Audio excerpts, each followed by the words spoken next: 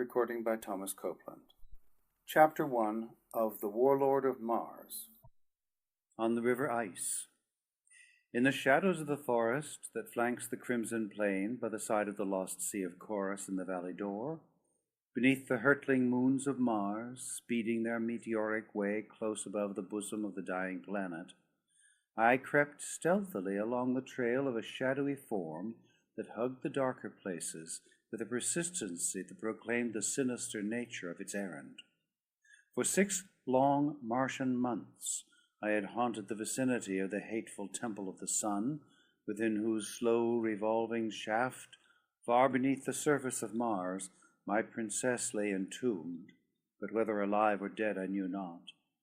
Had Fëdor's slim blade found that beloved heart? Time only would reveal the truth. 687 Martian days must come and go before the cell's door would again come opposite the tunnel's end, where last I had seen my ever-beautiful Dejathoris. Half of them had passed, or would on the morrow, yet vivid in my memory, obliterating every event that had come before or after, there remained the last scene before the gust of smoke blinded my eyes, and the narrow slit that had given me sight of the interior of her cell closed between me and the Princess of Helium for a long Martian year. As if it were yesterday, I still saw the beautiful face of Fëdor, daughter of Matai Shang, distorted with jealous rage and hatred as she sprang forward with raised dagger upon the woman I loved. I saw the red girl, Thuvia of Tarth, leap forward to prevent the hideous deed. The smoke from the burning temple had come then to blot out the tragedy, but in my ears rang the single shriek as the knife fell. Then silence. And when the smoke had cleared, the revolving temple had shut off all sight or sound from the chamber in which the 3 beautiful women were imprisoned. Much there had been to occupy my attention since that terrible moment, but never for an instant had the memory of the thing faded, and all the time that I could spare from the numerous duties that had devolved upon me in the reconstruction of the government of the firstborn, since our victorious fleet and land forces had overwhelmed them, had been spent close to the grim shaft that held the mother of my boy, Carthoris of Helium. The race of blacks that for ages had worshipped Isis, the false deity of Mars, had been left in a state of chaos by my revealment of her as naught more than a wicked old woman. In their rage they had torn her to pieces. From the high pinnacle of their egotism, the firstborn had been plunged to the depths of humiliation. Their deity was gone, and with her the whole false fabric of their religion. Their vaunted navy had fallen in defeat before the superior ships and fighting men of the Red Men of Helium. Fierce green warriors from the ochre sea bottoms of outer Mars had ridden their wild thoats across the sacred gardens of the Temple of Isis, and Tarkus, Jeddak of Thark, fiercest of them all, had sat upon the throne of Isis and ruled the firstborn, while the allies were deciding the conquered nation's fate. Almost unanimous was the request that I ascend the ancient throne of the black men, even the firstborn themselves concurring in it. But I would have none of it. My heart could never be with the race that had heaped indignities upon my princess and my son. At my suggestion, Zodar became Jeddak of the firstborn. He had been a dator, or prince, until Isis had degraded him, so that his fitness for the high office bestowed was unquestioned. The peace of the Valley d'Or thus assured, the green warriors dispersed to their desolate sea bottoms, while we of Helium returned to our own country. Here again was a throne offered me, since no word had been received from the missing Jeddak of Helium, Tardos Mors, grandfather of Dejathoris, or his son, Mors Kajak, Jed of Helium, her father.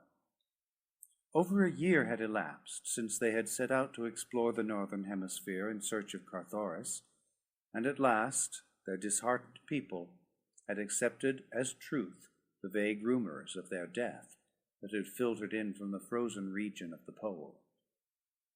Once again I refused a throne, for I would not believe that the mighty Tardos Mors, or his no less redoubtable son, was dead. "Let one of their own blood rule you until their return," I said to the assembled nobles of Helium, as I addressed them from the pedestal of truth beside the throne of righteousness in the temple of reward, from the very spot where I had stood a year before, when Zat Aras pronounced the sentence of death upon me. As I spoke, I stepped forward and laid my hand upon the shoulder of Carthoris, where he stood in the front rank of the circle of nobles about me. As one, the nobles and the people lifted their voices in a long cheer of approbation. 10,000 swords sprang on high from as many scabbards, and the glorious fighting men of ancient Helium hailed Carthoris, Jeddak of Helium. His tenure of office was to be for life, or until his great-grandfather or grandfather should return. Having thus satisfactorily arranged this important duty for Helium, I started the following day for the valley door, that I might remain close to the temple of the sun until the fateful day that should see the opening of the prison cell where my lost love lay buried. Poor Vastus and Cantos Khan, with my other noble lieutenants, I left with Carthoris at Helium, that he might have the benefit of their wisdom, bravery, and loyalty in the performance of the arduous duties which had devolved upon him. Only Wula, my Martian hound, accompanied me. At my heels tonight the faithful beast moved softly in my tracks. As large as a Shetland pony, with hideous head and frightful fangs, he was indeed an awesome spectacle as he crept after me on his 10 short muscular legs. But to me, he was the embodiment of love and loyalty. The figure ahead was that of the black dator of the firstborn, Thurid, whose undying enmity I had earned that time I laid him low with my bare hands in the courtyard of the temple of Isis, and bound him with his own harness before the noble men and women who had but a moment before been extolling his prowess. Like many of his fellows, he had apparently accepted the new order of things with good grace, and had sworn fealty to Zodar, his new ruler. But I knew that he hated me, and I was sure that in his heart he envied and hated Zodar. So I had kept a watch upon his comings and goings, to the end that of late I had become convinced that he was occupied with some manner of intrigue. Several times I had observed him leaving the walled city of the firstborn after dark, taking his way out into the cruel and horrible valley door, where no honest business could lead any man. Tonight he moved quickly along the edge of the forest until well beyond sight or sound of the city. Then he turned across the crimson sward toward the shore of the lost sea of Chorus. The rays of the nearer moon, swinging low across the valley, touched his jewel-encrusted harness with 1,000 changing lights, and glanced from the glossy ebony of his smooth hide. Twice he turned his head back toward the forest, after the manner of one who is upon an evil errand, though he must have felt quite safe from pursuit. I did not dare follow him there beneath the moonlight, since it best suited my plans not to interrupt his. I wished him to reach his destination unsuspecting, that I might learn just where that destination lay, and the business that awaited the night prowler there. So it was that I remained hidden until after Thurid had disappeared over the edge of the steep bank, beside the sea a quarter of a mile away. Then, with Wula following, I hastened across the open after the black dator. The quiet of the tomb lay upon the mysterious valley of death, crouching deep in its warm nest within the sunken area at the south pole of the dying planet. In the far distance, the golden cliffs raised their mighty barrier faces far into the starlit heavens, the precious metals and scintillating jewels that composed them sparkling in the brilliant light of Mars's 2 gorgeous moons. At my back was the forest, pruned and trimmed like the sward to park-like symmetry by the browsing of the ghoulish plant-men. Before me lay the lost sea of Chorus, while farther on I caught the shimmering ribbon of ice, the river of mystery, where it wound out from beneath the golden cliffs to empty into Chorus, to which for countless ages had been borne the deluded and unhappy Martians of the outer world upon the voluntary pilgrimage to this false heaven. The plant men with their blood-sucking hands, and the monstrous white apes that make Dor hideous by day, were hidden in their lairs for the night. There was no longer a holy Thurn upon the balcony of the golden cliffs above the ice to summon them with weird cry to the victims floating down to their maws upon the cold, broad bosom of ancient ice. The navies of Helium and the firstborn had cleared the fortresses and the temples of the Therns when they had refused to surrender and accept the new order of things that had swept their false religion from long-suffering Mars. In a few isolated countries, they still retained their age-old power, but Matai Shang, their Hecador, father of Therns, had been driven from his temple. Strenuous had been our endeavors to capture him, but with a few of the faithful he had escaped and was in hiding, where we knew not. As I came cautiously to the edge of the low cliff overlooking the lost sea of Chorus, I saw Thurid pushing out upon the bosom of the shimmering water in a small skiff, one of those strangely wrought craft of unthinkable age which the Holy Therns, with their organization of priests and lesser Therns, were wont to distribute along the banks of the ice, that the long journey of their victims might be facilitated. Drawn up on the beach below me were a score of similar boats, each with its long pole, at one end of which was a pike, at the other a paddle. Thurid was hugging the shore, and as he passed out of sight round a nearby promontory, I shoved one of the boats into the water, and calling Wula into it, pushed out from shore. The pursuit of Thurid carried me along the edge of the sea toward the mouth of the ice. The farther moon lay close to the horizon, casting a dense shadow beneath the cliffs that fringed the water. Thuria, the nearer moon, had set, nor would it rise again for near 4 hours, so that I was ensured concealing darkness for that length of time at least. On and on went the black warrior. Now he was opposite the mouth of the ice. Without an instant's hesitation, he turned up the grim river, paddling hard against the strong current. After him came Wula and I, closer now, for the man was too intent upon forcing his craft up the river to have any eyes for what might be transpiring behind him. He hugged the shore where the current was less strong. Presently he came to the dark, cavernous portal in the face of the golden cliffs, through which the river poured. On into the Stygian darkness beyond he urged his craft. It seemed hopeless to attempt to follow him here, where I could not see my hand before my face, and I was almost on the point of giving up the pursuit and drifting back to the mouth of the river, there to await his return, when a sudden bend showed a faint luminosity ahead. My quarry was plainly visible again, and in the increasing light from the phosphorescent rock that lay embedded in great patches in the roughly arched roof of the cavern, I had no difficulty in following him. It was my first trip upon the bosom of ice, and the things I saw there will live forever in my memory.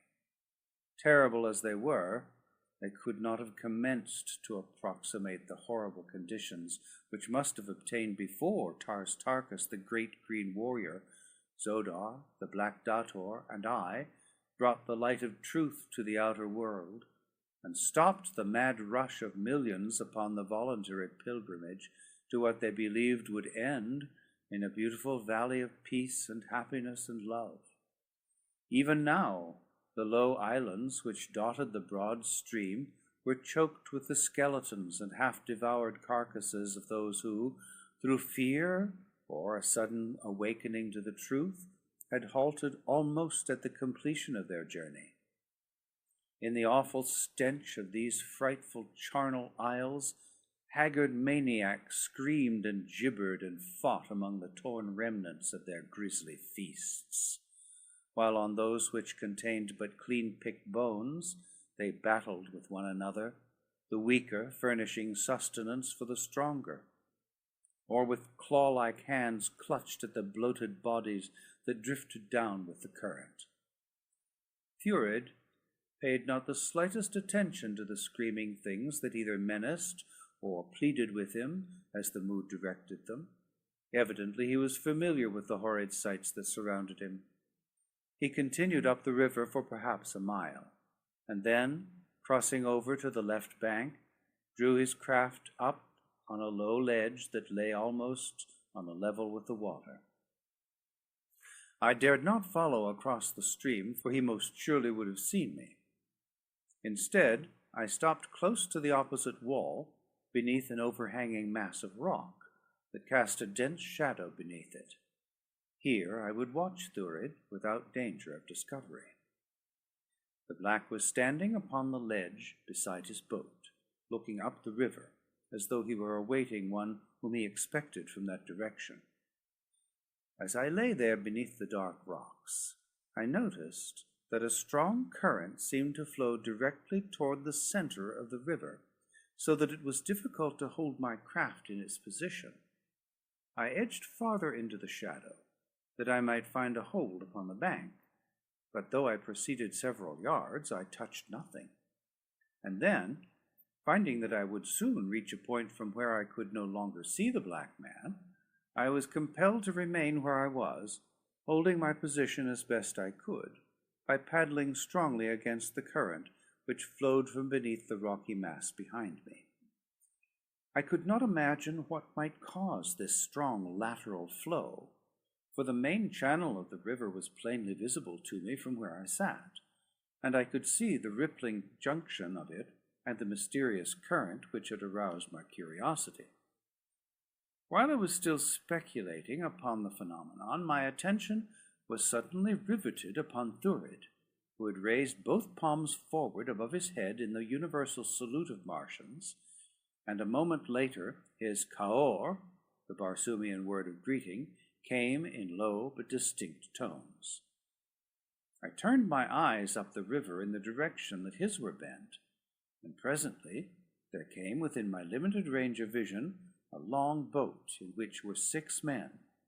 5 were at the paddles, while the 6th sat in the seat of honor.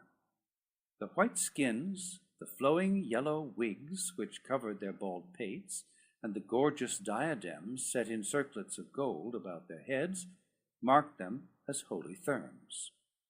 As they drew up beside the ledge upon which Thurid awaited them, he in the bow of the boat arose to step ashore, and then I saw that it was none other than Matai Shang, father of Therms.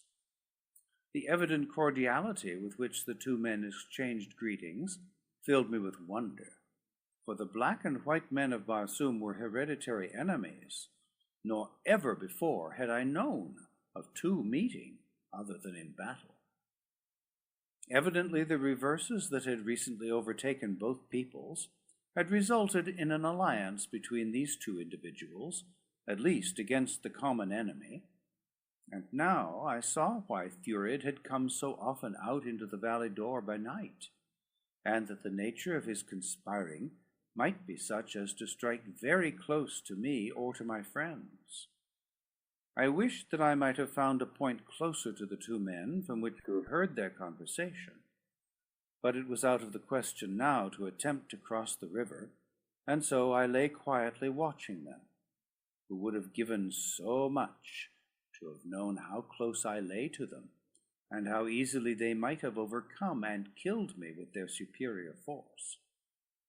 Several times Thurid pointed across the river in my direction, but that his gestures had any reference to me I did not for a moment believe.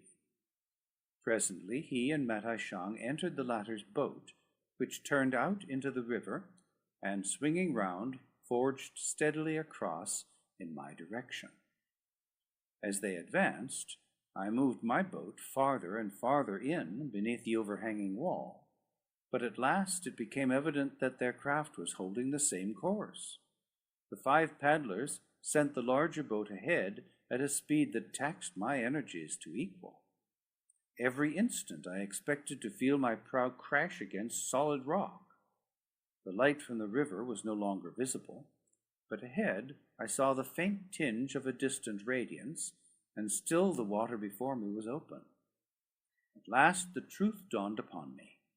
I was following a subterranean river which emptied into the ice at the very point where I had hidden. The rowers were now quite close to me. The noise of their own paddles drowned the sound of mine, but in another instant the growing light ahead would reveal me to them. There was no time to be lost. Whatever action I was to take must be taken at once. Swinging the prow of my boat toward the right, I sought the river's rocky side, and there I lay, while Matai Shang and Thurid approached up the center of the stream, which was much narrower than the ice. As they came nearer, I heard the voices of Thurid and the father of Ferns raised in argument. "I tell you, Thurn," the Black Dato was saying, "that I wish only vengeance upon John Carter, Prince of Helium. I am leading you into no trap. What could I gain by betraying you to those who have ruined my nation and my house?" "Let us stop here a moment that I may hear your plans," replied the Hecador, "and then we may proceed with a better understanding of our duties and obligations." To the rowers he issued the command that brought their boat in toward the bank not a dozen paces beyond the spot where I lay. Had they pulled in below me, they must surely have seen me against the faint glow of light ahead, but from where they finally came to rest, I was as secure from detection as though miles separated us. The few words I had already overheard whetted my curiosity, and I was anxious to learn what manner of vengeance Thurid was planning against me. Nor had I long to wait. I listened intently. "There are no obligations, father of Therns," continued the firstborn. "Thurid, daughter of Isis, has no price. When the thing has been accomplished, I shall be glad if you will see to it that I am well received, as is befitting my ancient lineage and noble rank, at some court that is yet loyal to the ancient faith. For I cannot return to the Valley Door or elsewhere within the power of the Prince of Helium. But even that I do not demand. It shall be as your own desire in the matter directs." "It shall be as you wish, Dator," replied Matai Shang. "Nor is that all. Power and riches shall be yours, if you restore my daughter Fedor to me, and place within my power Dija Thoris, Princess of Helium." "Ah," he continued with a malicious snarl, "but the Earth-man shall suffer for the indignities he has put upon the Holy of Holies, nor shall any vileness be too vile to inflict upon his princess. Would that it were in my power to force him to witness the humiliation and degradation of the Red Woman." "You shall have your way with her before another day has passed, Matai Shang," said Thurid, "if you but say the word." "I have heard of the Temple of the Sun, Dator," replied Matai Shang, "but never have I heard that its prisoners could be released before the allotted year of their incarceration had elapsed. How then may you accomplish the impossible?" "Access may be had to any cell of the temple at any time," replied Thurid. "Only Isis knew this, nor was it ever Isis' way to divulge more of her secrets than were necessary. By chance, after her death, I came upon an ancient plan of the temple, and there I found plainly writ the most minute directions for reaching the cells at any time.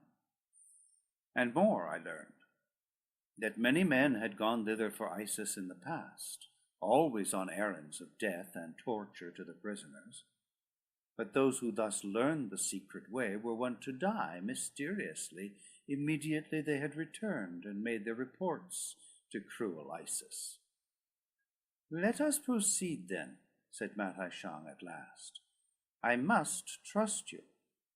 Yet, at the same time, you must trust me, for we are 6 to your 1. "I do not fear," replied Thurid, "nor need you. Our hatred of the common enemy is sufficient bond to ensure our loyalty to each other, and after we have defiled the Princess of Helium, there will be still greater reason for the maintenance of our allegiance, unless I greatly mistake the temper of her lord."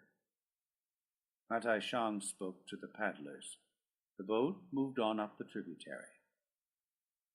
It was with difficulty that I restrained myself from rushing upon them and slaying the two vile plotters, but quickly I saw the mad rashness of such an act, which would cut down the only man who could lead the way to Dejathoris prison before the long Martian year had swung its interminable circle. If he should lead Matai Shang to that hallowed spot, then too should he lead John Carter, Prince of Helium. With silent paddle, I swung slowly into the wake of the larger craft. End of Chapter 1. Recording by Thomas Copeland. Chapter 2. Under the Mountains. As we advanced up the river which winds beneath the golden cliffs out of the bowels of the mountains of Oats, to mingle its dark waters with the grim and mysterious ice, the faint glow which had appeared before us grew gradually into an all-enveloping radiance. The river widened until it presented the aspect of a large lake, whose vaulted dome, lighted by glowing phosphorescent rock, was splashed with the vivid rays of the diamond, the sapphire, the ruby, and the countless nameless jewels of Barsoom, which lay encrusted in the virgin gold which forms the major portion of these magnificent cliffs. Beyond the lighted chamber of the lake was darkness. What lay behind the darkness I could not even guess. To have followed the Thurn boat across the gleaming water would have been to invite instant detection. And so, though I was loath to permit Thurid to pass even for an instant beyond my sight, I was forced to wait in the shadows until the other boat had passed away from my sight at the far extremity of the lake. Then I paddled out upon the brilliant surface in the direction they had taken. When after what seemed an eternity I reached the shadows at the upper end of the lake, I found that the river issued from a low aperture, to pass beneath which it was necessary that I compel Wula to lie flat in the boat, and I myself must needs bend double before the low roof cleared my head. Immediately the roof rose again upon the other side, but no longer was the way brilliantly lighted. Instead, only a feeble glow emanated from small and scattered patches of phosphorescent rock in wall and roof. Directly before me, the river ran into this smaller chamber through 3 separate arched openings. Thurid and the Thurns were nowhere to be seen. Into which of the dark holes had they disappeared? There was no means by which I might know, and so I chose the center opening as being as likely to lead me in the right direction as another. Here the way was through utter darkness. The stream was narrow, so narrow that in the blackness I was constantly bumping first one rock wall and then another, as the boat wound hither and thither along its flinty bed. Far ahead I presently heard a deep and sullen roar, which increased in volume as I advanced, and then broke upon my ears with all the intensity of its mad fury as I swung round a sharp curve into a dimly lighted stretch of water. Directly before me the river thundered down from above in a mighty waterfall that filled the narrow gorge from side to side, rising far above me several 100 feet, as magnificent a spectacle as I ever had seen. But the roar, the awful, deafening roar of those tumbling waters penned in the rocky subterranean vault! Had the fall not entirely blocked my further passage and shown me that I had followed the wrong course, I believe that I should have fled anyway before the maddening tumult. Thurid and the Thurns could not have come this way. By stumbling upon the wrong course, I had lost the trail, and they had gained so much ahead of me that now I might not be able to find them before it was too late, if in fact I could find them at all. It had taken several hours to force my way up to the falls against the strong current, and other hours would be required for the descent, although the pace would be much swifter. With a sigh, I turned the prow of my craft downstream, and with mighty strokes hastened with reckless speed through the dark and tortuous channel, until once again I came to the chamber into which flowed the three branches of the river. Two unexplored channels still remained from which to choose, nor was there any means by which I could judge which was the more likely to lead me to the plotters. Never in my life that I can recall have I suffered such an agony of indecision. So much depended upon the correct choice, so much depended upon haste. The hours that I had already lost might seal the fate of the incomparable Dejathoras, were she not already dead. To sacrifice other hours, and maybe days, in a fruitless exploration of another blind lead would unquestionably prove fatal. Several times I essayed the right-hand entrance, only to turn back as though warned by some strange intuitive sense that this was not the way. At last, convinced by the oft-recurring phenomenon, I cast my all upon the left-hand archway. Yet it was with a lingering doubt that I turned a parting look at the sullen waters which rolled dark and forbidding from beneath the grim low archway on the right. And as I looked, there came, bobbing out upon the current from the Stygian darkness of the interior, the shell of one of the great succulent fruits of the sorapus tree. I could scarce restrain a shout of elation as this silent, insensate messenger floated past me, on toward the ice and chorus, for it told me that journeying Martians were above me on that very stream. They had eaten of this marvelous fruit which nature concentrates within the hard shell of the sorapus nut, and having eaten had cast the husk overboard. It could have come from no others than the party I sought. Quickly I abandoned all thought of the left-hand passage, and a moment later had turned into the right. The stream soon widened, and recurring areas of phosphorescent rock lighted my way. I made good time, but was convinced that I was nearly a day behind those I was tracking. Neither Wula nor I had eaten since the previous day, but insofar as he was concerned it mattered but little, since practically all the animals of the Dead Sea bottoms of Mars are able to go for incredible periods without nourishment. Nor did I suffer. The water of the river was sweet and cold, for it was unpolluted by decaying bodies, like the ice. And as for food, why, the mere thought that I was nearing my beloved princess raised me above every material want. As I proceeded, the river became narrower, and the current swift and turbulent. So swift, in fact, that it was with difficulty that I forced my craft upward at all. I could not have been making to exceed 100 yards an hour, when, at a bend, I was confronted by a series of rapids through which the river foamed and boiled at a terrific rate. My heart sank within me. The sorapus nutshell had proved a false prophet, and after all my intuition had been correct. It was the left-hand channel that I should have followed. Had I been a woman, I should have wept. At my right was a great, slow-moving eddy that circled far beneath the cliff's overhanging side, and to rest my tired muscles before turning back, I let my boat drift into its embrace. I was almost prostrated by disappointment. It would mean another half-day's loss of time to retrace my way and take the only passage that yet remained unexplored. What hellish fate had led me to select from 3 possible avenues the 2 that were wrong? As the lazy current of the eddy carried me slowly about the periphery of the watery circle, my boat twice touched the rocky side of the river in the dark recess beneath the cliff. A third time it struck, gently as it had before, but the contact resulted in a different sound, the sound of wood scraping upon wood. In an instant I was on the alert, for there could be no wood within that buried river that had not been man-brought.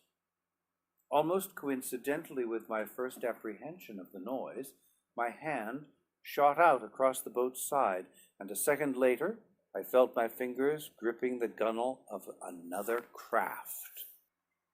As though turned to stone, I sat in tense and rigid silence, straining my eyes into the utter darkness before me in an effort to discover if the boat were occupied.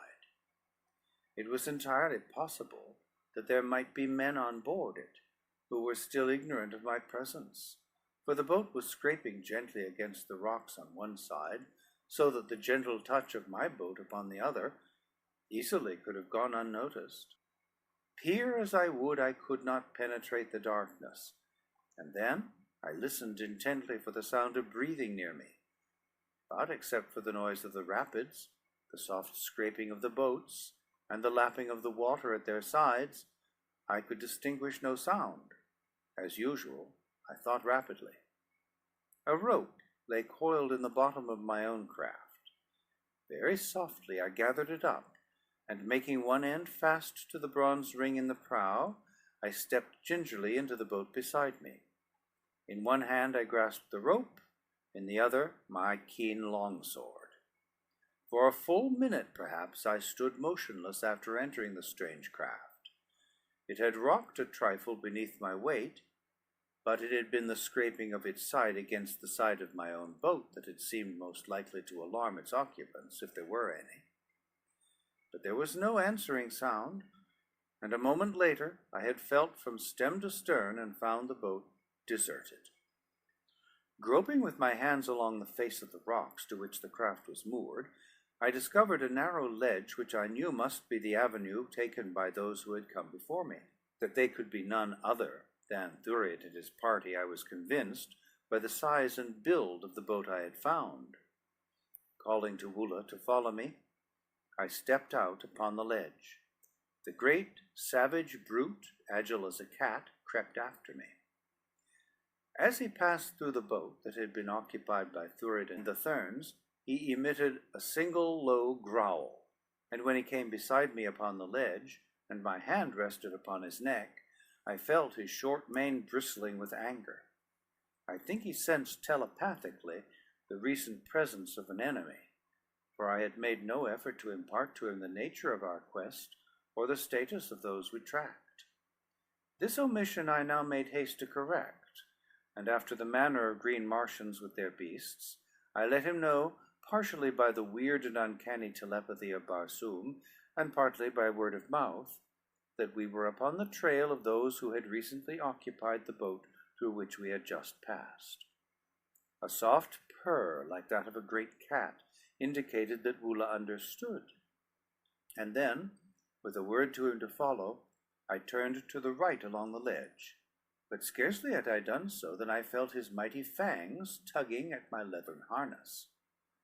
As I turned to discover the cause of his act, he continued to pull me steadily in the opposite direction, nor would he desist until I had turned about, and indicated that I would follow him voluntarily.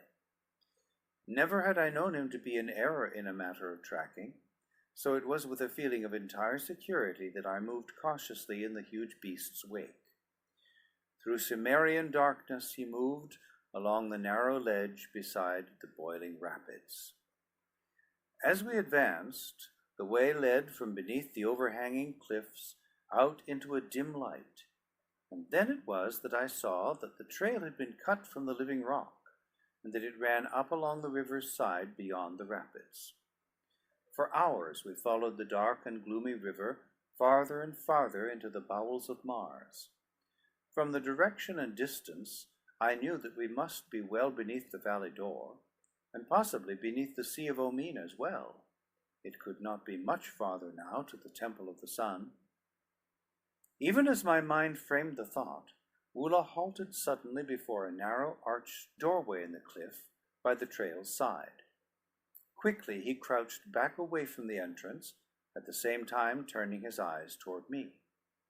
Words could not have more plainly told me that danger of some sort lay nearby, and so I pressed quietly forward to his side, and passing him, looked into the aperture at our right. Before me was a fair-sized chamber that from its appointments I knew must have at one time been a guard-room. There were racks for weapons and slightly raised platforms for the sleeping silks and furs of the warriors, but now its only occupants were two of the Therns who had been of the party with Thurid and Matai Shang. The men were in earnest conversation, and from their tones it was apparent that they were entirely unaware that they had listeners. "I tell you," one of them was saying, "I do not trust the Black One. There was no necessity for leaving us here to guard the way. Against what, pray, should we guard this long-forgotten abysmal path? It was but a ruse to divide our numbers.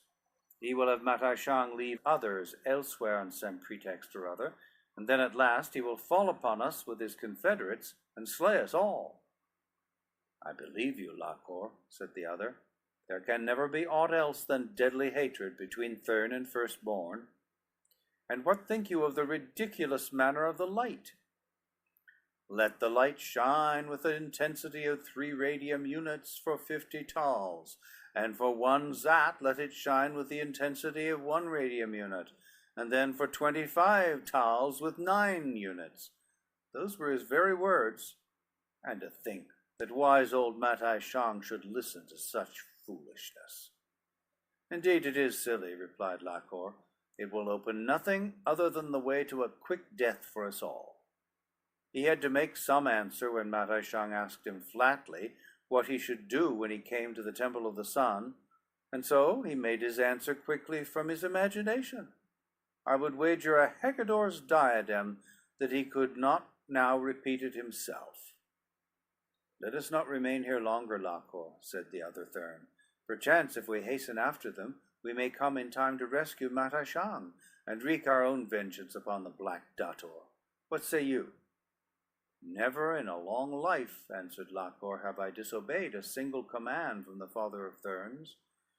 I shall stay here until I rot if he does not return to bid me elsewhere." Lakor's companion shook his head. "You are my superior," he said.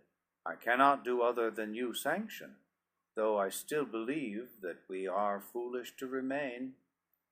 I too thought that they were foolish to remain, for I saw from Ula's actions that the trail led through the room where the 2 Therns held guard.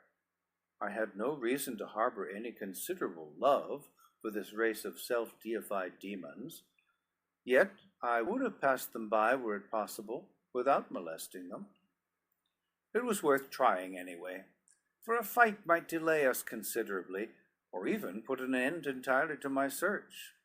Better men than I have gone down before fighters of meaner ability than that possessed by the fierce Thurn warriors.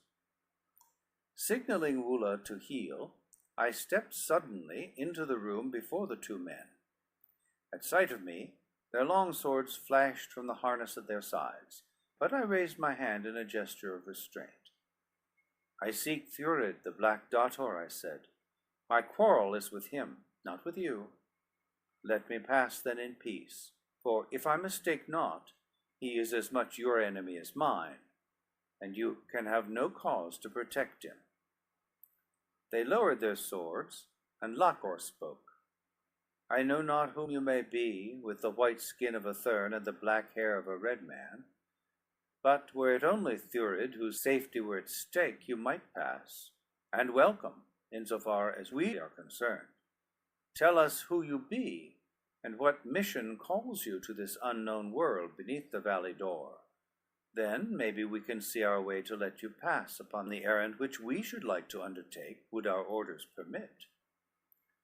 I was surprised that neither of them had recognized me, for I thought that I was quite sufficiently well known either by personal experience or reputation to every Thurn upon Barsoom, as to make my identity immediately apparent in any part of the planet.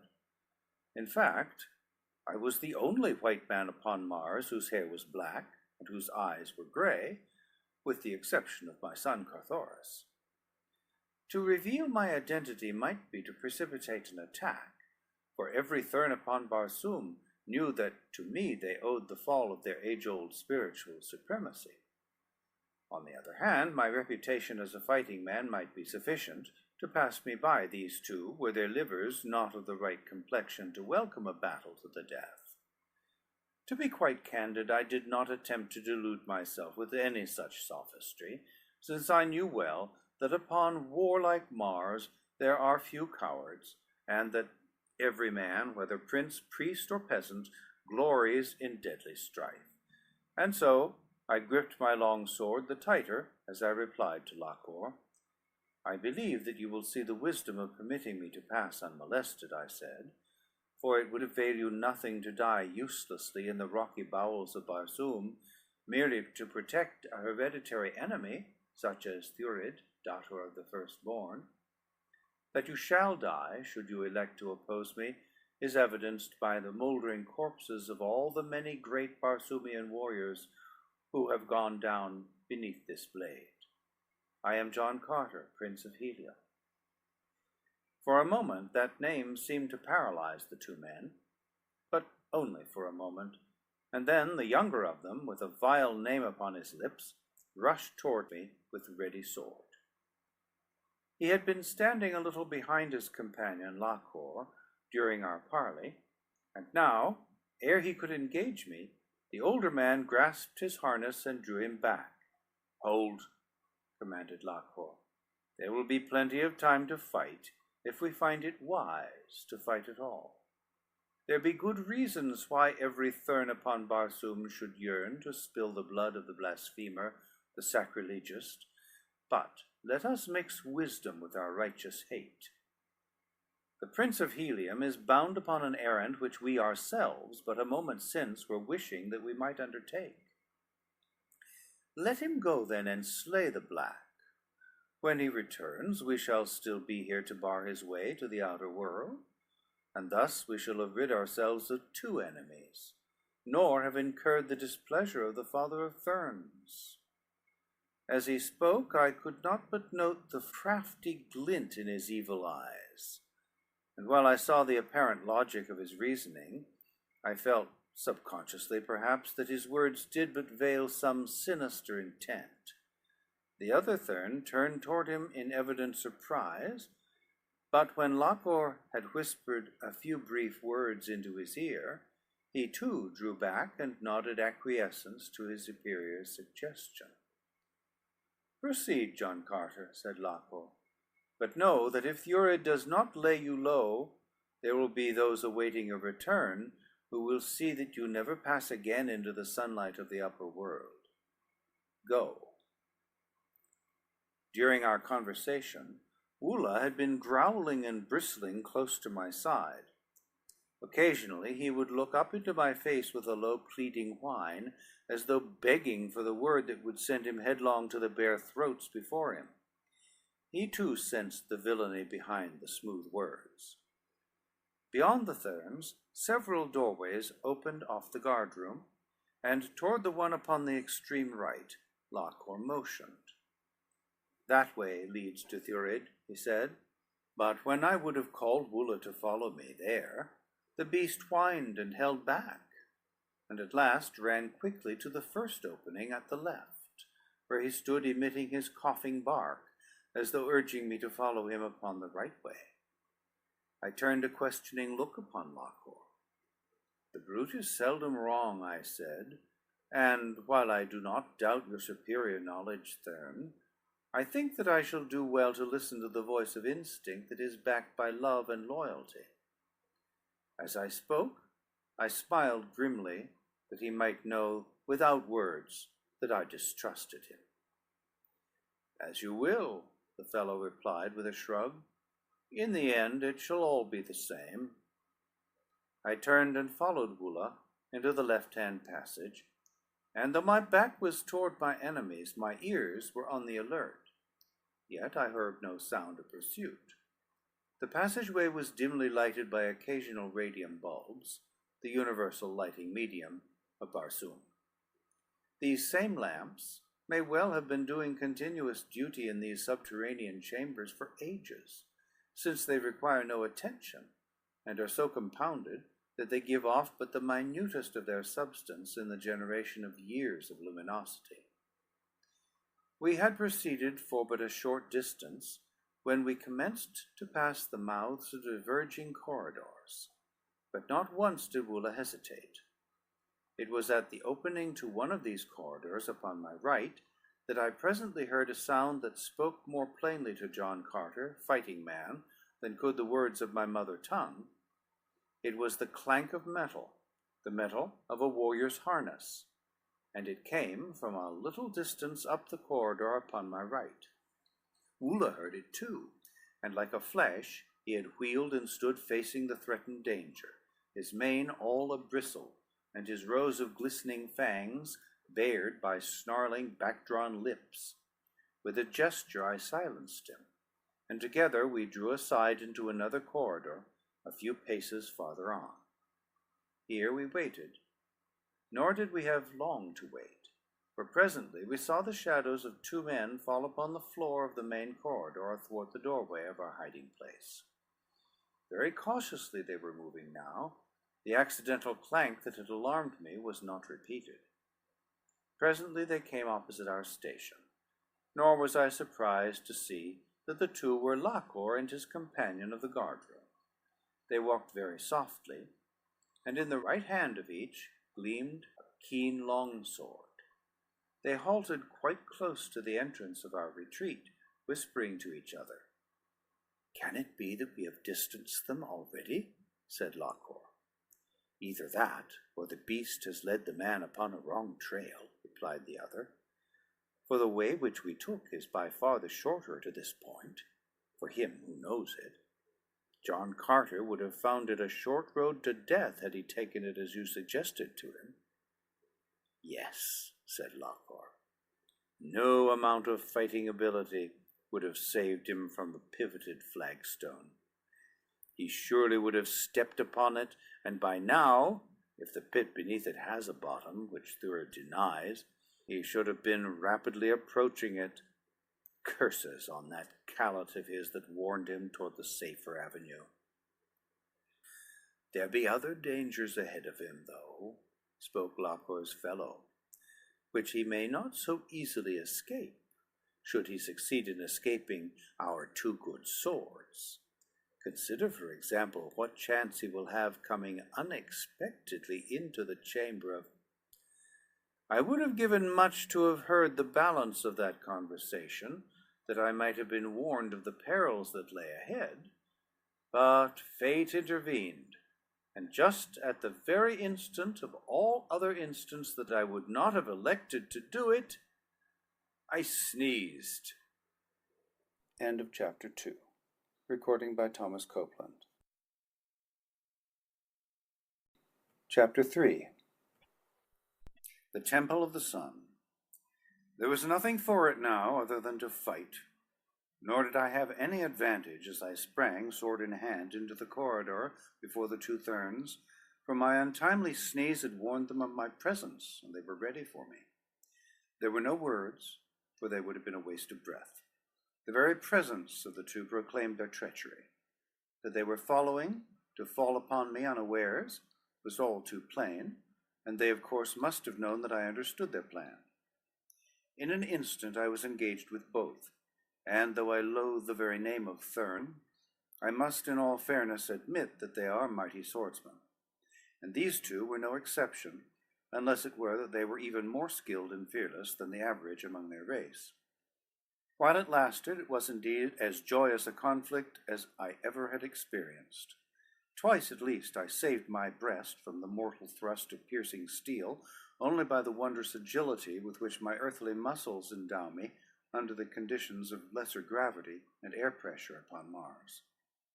Yet even so I came near to tasting death that day in the gloomy corridor beneath Mars's southern pole, for Lakor played a trick upon me that in all my experience of fighting upon two planets I never before had witnessed the like of.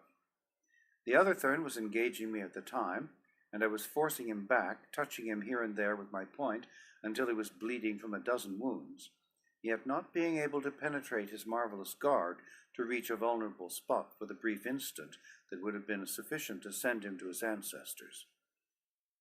It was then that Lakor quickly unslung a belt from his harness, and as I stepped back to parry a wicked thrust, he lashed one end of it about my left ankle, so that it wound there for an instant, while he jerked suddenly upon the other end, throwing me heavily upon my back. Then, like leaping panthers, they were upon me, but they had reckoned without Wula, and before ever a blade touched me, a roaring embodiment of 1,000 demons hurtled above my prostrate form, and my loyal Martian callet was upon them. Imagine, if you can, a huge grizzly with 10 legs, armed with mighty talons and an enormous frog-like mouth, splitting his head from ear to ear, exposing 3 rows of long white tusks. Then endow this creature of your imagination with the agility and ferocity of a half-starved Bengal tiger and the strength of a span of bulls, and you will have some faint conception of Wula in action. Before I could call him off, he had crushed Lakor into a jelly with a single blow of one mighty paw, and had literally torn the other Thurn to ribbons. Yet when I spoke to him sharply, he cowed sheepishly as though he had done a thing to deserve censure and chastisement. Never had I had the heart to punish Wula during the long years that had passed since that first day upon Mars, when the green Jed of the Tharks had placed him on guard over me, and I had won his love and loyalty from the cruel and loveless masters of his former life. Yet I believe he would have submitted to any cruelty that I might have inflicted upon him, so wondrous was his affection for me.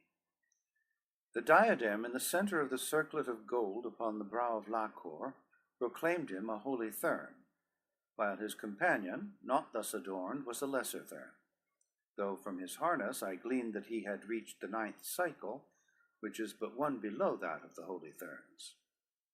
As I stood for a moment looking at the gruesome havoc Wula had wrought, there recurred to me the memory of that other occasion upon which I had masqueraded in the wig, diadem, and harness as Sator Throg, the holy Thurn whom Thuvia of Tarth had slain, and now it occurred to me that it might prove of worth to utilize Lakor's trappings for the same purpose. A moment later, I had torn his yellow wig from his bald pate and transferred it and the circlet, as well as all his harness, to my own person. Wula did not approve of the metamorphosis. He sniffed at me and growled ominously, but when I spoke to him and patted his huge head, he at length became reconciled to the change, and at my command trotted off along the corridor in the direction we had been going, when our progress had been interrupted by the Thurns. We moved cautiously now, warned by the fragment of conversation I had overheard. I kept abreast of Wula, that we might have the benefit of all our eyes for what might appear suddenly ahead to menace us, and well it was that we were forewarned. At the bottom of a flight of narrow steps, the corridor turned sharply back upon itself, immediately making another turn in the original direction, so that at that point it formed a perfect letter S, the top leg of which debouched suddenly into a large chamber illy lighted, and the floor of which was completely covered by venomous snakes and loathsome reptiles. To have attempted to cross that floor would have been to court instant death, and for a moment I was almost completely discouraged. Then it occurred to me that Thurid and Matai Shang, with their party, must have crossed it, and so there was a way. Had it not been for the fortunate accident by which I overheard even so small a portion of the Thurn's conversation, we should have blundered at least a step or two into that wriggling mass of destruction, and a single step would have been all sufficient to have sealed our doom. These were the only reptiles I had ever seen upon Barsoom, but I knew from their similarity to the fossilized remains of supposedly extinct species I had seen in the museums of Helium that they comprised many of the known prehistoric reptilian genera, as well as others undiscovered. A more hideous aggregation of monsters had never before assailed my vision. It would be futile to attempt to describe them to Earthmen, since substance is the only thing which they possess in common with any creature of the past or present with which you are familiar. Even their venom is of an unearthly virulence that, by comparison, would make the cobra de capello seem quite as harmless as an angleworm. As they spied me, there was a concerted rush by those nearest the entrance where we stood, but a line of radium bulbs inset along the threshold of their chamber brought them to a sudden halt. Evidently, they dared not cross that line of light. I had been quite sure that they would not venture beyond the room in which I had discovered them, though I had not guessed at what deterred them. The simple fact that we had found no reptiles in the corridor through which we had just come was sufficient assurance that they did not venture there. I drew Woola out of harm's way, and then began a careful survey of as much of the chamber of reptiles as I could see from where I stood. As my eyes became accustomed to the dim light of its interior, I gradually made out a low gallery at the far end of the apartment from which opened several exits. Coming as close to the threshold as I dared, I followed this gallery with my eyes, discovering that it circled the room as far as I could see. Then I glanced above me along the upper edge of the entrance to which we had come, and there, to my delight, I saw an end of the gallery not a foot above my head. In an instant I had leaped to it and called Woola after me. Here there were no reptiles. The way was clear to the opposite side of the hideous chamber, and a moment later Woola and I dropped down to safety in the corridor beyond. Not 10 minutes later we came into a vast circular apartment of white marble, the walls of which were inlaid with gold in the strange hieroglyphics of the firstborn. From the high dome of this mighty apartment, a huge circular column extended to the floor, and as I watched, I saw that it slowly revolved. I had reached the base of the Temple of the Sun. Somewhere above me lay Dejathoris, and with her were Fedor, daughter of Matashang, and Thuvia of Tarth. But how to reach them now that I had found the only vulnerable spot in their mighty prison was still a baffling riddle. Slowly I circled the great shaft, looking for a means of ingress. Partway around, I found a tiny radium flash torch, and as I examined it in mild curiosity as to its presence there in this almost inaccessible and unknown spot, I came suddenly upon the insignia of the House of Thurid, jewel inset in its metal case. I am upon the right trail, I thought, as I slipped the bauble into the pocket pouch which hung from my harness. Then I continued my search for the entrance, which I knew must be somewhere about.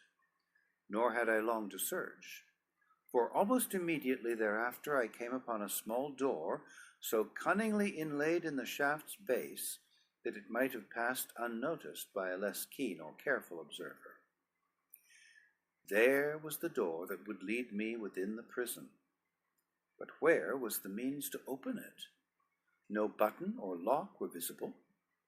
Again and again I went carefully over every square inch of its surface, but the most that I could find was a tiny pinhole, a little above and to the right of the door's center, a pinhole that seemed only an accident of manufacture, or an imperfection of material. Into this minute aperture I attempted to peer, but whether it was but a fraction of an inch deep or passed completely through the door, I could not tell. At least no light showed beyond it. I put my ear to it next and listened, but again my efforts brought negligible results. During these experiments, Woola had been standing at my side, gazing intently at the door, and as my glance fell upon him, it occurred to me to test the correctness of my hypothesis that this portal had been the means of ingress to the temple used by Thurid, the Black Dator, and Matashang, father of Therns. Turning abruptly away, I called to him to follow me. For a moment he hesitated, and then leaped after me, whining and tugging at my harness to draw me back. I walked on, however, some distance from the door before I let him have his way, that I might see precisely what he would do. Then I permitted him to lead me wherever he would. Straight back to that baffling portal he dragged me, again taking up his position facing the blank stone, gazing straight at its shining surface.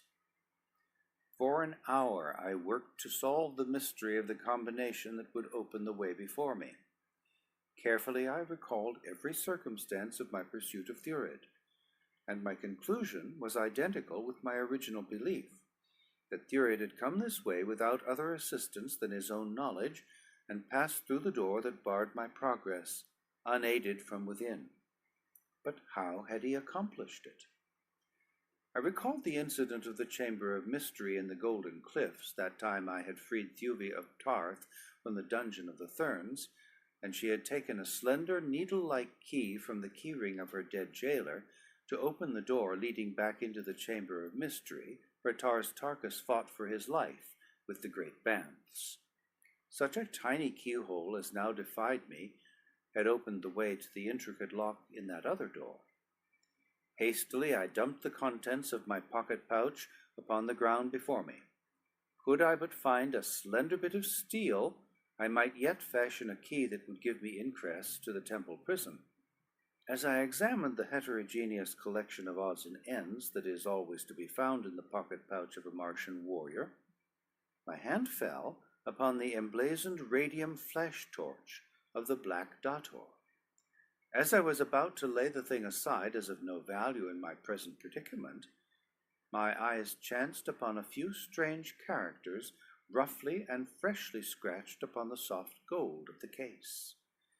Casual curiosity prompted me to decipher them, but what I read carried no immediate meaning to my mind. There were 3 sets of characters, one below another.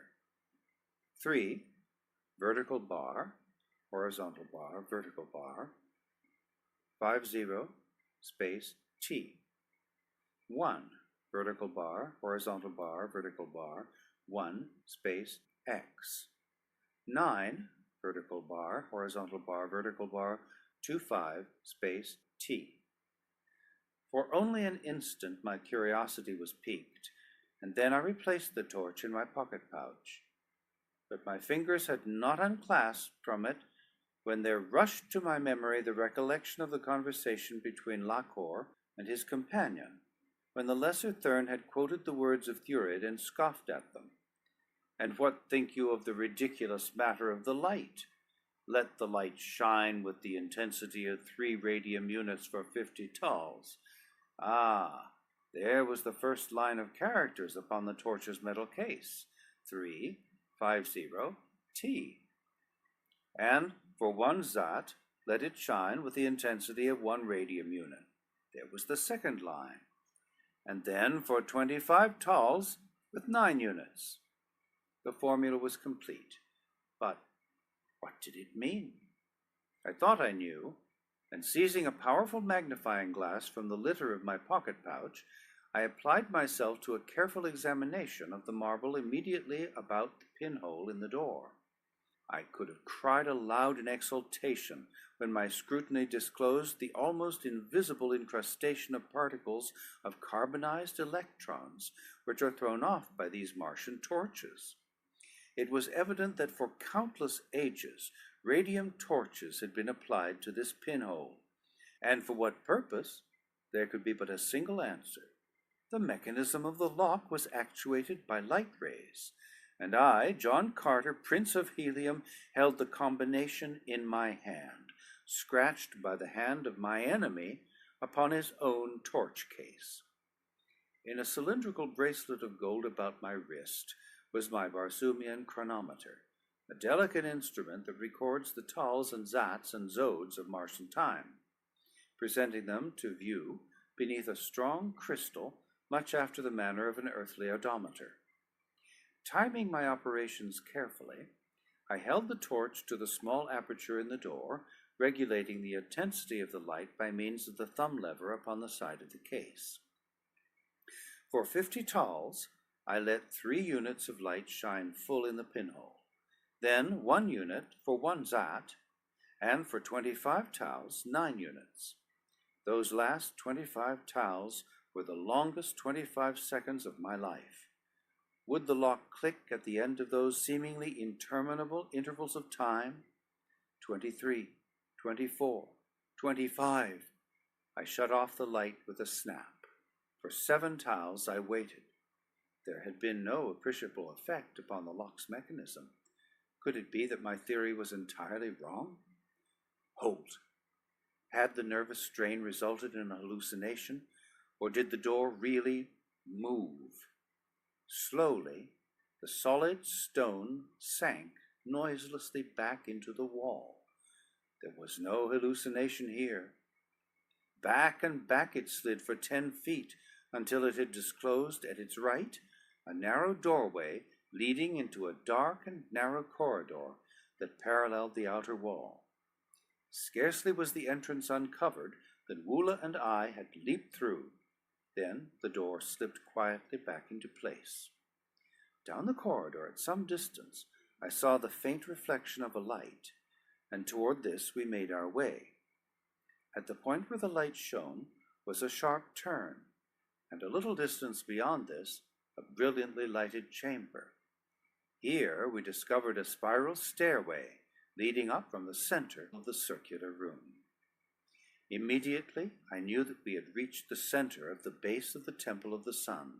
The spiral runway led upward past the inner walls of the prison cells. Somewhere above me was Dejathoris, unless Thurid and Matai Shang had already succeeded in stealing her. We had scarcely started up the runway when Woola suddenly displayed the wildest excitement. He leaped back and forth, snapping at my legs and harness, until I thought that he was mad.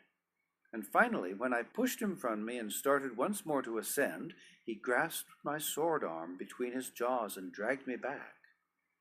No amount of scolding or cuffing would suffice to make him release me, and I was entirely at the mercy of his brute strength, unless I cared to use my dagger upon him with my left hand. But, mad or no, I had not the heart to run the sharp blade into that faithful body. Down into the chamber he dragged me, and across it to the side opposite that at which we had entered. Here was another doorway, leading into a corridor which ran directly down a steep incline. Without a moment's hesitation, Woola jerked me along this rocky passage.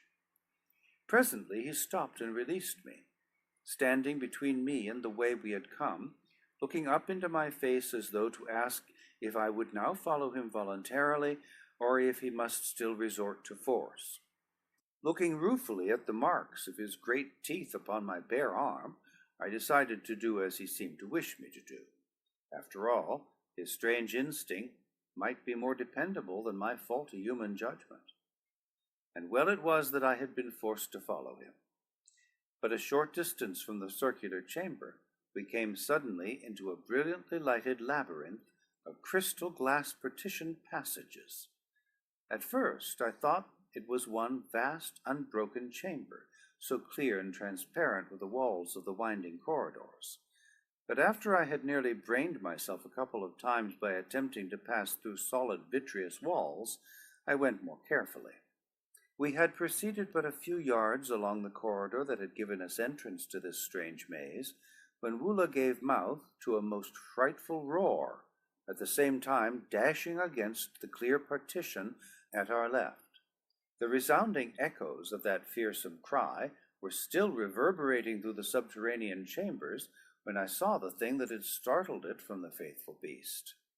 Far in the distance, dimly through the many thicknesses of intervening crystal, as in a haze that made them seem unreal and ghostly, I discerned the figure of 8 people, 3 females and 5 men.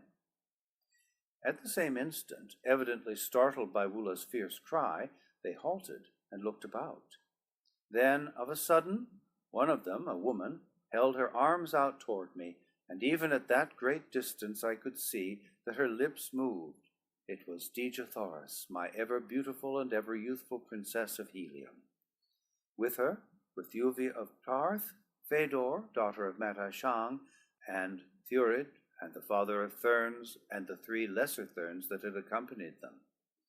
Thurid shook his fist at me, and then 2 of the Therns grasped Dejathoris and Thuvia roughly by their arms and hurried them on. A moment later, they had disappeared into a stone corridor beyond the labyrinth of glass. They say that love is blind, but so great a love as that of Dejothoris, that knew me even beneath the thern disguise I wore, and across the misty vista of that crystal maze, must indeed be far from blind. End of chapter 3. Recording by Thomas Copeland. Chapter 4. The Secret Tower. I have no stomach to narrate the monotonous events of the tedious days that Wula and I spent ferreting our way across the labyrinth of glass, through the dark and devious ways beyond that led beneath the valley door and golden cliffs, to emerge at last upon the flank of the Oats Mountains, just above the Valley of Lost Souls, that pitiful purgatory, peopled by the poor unfortunates who dare not continue their abandoned pilgrimage to Dor, or return to the various lands of the outer world from whence they came. Here the trail of Dejothoris' abductors led along the mountain's base, across steep and rugged ravines, by the side of appalling precipices, and sometimes out into the valley, where we found fighting aplenty with the members of the various tribes that make up the population of this vale of hopelessness. But through it all we came at last to where the way led up a narrow gorge that grew steeper and more impracticable at every step, until before us loomed a mighty fortress, buried beneath the side of an overhanging cliff. Here was the secret hiding place of Matai Shang, father of Therns. Here, surrounded by a handful of the faithful, the Hecador of the ancient faith, who had once been served by millions of vassals and dependents, dispensed the spiritual words among the half-dozen nations of Barsoom that still clung tenaciously to their false and discredited religion. Darkness was just falling as we came in sight of the seemingly impregnable walls of this mountain stronghold, and lest we be seen, I drew back with Wula behind a jutting granite promontory into a clump of the hardy purple scrub that thrives upon the barren sides of Oats. Here we lay until the quick transition from daylight to darkness had passed. Then I crept out to approach the fortress walls in search of a way within. Either through carelessness or overconfidence in the supposed inaccessibility of their hiding place, the triple-barred gate stood ajar. Beyond were a handful of guards laughing and talking over one of their incomprehensible Barsoomian games. I saw that none of the guardsmen had been of the party that accompanied Thurid and Matai Shang, and so, relying entirely upon my disguise, I walked boldly through the gateway and up to the Thurn guard. The men stopped their game and looked up at me, but there was no sign of suspicion. Similarly, they looked at Wula, growling at my heel. "Kaor," I said in true Martian greeting, and the warriors arose and saluted me. "I have but just found my way hither from the Golden Cliffs," I continued, "and seek audience with the Hecador Matai Shang, father of Therns. Where may he be found?" "Follow me," said one of the guard, and, turning, led me across the outer courtyard toward a second buttressed wall. Why the apparent ease with which I seemingly deceived them did not rouse my suspicions, I know not, unless it was that my mind was still so full of that fleeting glimpse of my beloved princess that there was room in it for naught else. Be that as it may, the fact is that I marched buoyantly behind my guide straight into the jaws of death. Afterward, I learned that Thurn's spies had been aware of my coming for hours before I reached the hidden fortress. The gate had been purposely left ajar to tempt me on. The guards had been schooled well in their part of the conspiracy, and I, more like a schoolboy than a seasoned warrior, ran headlong into the trap. At the far side of the outer court, a narrow door led into the angle made by one of the buttresses with the wall. Here my guide produced a key and opened the way within. Then, stepping back, he motioned me to enter. "Matai Shang is in the temple court beyond," he said, and as Wula and I passed through, the fellow closed the door quickly upon us. The nasty laugh that came to my ears through the heavy planking of the door, after the lock clicked, was my first intimation that all was not as it should be. I found myself in a small circular chamber within the buttress. Before me a door opened, presumably upon the inner court beyond. For a moment I hesitated, all my suspicions now suddenly, though tardily, aroused. Then, with a shrug of my shoulders, I opened the door and stepped out into the glare of torches that lighted the inner court. Directly opposite me, a massive tower rose to a height of 300 feet. It was of the strangely beautiful modern Bursumian style of architecture, its entire surface hand-carved in bold relief with intricate and fanciful designs. 30 feet above the courtyard and overlooking it was a broad balcony, and there indeed was Matai Shang, and with him were Thurid and Fedor, Thuvia, and Dija Thoris, the last two heavily ironed. A handful of Thurn warriors stood just behind the little party. As I entered the enclosure, the eyes of those in the balcony were full upon me. An ugly smile distorted the cruel lips of Matai Shang. Thurid hurled a taunt at me and placed a familiar hand upon the shoulder of my princess. Like a tigress, she turned upon him, striking the beast a heavy blow with the manacles upon her wrist. He would have struck back had not Matai Shang interfered, and then I saw that the two men were not over-friendly, for the manner of the Thurn was arrogant and domineering, as he made it plain to the firstborn that the Princess of Helium was the personal property of the father of Thurns, and Thurid's bearing toward the ancient Hecador savored not at all of liking or respect. When the altercation in the balcony had subsided, Matai Shang turned again to me. "You have earned a more ignoble death than now lies within our weakened power to inflict upon you. But that the death you die tonight may be doubly bitter, know you that when you have passed, your widow becomes the wife of Matai Shang, Hecador of the Holy Thurns, for a Martian year. At the end of that time, as you know, she shall be discarded, as is the law among us, but not, as is usual, to lead a quiet and honored life as high priestess of some hallowed shrine. Instead, Dija Thoris, Princess of Helium, shall become the plaything of my lieutenants, perhaps of thy most hated enemy Thurid, the Black Dator." As he ceased speaking, he awaited in silence, evidently for some outbreak of rage upon my part, something that would have added to the spice of his revenge, but I did not give him the satisfaction that he craved. Instead, I did the one thing of all others that might rouse his anger and increase his hatred of me, for I knew that if I died, Dija Thoris too would find a way to die before they could heap further tortures or indignities upon her. Of all the holy of holies which the Thurn venerates and worships, none is more revered than the yellow wig which covers his bald pate, and next thereto comes the circlet of gold and the great diadem, whose scintillant rays mark the attainment of the 10th cycle. And, knowing this, I removed the wig and circlet from my head, tossing them carelessly upon the flagging of the court. Then I wiped my feet upon the yellow tresses, and, as a groan of rage arose from the balcony, I spat full upon the holy diadem. Matai Shang went livid with anger, but upon the lips of Thurid I could see a grim smile of amusement, for to him these things were not holy. So, lest he should derive too much amusement from my act, I cried, "And thus did I with the holies of Isis, goddess of life eternal, ere I threw Isis herself to the mob that once had worshipped her, to be torn to pieces in her own temple." That put an end to Thurid's grinning, for he had been high in the favor of Isis. "Let us have an end to this blaspheming," he cried, turning to the father of Thurns.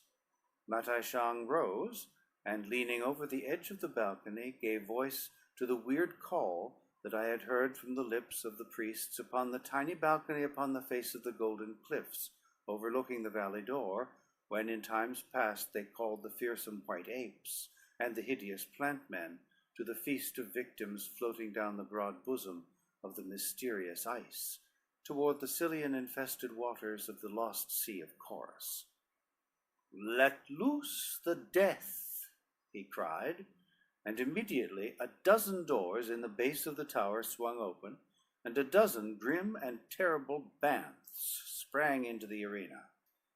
This was not the first time that I had faced the ferocious Barsoomian lion, but never had I been pitted single-handed against a full dozen of them. Even with the assistance of the fierce Woola, there could be but a single outcome for so unequal a struggle.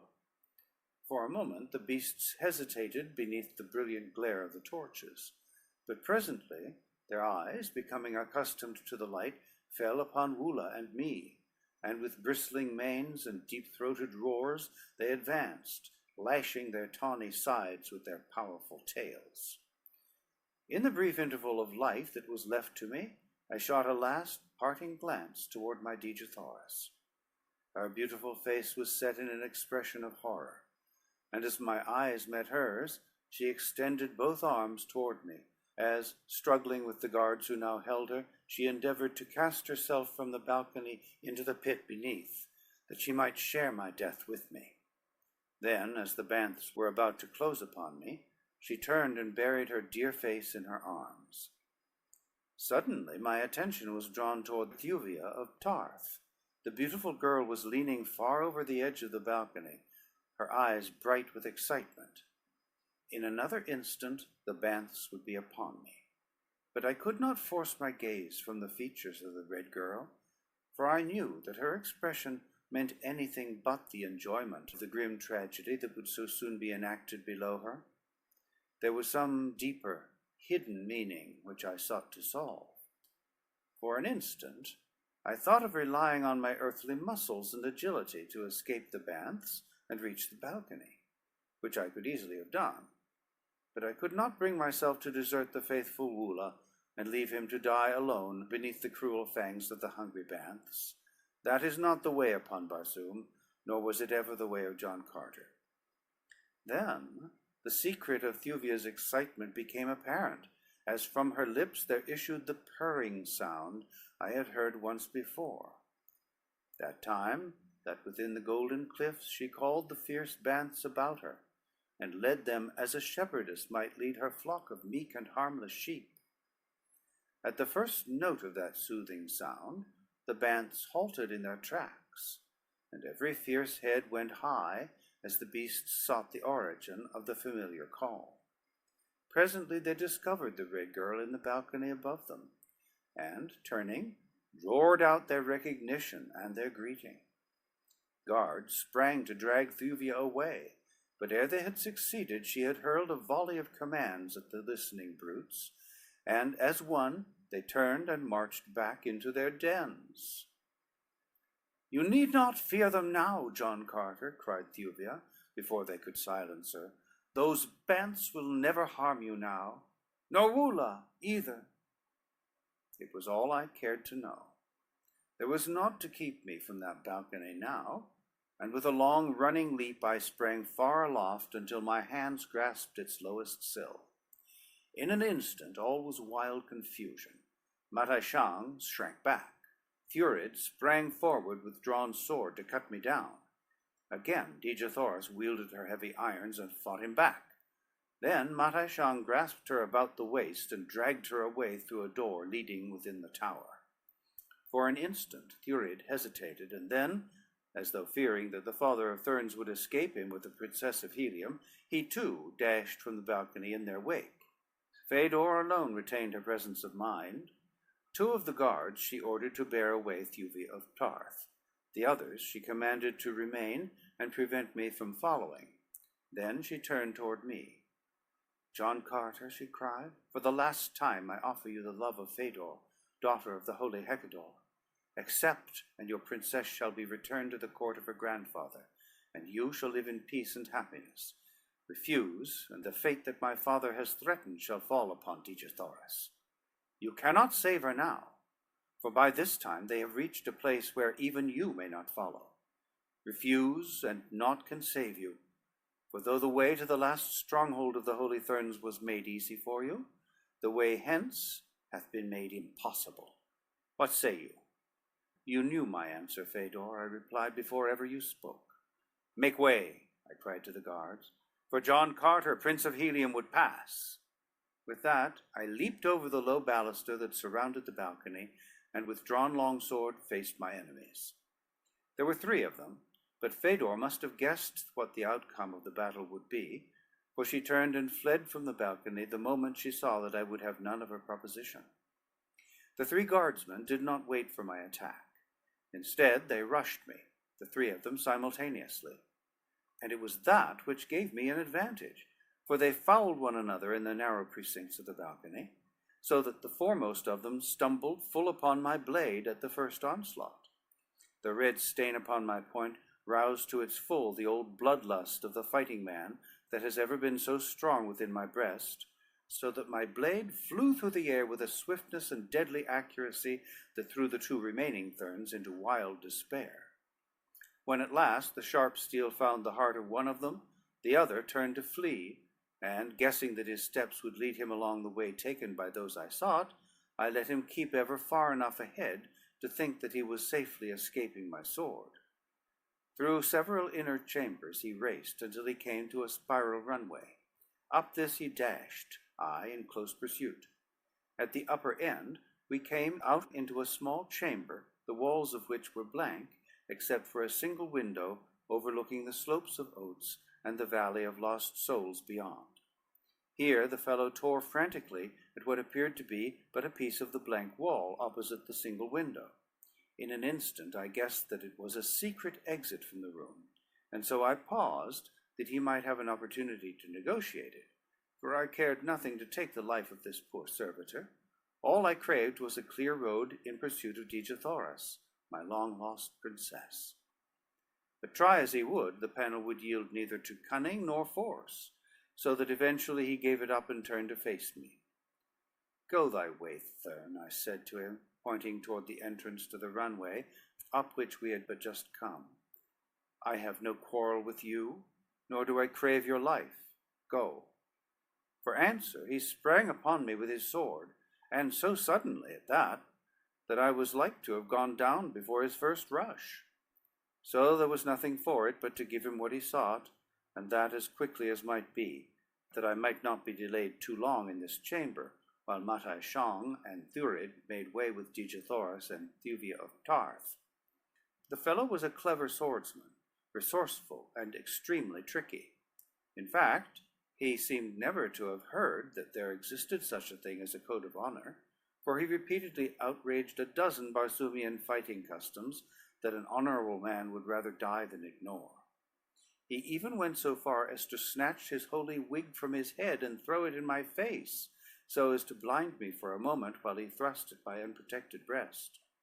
When he thrust, however, I was not there, for I had fought with Therns before, and while none had ever resorted to precisely that same expedient, I knew them to be the least honorable and most treacherous fighters upon Mars, and so was ever on the alert for some new and devilish subterfuge when I was engaged with one of their race. But at length he overdid the thing, for drawing his short sword, he hurled it, javelin-wise, at my body, at the same instant rushing upon me with his long sword. A single sweeping circle of my own blade caught the flying weapon and hurled it clattering against the far wall, and then, as I sidestepped my antagonist's impetuous rush, I let him have my point full in the stomach as he hurtled by. Clear to the hilt my weapon passed through his body, and with a frightful shriek he sank to the floor, dead. Halting only for the brief instant that was required to wrench my sword from the carcass of my late antagonist, I sprang across the chamber to the blank wall beyond, through which the Thern had attempted to pass. Here I sought for the secret of its lock, but all to no avail. In despair I tried to force the thing, but the cold, unyielding stone might well have laughed at my futile, puny endeavors. In fact, I could have sworn that I caught the faint suggestion of taunting laughter from beyond the baffling panel. In disgust I desisted from my useless efforts and stepped to the chamber's single window. The slopes of oats and the distant valley of lost souls held nothing to compel my interest then, but towering far above me, the tower's carved wall riveted my keenest attention. Somewhere within that massive pile was Dejathoris. Above me, I could see windows. There, possibly, lay the only way by which I could reach her. The risk was great, but not too great when the fate of a world's most wondrous woman was at stake. I glanced below. 100 feet beneath me, jagged granite boulders at the brink of a frightful chasm upon which the tower abutted. And if not upon the boulders, then at the chasm's bottom lay death, should a foot slip but once, or clutching fingers loose their hold for the fraction of an instant. But there was no other way, and with a shrug, which I must admit was half shudder, I stepped to the window's outer sill and began my perilous ascent. To my dismay, I found that unlike the ornamentation upon most heliometric structures, the edges of the carvings were quite generally rounded, so that at best my every hold was most precarious. 50 feet above me commenced a series of projecting cylindrical stones, some 6 inches in diameter. These apparently circled the tower at 6-foot intervals in bands 6 feet apart, and as each stone cylinder protruded some 4 or 5 inches beyond the surface of the other ornamentation, they presented a comparatively easy mode of ascent, could I but reach them. Laboriously I climbed toward them by way of some windows which lay below them, for I hoped that I might find ingress to the tower through one of these, and thence an easier avenue along which to prosecute my search. At times, so slight was my hold upon the rounded surfaces of the carving's edges, that a sneeze, a cough, or even a slight gust of wind would have dislodged me and sent me hurtling to the depths below. But finally I reached a point where my fingers could just clutch the sill of the lowest window, and I was on the point of breathing a sigh of relief when the sound of voices came to me from above through the open window. "He can never solve the secret of that lock," the voice was Matashang's. "Let us proceed to the hangar above, that we may be far to the south before he finds another way, should that be possible." "All things seem possible to that vile calot," replied another voice, which I recognized as Thurid's. "Then let us make haste," said Matashang. "But to be doubly sure, I will leave 2 who shall patrol this runway. Later they may follow us upon another flyer, overtaking us at Kale." My upstretched fingers never reached the window sill. At the first sound of the voices I drew back my hand, and clung there to my perilous perch, flattened against the perpendicular wall, scarce daring to breathe. What a horrible position indeed in which to be discovered by Thurid! He had but to lean from the window to push me with his sword's point into eternity. Presently the sound of the voices became fainter, and once again I took up my hazardous ascent, now more difficult, since more circuitous, for I must climb so as to avoid the windows. Matashang's reference to the hangar and the flyers indicated that my destination lay nothing short of the roof of the tower, and toward this seemingly distant goal I set my face. The most difficult and dangerous part of the journey was accomplished at last, and it was with relief that I felt my fingers close about the lowest of the stone cylinders. It is true that these projections were too far apart to make the balance of the ascent anything of a sinecure, but I had at least always within my reach a point of safety to which I might cling in case of accident. Some 10 feet below the roof, the wall inclined slightly inward, possibly a foot in the last 10 feet, and here the climbing was indeed immeasurably easier, so that my fingers soon clutched the eaves. As I drew my eyes above the level of the tower's top, I saw a flyer all but ready to rise. Upon her deck were Matashang, Fedor, Dejathoris, Thuvia of Tarth, and a few Thurn warriors, while near her was Thurid in the act of clambering aboard. He was not 10 paces from me, facing in the opposite direction, and what cruel freak of fate should have caused him to turn about just as my eyes topped the roof's edge, I may not even guess. But turn he did, and when his eyes met mine, his wicked face lighted with a malignant smile as he leaped toward me, where I was hastening to scramble to the secure footing of the roof. Diegothorus must have seen me at the same instant, for she screamed a useless warning, just as Thurid's foot, swinging in a mighty kick, landed full in my face. Like a felled ox, I reeled and tumbled backward over the tower's side. End of chapter 4.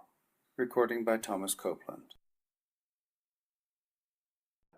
Chapter 5. On the Caolian Road. If there be a fate that is sometimes cruel to me, then surely there is a kind and merciful providence which watches over me. As I toppled from the tower into the horrid abyss below, I counted myself already dead, and Thurid must have done likewise, for he evidently did not even trouble himself to look after me, but must have turned and mounted the waiting flyer at once. 10 feet only I fell, and then a loop of my tough leathern harness caught upon one of the cylindrical stone projections in the tower's surface, and held. Even when I had ceased to fall, I could not believe the miracle that had preserved me from instant death, and for a moment I hung there, cold sweat exuding from every pore of my body. But when at last I had worked myself back to a firm position, I hesitated to ascend, since I could not know that Thurid was not still awaiting me above. Presently, however, there came to my ears the whirring of the propellers of a flyer, and as each moment the sound grew fainter, I realized that the party had proceeded toward the south without assuring themselves as to my fate. Cautiously I retraced my way to the roof, and I must admit that it was with no pleasant sensation that I raised my eyes once more above its edge. But to my relief there was no one in sight, and a moment later I stood safely upon its broad surface.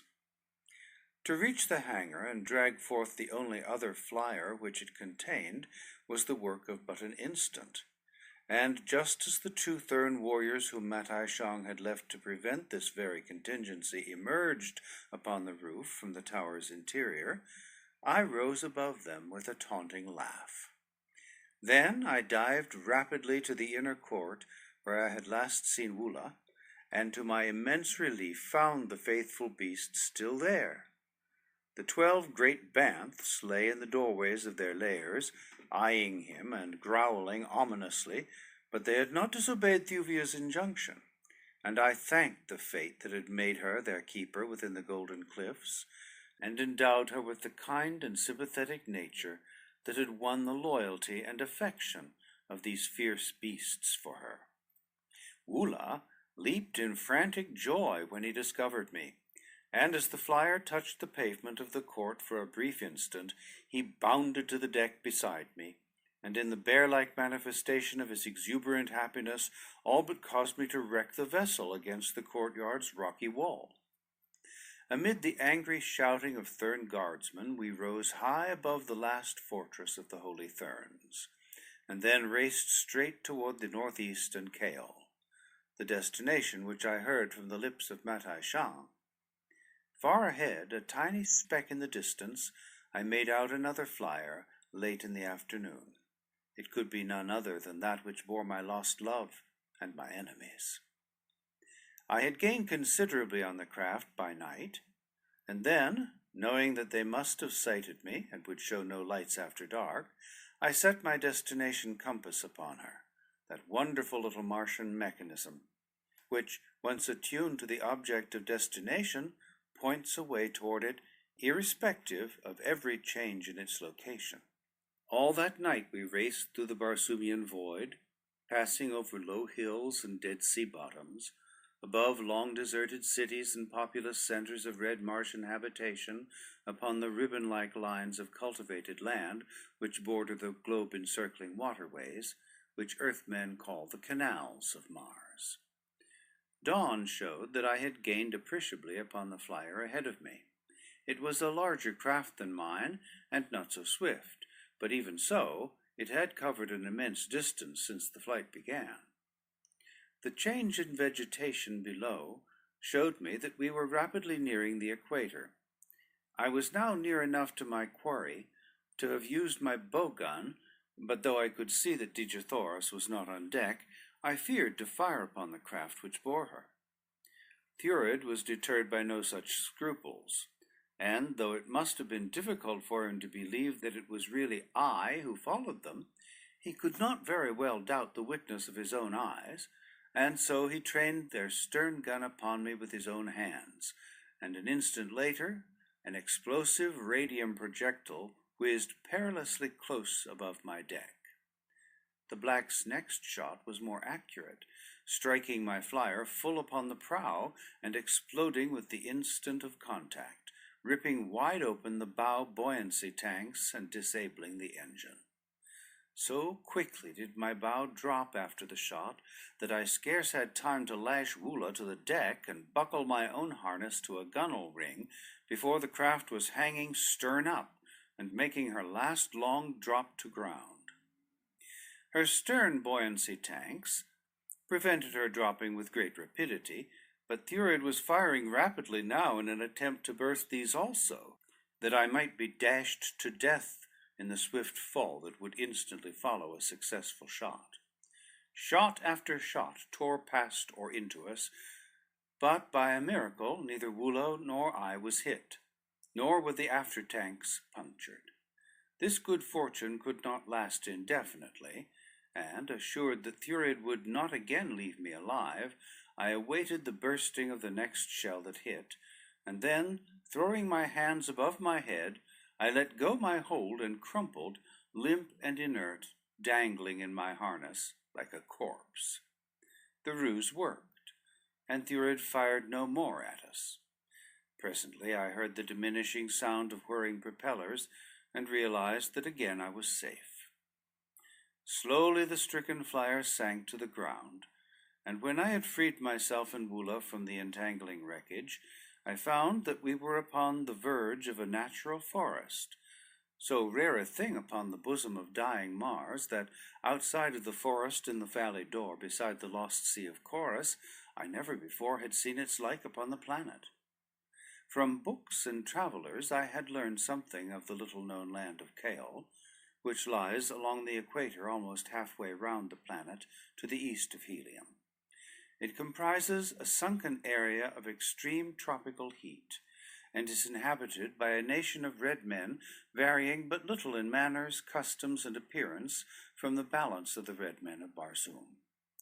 I knew that they were among those of the outer world who still clung tenaciously to the discredited religion of the Holy Therns, and that Matai Shang would find a ready welcome and safe refuge among them, while John Carter could look for nothing better than an ignoble death at their hands.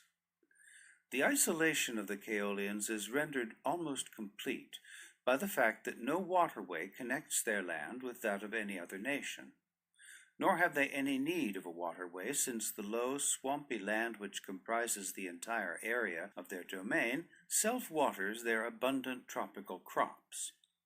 For great distances in all directions, rugged hills and arid stretches of dead sea bottom discourage intercourse with them, and since there is practically no such thing as foreign commerce upon warlike Barsoom, where each nation is sufficient to itself, really little has been known relative to the court of the Jeddak of Chaol and the numerous strange but interesting people over whom he rules. Occasional hunting parties have traveled to this out-of-the-way corner of the globe, but the hostility of the natives has usually brought disaster upon them, so that even the sport of hunting the strange and savage creatures which haunt the jungle fastnesses of Chaol has of later years proved insufficient lure even to the most intrepid warriors. It was upon the verge of the land of the Chaols that I now knew myself to be, but in what direction to search for Dejathoras, or how far into the heart of the great forest I might have to penetrate, I had not the faintest idea. But not so Woola. Scarcely had I disentangled him than he raised his head high in air and commenced circling about the edge of the forest. Presently he halted, and turning to see if I were following, set off straight into the maze of trees in the direction we had been going before Thurid's shot had put an end to our flyer. As best I could, I stumbled after him down a steep declivity beginning at the forest's edge. Immense trees reared their mighty heads far above us, their broad fronds completely shutting off the slightest glimpse of the sky. It was easy to see why the Caolians needed no navy. Their cities, hidden in the midst of this towering forest, must be entirely invisible from above, nor could a landing be made by any but the smallest flyers, and then only with the greatest risk of accident.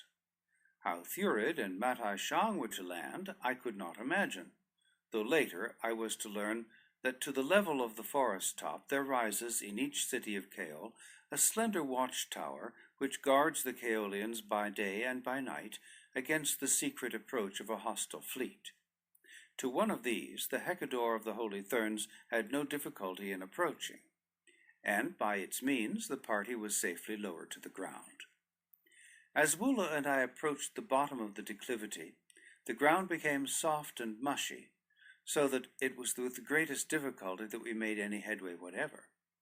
Slender purple grasses, topped with red and yellow fern-like fronds, grew rankly all about us to the height of several feet above my head. Myriad creepers hung festooned in graceful loops from tree to tree, and among them were several varieties of the Martian manflower, whose blooms have eyes and hands with which to see and seize the insects which form their diet. The repulsive calot tree was, too, much in evidence. It is a carnivorous plant of about the bigness of a large sagebrush, such as dots our western plains. Each branch ends in a set of strong jaws, which have been known to drag down and devour large and formidable beasts of prey. Both Wula and I had several narrow escapes from these greedy arboreous monsters. Occasional areas of firm sod gave us intervals of rest from the arduous labor of traversing this gorgeous twilight swamp, and it was upon one of these that I finally decided to make camp for the night which my chronometer warned me would soon be upon us. Many varieties of fruit grew in abundance about us, and as Martian calots are omnivorous, Wula had no difficulty in making a square meal after I had brought down the viands for him. Then, having eaten too, I lay down with my back to that of my faithful hound, and dropped into a deep and dreamless sleep. The forest was shrouded in impenetrable darkness, when a low growl from Wula awakened me. All about us I could hear the stealthy movement of great padded feet, and now and then the wicked gleam of green eyes upon us. Arising, I drew my long sword and waited. Suddenly a deep-toned, horrid roar burst from some savage throat almost at my side.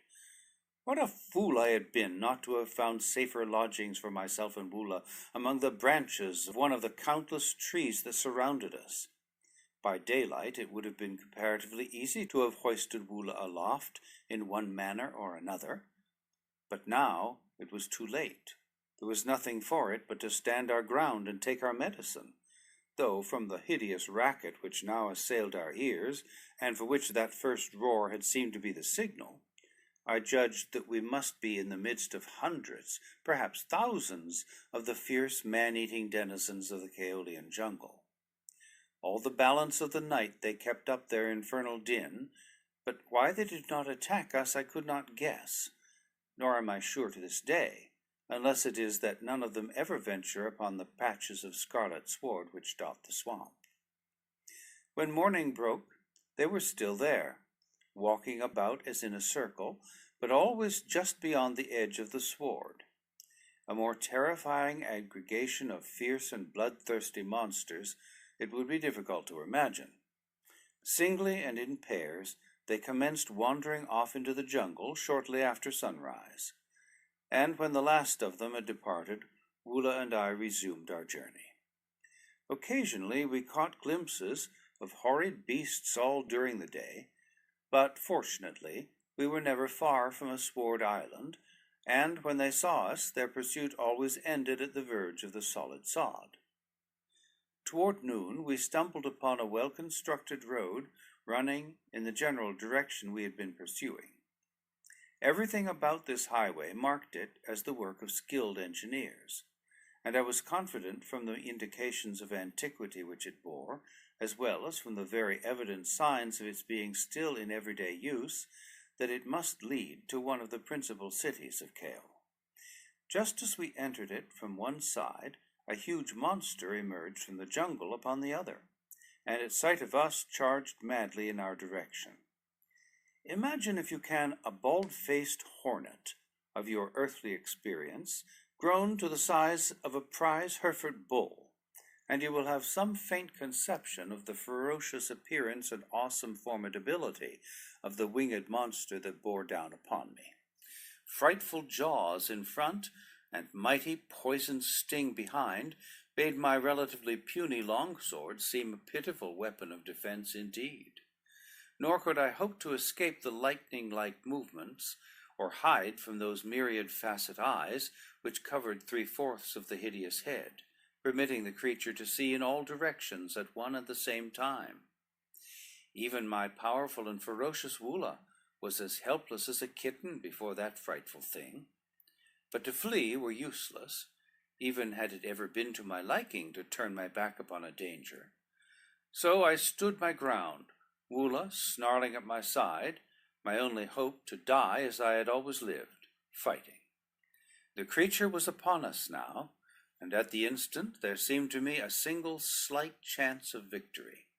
If I could but remove the terrible menace of certain death hidden in the poison sacs that fed the sting, the struggle would be less unequal. At the thought, I called to Woola to leap upon the creature's head and hang there, and as his mighty jaws closed upon that fiendish face, and glistening fangs buried themselves in the bone and cartilage and lower part of one of the huge eyes, I dived beneath the great body as the creature rose, dragging Woola from the ground, that it might bring its sting beneath, and pierce the body of the thing hanging to its head. To put myself in the path of that poison-laden lance was to court instant death, but it was the only way, and as the thing shot lightning-like toward me, I swung my long sword in a terrific cut that severed the deadly member close to the gorgeously marked body.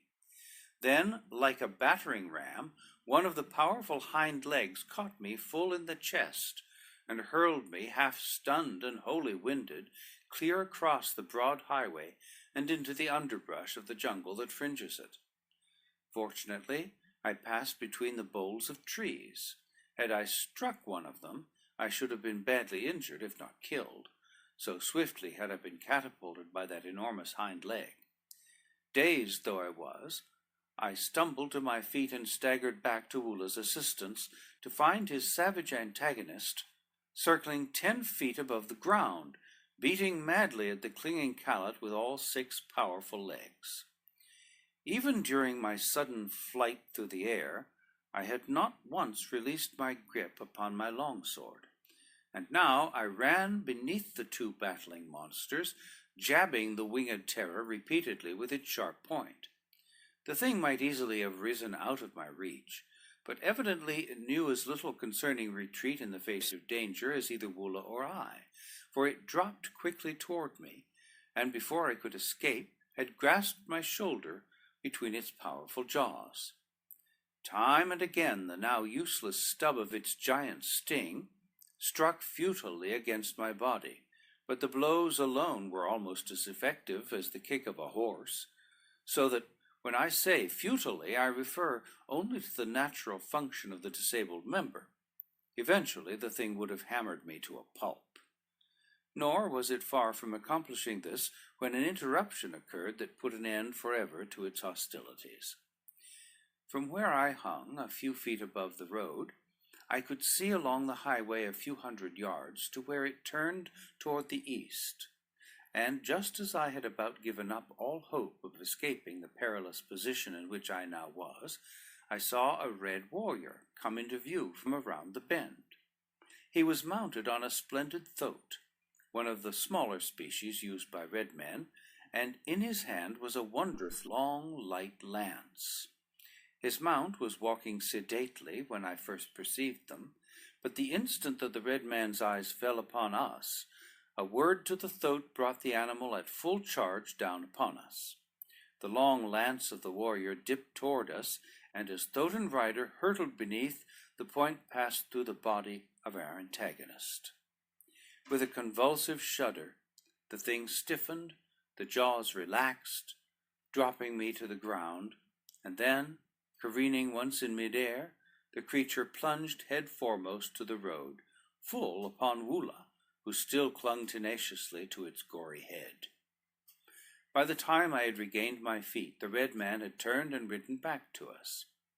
Woola, finding his enemy inert and lifeless, released his hold at my command and wriggled from beneath the body that had covered him, and together we faced the warrior looking down upon us. I started to thank the stranger for his timely assistance, but he cut me off peremptorily. "Who are you?" he asked. "Who dare enter the land of Kaol and hunt in the royal forest of the Jeddak?" Then, as he noted my white skin through the coating of grime and blood that covered me, his eyes went wide, and in an altered tone he whispered, "Can it be that you are Holy Thurn?" I might have deceived the fellow for a time, as I had deceived others, but I had cast away the yellow wig and the holy diadem in the presence of Matai Shang, and I knew that it would not be long ere my new acquaintance discovered that I was no Thurn at all. "I am not a Thurn," I replied, and then, flinging caution to the winds, I said, "I am John Carter, Prince of Helium, whose name may not be entirely unknown to you." If his eyes had gone wide when he thought that I was a Holy Thurn, they fairly popped now that he knew that I was John Carter.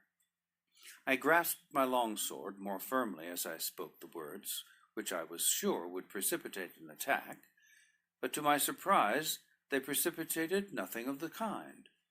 "John Carter, Prince of Helium," he repeated slowly, as though he could not quite grasp the truth of the statement. "John Carter, the mightiest warrior of Barsoom." And then he dismounted and placed his hand upon my shoulder after the manner of most friendly greeting upon Mars. "It is my duty, and it should be my pleasure, to kill you, John Carter," he said. "But always in my heart of hearts have I admired your prowess and believed in your sincerity, the while I have questioned and disbelieved the Thurns and their religion. It would mean my instant death were my heresy to be suspected in the court of Kulan Tith. But if I may serve you, Prince, you have but to command Torkarbar, dwar of the Kaolian road." Truth and honesty were writ large upon the warrior's noble countenance, so that I could not but have trusted him, enemy though he should have been. His title of Captain of the Kaolian Road explained his timely presence in the heart of the savage forest, for every highway upon Barsoom is patrolled by doughty warriors of the noble class, nor is there any service more honorable than this lonely and dangerous duty in the less frequented sections of the domains of the red men of Barsoom. "Torkar Bar has already placed a great debt of gratitude upon my shoulders," I replied, pointing to the carcass of the creature from whose heart he was dragging his long spear. The red man smiled. "It was fortunate that I came when I did," he said. "Only this poisoned spear, pricking the very heart of a Sith, can kill it quickly enough to save its prey. In this section of Kaol we are all armed with a long Sith spear, whose point is smeared with the poison of the creature it is intended to kill. No other virus acts so quickly upon the beast as its own. Look," he continued, drawing his dagger and making an incision in the carcass a foot above the root of the sting, from which he presently drew forth 2 sacks, each of which held fully a gallon of the deadly liquid. "Thus we maintain our supply, though were it not for certain commercial uses to which the virus is put, it would scarcely be necessary to add to our present store, since the Sith is almost extinct. Only occasionally do we now run upon one. Of old, however, Kaol was overrun with the frightful monsters that often came in herds of 20 or 30, darting down from above into our cities and carrying away women, children, and even warriors. As he spoke, I had been wondering just how much I might safely tell this man of the mission which brought me to his land, but his next words anticipated the broaching of the subject on my part, and rendered me thankful that I had not spoken too soon. "And now, as to yourself, John Carter," he said, "I shall not ask your business here, nor do I wish to hear it. I have eyes and ears and ordinary intelligence, and yesterday morning I saw the party that came to the city of Cale from the north in a small flyer. But one thing I ask of you, and that is the word of John Carter that he contemplates no overt act against either the nation of Cale or its Jeddak." "You may have my word as to that, Torquar Bar," I replied. "My way leads along the Caolian road away from the city of Cale," he continued. "I have seen no one, John Carter least of all, nor have you seen Torquar Bar, nor ever heard of him. You understand?" "Perfectly," I replied. He laid his hand upon my shoulder. "This road leads directly into the city of Cale," he said. "I wish you fortune." And vaulting to the back of his thoat, he trotted away without even a backward glance. It was after dark when Wula and I spied through the mighty forest the great wall which surrounds the city of Cale. We had traversed the entire way without mishap or adventure, and though the few we had met had eyed the great Callot wonderingly, none had pierced the red pigment with which I had smoothly smeared every square inch of my body. But to traverse the surrounding country and to enter the guarded city of Kulan Tith, Jeddak of Cale, were two very different things.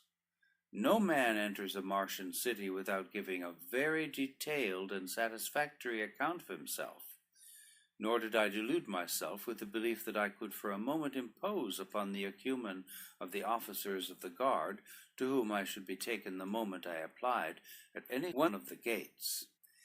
My only hope seemed to lie in entering the city surreptitiously under cover of the darkness, and once in, trust to my own wits to hide myself in some crowded quarter where detection would be less liable to occur. With this idea in view, I circled the great wall, keeping within the fringe of the forest, which is cut away for a short distance from the wall all about the city, that no enemy may utilize the trees as a means of ingress. Several times I attempted to scale the barrier at different points, but not even my earthly muscles could overcome that cleverly constructed rampart. To a height of 30 feet, the face of the wall slanted outward, and then, for about an equal distance, it was perpendicular, above which it slanted in again for some 15 feet to the crest, and smooth, polished glass could not be more so. Finally, I had to admit that at last I had discovered a Barsumian fortification which I could not negotiate. Discouraged, I withdrew into the forest beside a broad highway which entered the city from the east, and with Wula beside me, lay down to sleep. End of chapter 5. Recording by Thomas Copeland. Chapter 6. A Hero in Cale. It was daylight when I was awakened by the sound of stealthy movement nearby. As I opened my eyes, Wula too moved, and coming up to his haunches stared through the intervening brush toward the road, each hair upon his neck stiffly erect. At first I could see nothing, but presently I caught a glimpse of a bit of smooth and glossy green moving among the scarlet and purple and yellow of the vegetation. Motioning Wula to remain quietly where he was, I crept forward to investigate, and from behind the bole of a great tree I saw a long line of hideous green warriors of the Dead Sea bottoms hiding in the dense jungle beside the road. As far as I could see, the silent line of destruction and death stretched away from the city of Cale. There could be but one explanation. The green men were expecting an exodus of a body of red troops from the nearest city gate, and they were lying there in ambush to leap upon them. I owed no fealty to the Jeddak of Keol, but he was of the same race of noble red men as my own princess, and I would not stand supinely by and see his warriors butchered by the cruel and heartless demons of the waste places of Barsoom. Cautiously I retraced my steps to where I had left Wula, and warning him to silence, signaled him to follow me. Making a considerable detour to avoid the chance of falling into the hands of the green man, I came at last to the great wall. 100 yards to my right was the gate from which the troops were evidently expected to issue, but to reach it I must pass the flank of the green warriors within easy sight of them, and, fearing that my plan to warn the Kaolians might thus be thwarted, I decided upon hastening toward the left, where another gate a mile away would give me ingress to the city. I knew that the word I brought would prove a splendid passport to Keol, and I must admit that my caution was due more to my ardent desire to make my way into the city than to avoid a brush with the green man. As much as I enjoy a fight, I cannot always indulge myself, and just now I had more weighty matters to occupy my time than spilling the blood of strange warriors. Could I but win beyond the city's wall, there might be opportunity in the confusion and excitement, which were sure to follow my announcement of an invading force of green warriors, to find my way within the palace of the Jeddak, where I was sure Matai Shang and his party would be quartered. But scarcely had I taken 100 steps in the direction of the farther gate, when the sound of marching troops, the clank of metal, and the squealing of thoats just within the city apprised me of the fact that the Kaolians were already moving toward the other gate. There was no time to be lost. In another moment the gate would be opened, and the head of the column pass out upon the death-bordered highway. Turning back toward the fateful gate, I ran rapidly along the edge of the clearing, taking the ground in the mighty leaps that had first made me famous upon Barsoom. 30, 50, 100 feet at a bound are nothing for the muscles of an athletic earthman upon Mars. As I passed the flank of the waiting green men, they saw my eyes turned upon them, and in an instant, knowing that all secrecy was at an end, those nearest me sprang to their feet in an effort to cut me off before I could reach the gate. At the same instant, the mighty portal swung wide, and the head of the Kaolian column emerged. 12 green warriors had succeeded in reaching a point between me and the gate, but they had but little idea who it was they had elected to detain. I did not slacken my speed an iota as I dashed among them, and as they fell before my blade, I could not but recall the happy memory of those other battles, when Tars Tarkas, Jeddak of Thark, mightiest of Martian green men, had stood shoulder to shoulder with me through long, hot Martian days, as together we hewed down our enemies until the pile of corpses about us rose higher than a tall man's head. When several pressed me too closely, there before the carved gateway of Keol, I leaped above their heads, and fashioning my tactics after those of the hideous plant men of Dor, struck down upon my enemies' heads as I passed above them. From the city, the red warriors were rushing toward us, and from the jungle, the savage horde of green men were coming to meet them. In a moment, I was in the very center of as fierce and bloody a battle as I had ever passed through.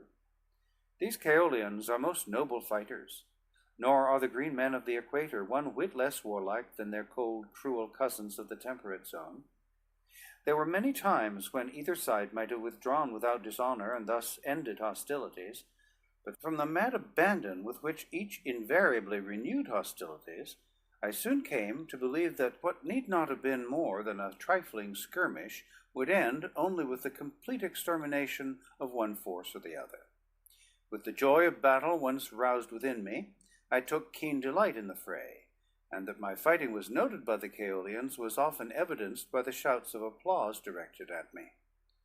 If I sometimes seemed to take too great pride in my fighting ability, it must be remembered that fighting is my vocation.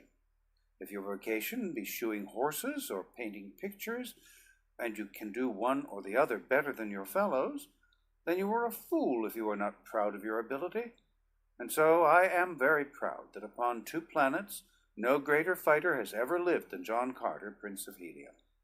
And I outdid myself that day to impress the fact upon the natives of Keol, for I wished to win a way into their hearts and their city. Nor was I to be disappointed in my desire. All night we fought, until the road was red with blood and clogged with corpses. Back and forth along the slippery highway the tide of battle surged, but never once was the gateway to Chaol really in danger. There were breathing spells when I had a chance to converse with the red men beside whom I fought, and once the Jeddak, Kulan Tith himself, laid his hand upon my shoulder and asked my name. "I am Dotar Sojat," I replied, recalling a name given me by the Tharks many years before from the surnames of the first two of their warriors I had killed, which is the custom among them. "You are a mighty warrior, Dotar Sojat," he replied, "and when this day is done, I shall speak with you again in the great audience chamber." And then the fight surged upon us once more, and we were separated. But my heart's desire was attained, and it was with renewed vigor and a joyous soul that I laid about me with my longsword until the last of the green men had had enough and had withdrawn toward their distant sea bottom. Not until the battle was over did I learn why the red troops had sallied forth that day.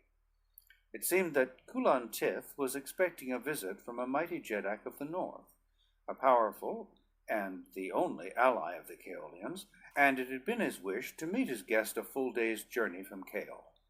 But now the march of the welcoming host was delayed until the following morning, when the troops again set out from Chaol. I had not been bidden to the presence of Kulan Tith after the battle, but he had sent an officer to find me and escort me to comfortable quarters in that part of the palace set aside for the officers of the royal guard. There with Wula I had spent a comfortable night, and rose much refreshed after the arduous labors of the past few days. Wula had fought with me through the battle of the previous day, true to the instincts and training of a Martian war dog, great numbers of which are often to be found with the savage green hordes of the dead sea bottoms.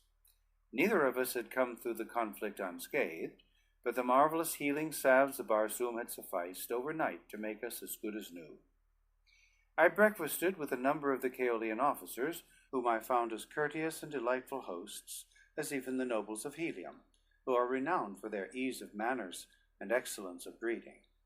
The meal was scarcely concluded when a messenger arrived from Kulan Tith summoning me before him. As I entered the royal presence, the Jeddak rose, and stepping from the dais which supported his magnificent throne, came forward to meet me, a mark of distinction that is seldom accorded to other than a visiting ruler. "Kaor, Dotar Sojat," he greeted me. "I have summoned you to receive the grateful thanks of the people of Chaol, for had it not been for your heroic bravery and daring fate to warn us of the ambuscade, we must surely have fallen into the well-laid trap. Tell me more of yourself, from what country you come, and what errand brings you to the court of Kulan Tith." "I am from Hastor," I said, for in truth I had a small palace in that southern city which lies within the far-flung dominions of the heliometric nation. "My presence in the land of Chaol is partly due to accident, my flyer being wrecked upon the southern fringe of your great forest. It was while seeking entrance to the city of Chaol that I discovered the green horde lying in wait for your troops. If Kulan Tith wondered what business brought me in a flyer to the very edge of his domain, he was good enough not to press me further for an explanation, which I should indeed have had difficulty in rendering. During my audience with the Jeddak, another party entered the chamber from behind me, so that I did not see their faces until Kulan Tith stepped past me to greet them, commanding me to follow and be presented. As I turned toward them, it was with difficulty that I controlled my features, for there, listening to Kulan Tith's eulogistic words concerning me, stood my arch-enemies, Matai Shang and Thurid.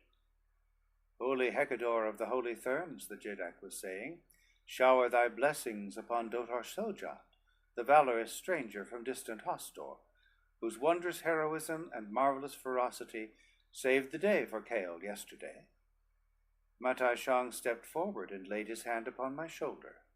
No slightest indication that he recognized me showed upon his countenance. My disguise was evidently complete. He spoke kindly to me, and then presented me to Thurid. The black, too, was evidently entirely deceived.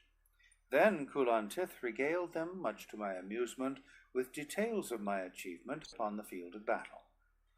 The thing that seemed to have impressed him most was my remarkable agility, and time and again he described the wondrous way in which I leaped completely over an antagonist, cleaving his skull wide open with my longsword as I passed above him. I thought that I saw Thurid's eyes widen a bit during the narrative, and several times I surprised him gazing intently into my face through narrowed lids. Was he commencing to suspect? And then Kulantith told of the savage Callet that fought beside me, and after that I saw suspicion in the eyes of Matai Shang, or did I but imagine it?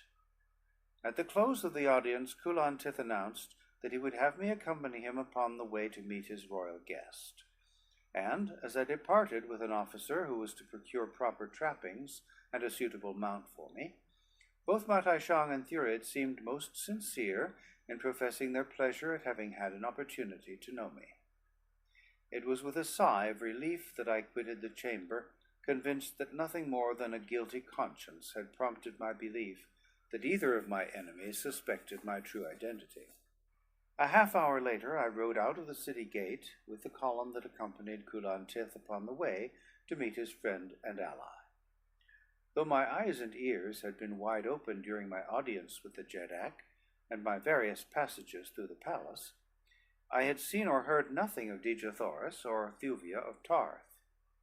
That they must be somewhere within the great rambling edifice I was positive, and I should have given much to have found a way to remain behind during Kulantith's absence, that I might search for them. Toward noon we came in touch with the head of the column we had set out to meet. It was a gorgeous train that accompanied the visiting Jeddak, and for miles it stretched along the wide white road to Kale.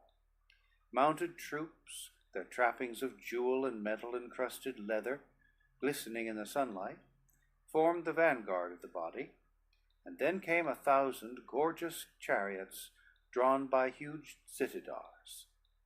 These low, commodious wagons moved two abreast, and on either side of them marched solid ranks of mounted warriors, for in the chariots were the women and children of the royal court.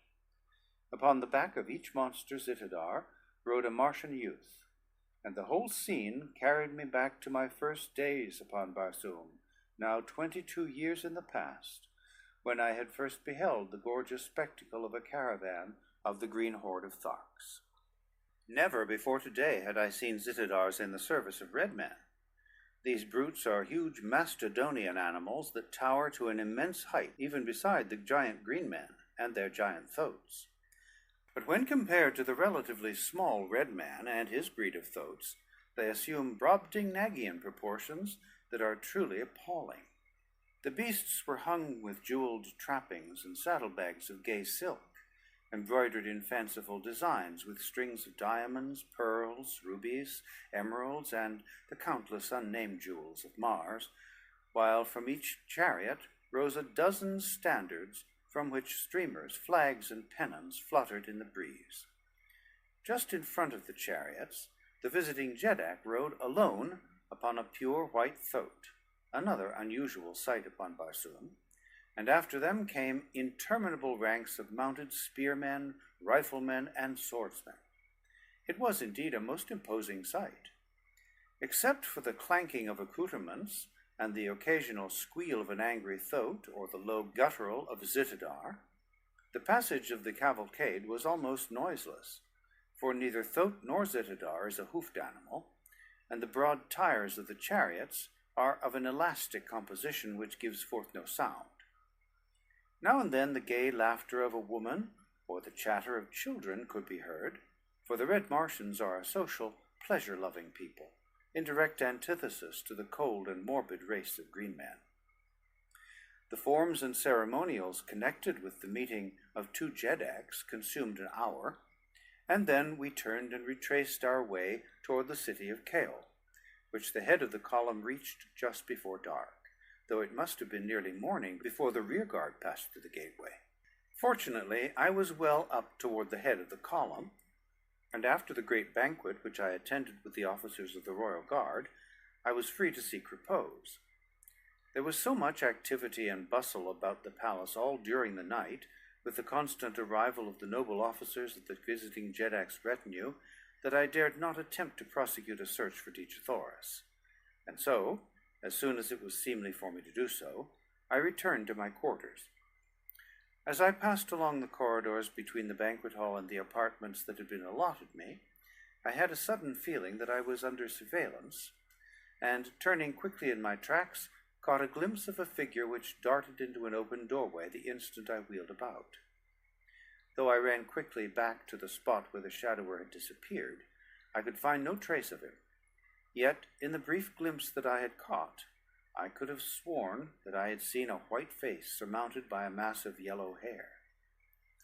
The incident gave me considerable food for speculation, since if I were right in the conclusion induced by the cursory glimpse I had had of the spy, then Matai Shang and Thurid must suspect my identity. And if that were true, not even the service I had rendered Kulan Tith could save me from his religious fanaticism. But never did vague conjecture or fruitless fears for the future lie with sufficient weight upon my mind to keep me from my rest. And so tonight I threw myself upon my sleeping silks and furs, and passed at once into dreamless slumber. Calots are not permitted within the walls of the palace proper, and so I had had to relegate poor Wula to quarters in the stables where the royal thoats are kept. He had comfortable, even luxurious apartments, but I would have given much to have had him with me, and if he had been, the thing which happened that night would not have come to pass.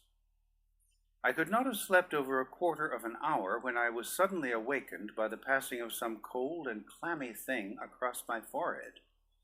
Instantly I sprang to my feet, clutching in the direction I thought the presence lay. For an instant my hand touched against human flesh, and then, as I lunged head foremost into the darkness to seize my nocturnal visitor, my foot became entangled in my sleeping silks, and I fell sprawling to the floor. By the time I had resumed my feet and found the button which controlled the light, my caller had disappeared. Careful search of the room revealed nothing to explain either the identity or business of the person who had thus secretly sought me in the dead of night. That the purpose might be theft, I could not believe, since thieves are practically unknown upon Barsoom. Assassination, however, is rampant. But even this could not have been the motive of my stealthy friend, for he might easily have killed me had he desired. I had about given up fruitless conjecture, and was on the point of returning to sleep, when a dozen Kaolian guardsmen entered my apartment. The officer in charge was one of my genial hosts of the morning, but now upon his face was no sign of friendship. Kulan Tith commands your presence before him, he said. Come. End of chapter 6. Recording by Thomas Copeland. Chapter 7. New Allies. Surrounded by guardsmen, I marched back along the corridors of the palace of Kulan Tith, Jedak of Kaol, to the great audience chamber in the center of the massive structure. As I entered the brilliantly lighted apartment filled with the nobles of Kaol and the officers of the visiting Jedak, all eyes were turned upon me. Upon the great dais at the end of the chamber stood 3 thrones, upon which sat Kulan Tith and his 2 guests, Matai Shang and the visiting Jedak. Up the broad center aisle we marched beneath deadly silence, and at the foot of the thrones we halted. Prefer thy charge, said Kulan Tith, turning to one who stood among the nobles at his right. And then Thurid, the black daughter of the firstborn, stepped forward and faced me. Most noble Jedak, he said, addressing Kulan Tith, from the first I suspected this stranger within thy palace. Your description of his fiendish prowess tallied with that of the archenemy of truth upon Barsoom. But that there might be no mistake, I dispatched a priest of your own holy cult to make the test that should pierce his disguise and reveal the truth. Behold the result. And Thurid pointed a rigid finger at my forehead. All eyes followed the direction of that accusing digit. I alone seemed at a loss to guess what fatal sign rested upon my brow. The officer beside me guessed my perplexity, And as the brows of Kulantith darkened in a menacing scowl as his eyes rested upon me, the noble drew a small mirror from his pocket pouch and held it before my face. One glance at the reflection it gave back to me was sufficient. From my forehead, the hand of the sneaking Thurn had reached out through the concealing darkness of my bedchamber and wiped away a patch of the disguising red pigment as broad as my palm. Beneath showed the tanned texture of my own white skin. For a moment, Thurid ceased speaking, to enhance, I suspect, the dramatic effect of his disclosure. Then he resumed. "Here, O Kulantith," he cried, "is he who has desecrated the temples of the gods of Mars, who has violated the persons of the holy Therns themselves, and turned the world against its age-old religion. Before you, in your power, Jeddak of Chaol, defender of the holies, stands John Carter, Prince of Helium." Kulantith looked toward Matai Shang as though for corroboration of these charges. The holy Thurn nodded his head. "It is indeed the arch-blasphemer," he said. "Even now he has followed me to the very heart of thy palace, Kulantith, for the sole purpose of assassinating me. He lies," I cried. "Kulantith, listen that you may know the truth. Listen while I tell you why John Carter has followed Matai Shang to the heart of thy palace. Listen to me as well as to them, and then judge if my acts be not more in accord with true Barsumian chivalry and honor than those of these revengeful devotees of the spurious creeds from whose cruel bonds I have freed your planet." "Silence!" roared the Jeddak, leaping to his feet and laying his hand upon the hilt of his sword. "Silence, blasphemer!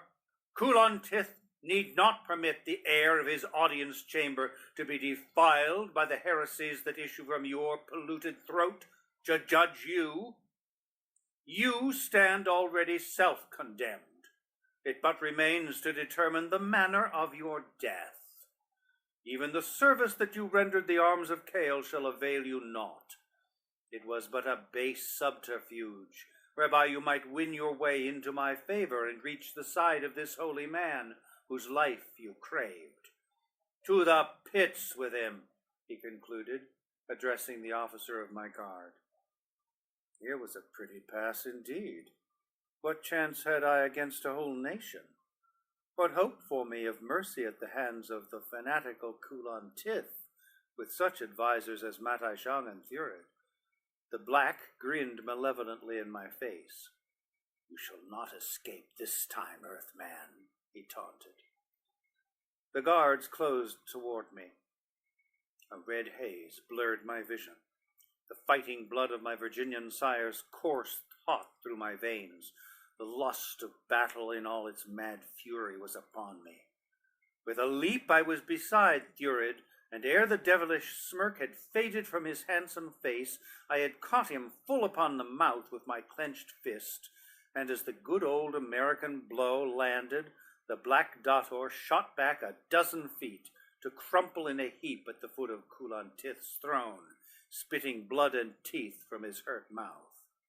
Then I drew my sword and swung round on guard to face a nation.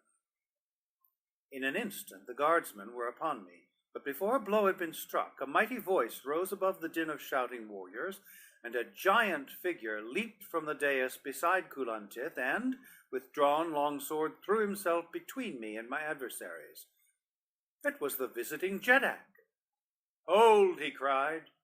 "If you value my friendship, Kulantith, and the age-old peace that has existed between our peoples, call off your swordsmen. For wherever or against whomsoever fights John Carter, Prince of Helium, there beside him and to the death fights Thuvan Din, Jeddak of Tarth." The shouting ceased, and the menacing points were lowered, as 1,000 eyes turned first toward Thuvan Din in surprise, and then toward Kulantith in question. At first the Jeddak of Chaol went white in rage, but before he spoke he had mastered himself, so that his tone was calm and even as befitted intercourse between two Jeddaks. "Thuvan Din, he said slowly, must have great provocation, thus to desecrate the ancient customs which inspire the deportment of a guest within the palace of his host. Lest I too should forget myself as has my royal friend, I should prefer to remain silent until the Jeddak of Tarth has won from me applause for his action by relating the causes which provoked it. I could see that the Jeddak of Tarth was of half a mind to throw his metal in Con Tith's face, but he controlled himself even as well as had his host. None knows better than Thuvan Din, he said, the laws which govern the acts of men in the domains of their neighbors. But Thuvan Din owes allegiance to a higher law than these, the law of gratitude. Nor to any man upon Barsoom does he owe a greater debt of gratitude than to John Carter, Prince of Helium. Years ago, Culan Tith, he continued, upon the occasion of your last visit to me, you were greatly taken with the charms and graces of my only daughter, Thuvia. You saw how I adored her, and later you learned that, inspired by some unfathomable whim, she had taken the last long voluntary pilgrimage upon the cold bosom of the mysterious ice, leaving me desolate. Some months ago I first heard of the expedition which John Carter had led against Isis and the Holy Therns. Faint rumors of the atrocities reported to have been committed by the Therns upon those who, for countless ages, have floated down the mighty ice, came to my ears. I heard that thousands of prisoners had been released, few of whom dared to return to their own countries, owing to the mandate of terrible death, which rests against all who return from the valley door. For a time, I could not believe the heresies which I heard, and I prayed that my daughter Thuvia might have died before she ever committed the sacrilege of returning to the outer world. But then my father's love asserted itself, and I vowed that I would prefer eternal damnation to further separation from her, if she could be found. So I sent emissaries to Helium, and to the court of Zodar, Jeddak of the Firstborn, and to him who now rules those of the Thern nation that have renounced their religion. And from each and all I heard the same story of unspeakable cruelties and atrocities perpetrated upon the poor defenseless victims of their religion by the holy Therns. Many there were who had seen or known my daughter, and from Therns who had been close to Matai Shang, I learned of the indignities that he personally heaped upon her, and I was glad when I came here to find that Matai Shang was also your guest, for I should have sought him out had it taken a lifetime. More too I heard, and that of the chivalrous kindness that John Carter had accorded my daughter. They told me how he fought for her and rescued her, and how he spurned escape from the savage warhoons of the south, sending her to safety upon his own thoat, and remaining upon foot to meet the green warriors. Can you wonder, Culan Tith, that I am willing to jeopardize my life, the peace of my nation, or even your friendship, which I prize more than aught else, to champion the Prince of Helium? For a moment Culan Tith was silent. I could see by the expression of his face that he was sore perplexed. Then he spoke. Thuvan Din, he said, and his tone was friendly, though sad. Who am I to judge my fellow man? In my eyes, the father of Therns is still holy, and the religion which he teaches the only true religion. But were I faced by the same problem that has vexed you, I doubt not that I should feel and act precisely as you have. Insofar as the Prince of Helium is concerned, I may act, but between you and Matai Shang, my only office can be one of conciliation. The Prince of Helium shall be escorted in safety to the boundary of my domain ere the sun has set again, where he shall be free to go whither he will. but upon pain of death must he never again enter the land of Chaol. If there be a quarrel between you and the father of Therns, I need not ask that the settlement of it be deferred until both have passed beyond the limits of my power. Are you satisfied, Thuvandin?" The Jeddak of Tarth nodded his assent, but the ugly scowl that he bent upon Mataichang harbored ill for that pasty-faced godling. "The Prince of Helium is far from satisfied," I cried, breaking rudely in upon the beginnings of peace, for I had no stomach for peace at the price that had been named.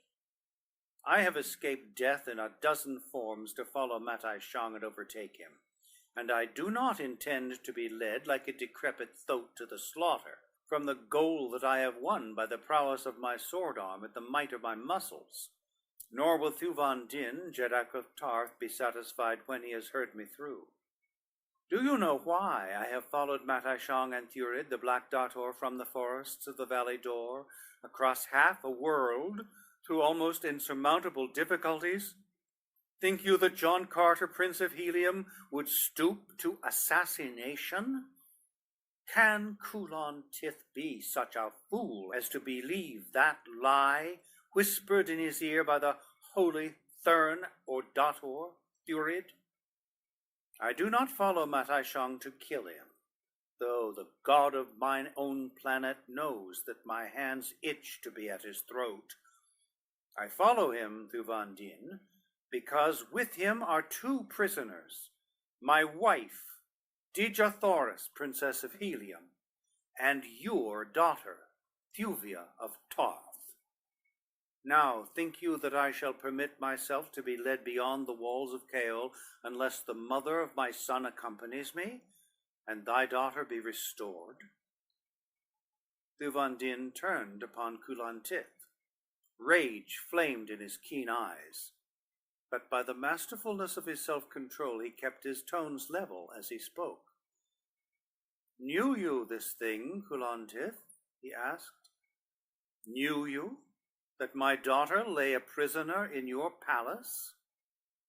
"He could not know it," interrupted Mataichang, white with what I am sure was more fear than rage.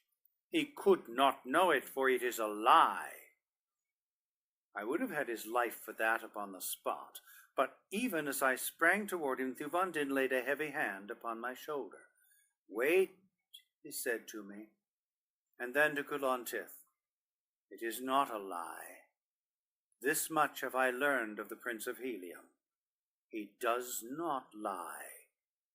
Answer me, Kulon Tith. I have asked you a question."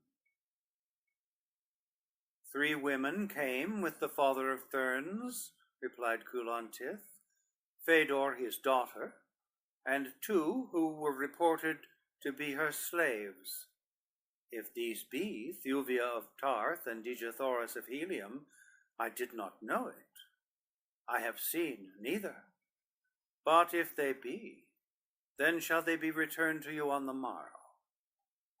As he spoke, he looked straight at Mataichang, not as a devotee should look at a high priest, but as a ruler of men looks at one to whom he issues a command.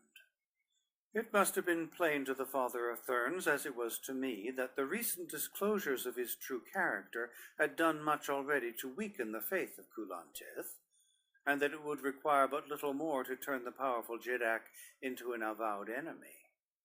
But so strong are the seeds of superstition that even the great Chaolian still hesitated to cut the final strand that bound him to his ancient religion.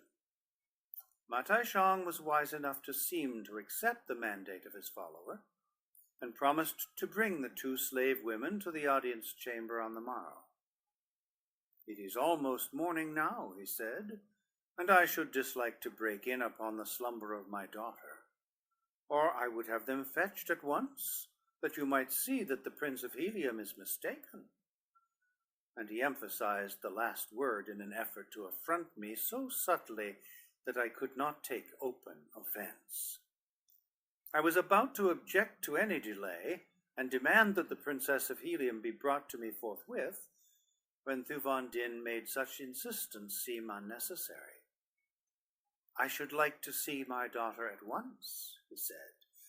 "But if Kulantith will give me his assurance that none will be permitted to leave the palace this night, and that no harm shall befall either Dejathoras or Thuvia of Tarth between now and the moment they are brought into our presence in this chamber at daylight, I shall not insist."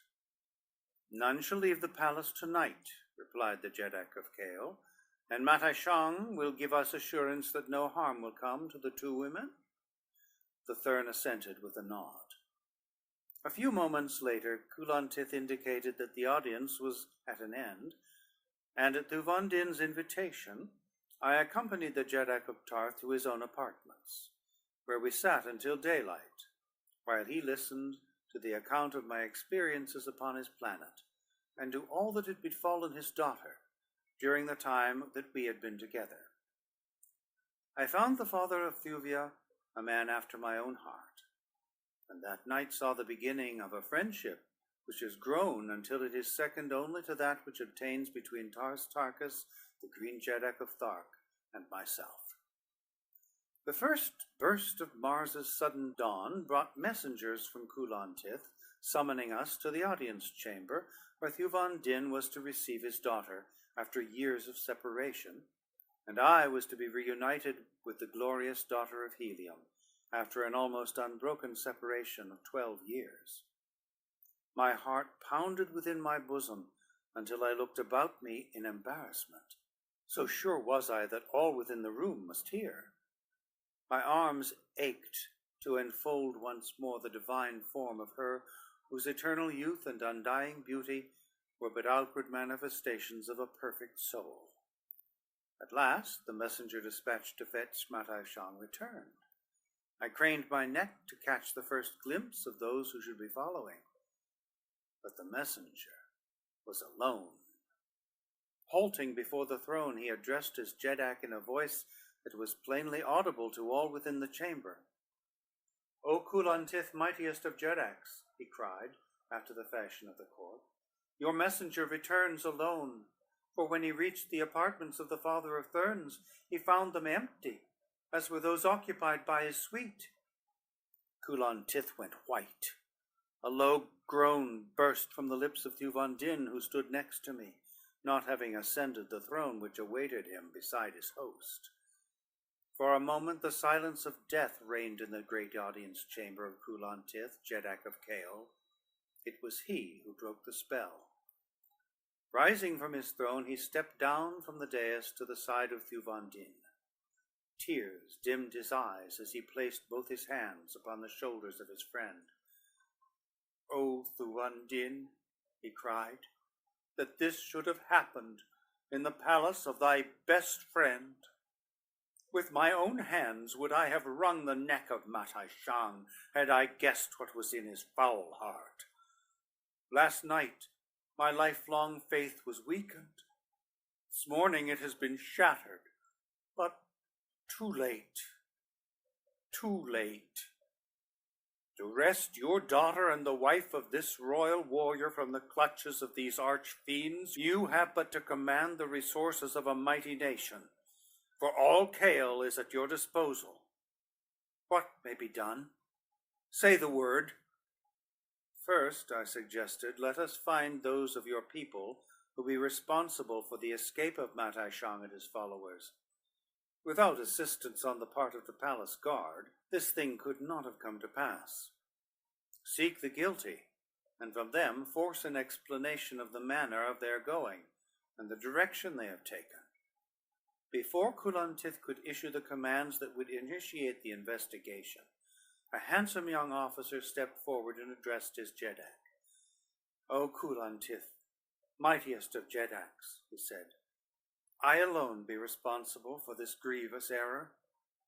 Last night it was I who commanded the palace guard. I was on duty in other parts of the palace during the audience of the early morning, and knew nothing of what transpired then, so that when the father of Therns summoned me and explained that it was your wish that his party be hastened from the city because of the presence here of a deadly enemy who sought the holy Hakador's life, I did only what a lifetime of training has taught me was the proper thing to do. I obeyed him whom I believe to be the ruler of us all, mightier even than thou, mightiest of Jedaks. Let the consequences and the punishment fall on me alone, for I alone am guilty. Those others of the palace guard who assisted in the flight did so under my instructions.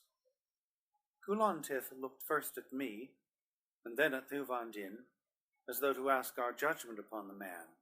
But the error was so evidently excusable that neither of us had any mind to see the young officer suffer for a mistake that any might readily have made. How left they? Asked Thuvandin. And what direction did they take? They left as they came, replied the officer, upon their own flyer. For some time after they had departed, I watched the vessel's lights, which vanished finally due north. Where north could Matai Shang find an asylum? Asked Thuvandin of Kulantith. For some moments the Jeddak of Kale stood with bowed head, apparently deep in thought. Then a sudden light brightened his countenance. I have it, he cried. Only yesterday Matai Shang let drop a hint of his destination, telling me of a race of people unlike ourselves who dwell far to the north. They, he said, had always been known to the Holy Therns and were devout and faithful followers of the ancient cult. Among them would he find a perpetual haven of refuge, where no lying heretics might seek him out. It is there that Matai Shang has gone. And in all Kale there be no flyer wherein to follow, I cried. Nor nearer than Tarth, replied Thuvandin. Wait, I exclaimed. Beyond the southern fringe of this great forest lies the wreck of the Thurn flyer which brought me that far upon my way. If you will loan me men to fetch it, and artificers to assist me, I can repair it in 2 days, Kulantith. I had been more than half suspicious of the seeming sincerity of the Kaolian Jeddak's sudden apostasy, but the alacrity with which he embraced my suggestion, and the dispatch with which a force of officers and men were placed at my disposal, entirely removed the last vestige of my doubts. 2 days later, the flyer rested upon the top of the watchtower, ready to depart. Thuvandin and Kulantith had offered me the entire resources of 2 nations. Millions of fighting men were at my disposal, but my flyer could hold but one other than myself and Bula. As I stepped aboard her, Thuvandin took his place beside me. I cast a look of questioning surprise upon him. He turned to the highest of his own officers who had accompanied him to Kale. To you I entrust the return of my retinue to Tarth, he said. There my son rules ably in my absence.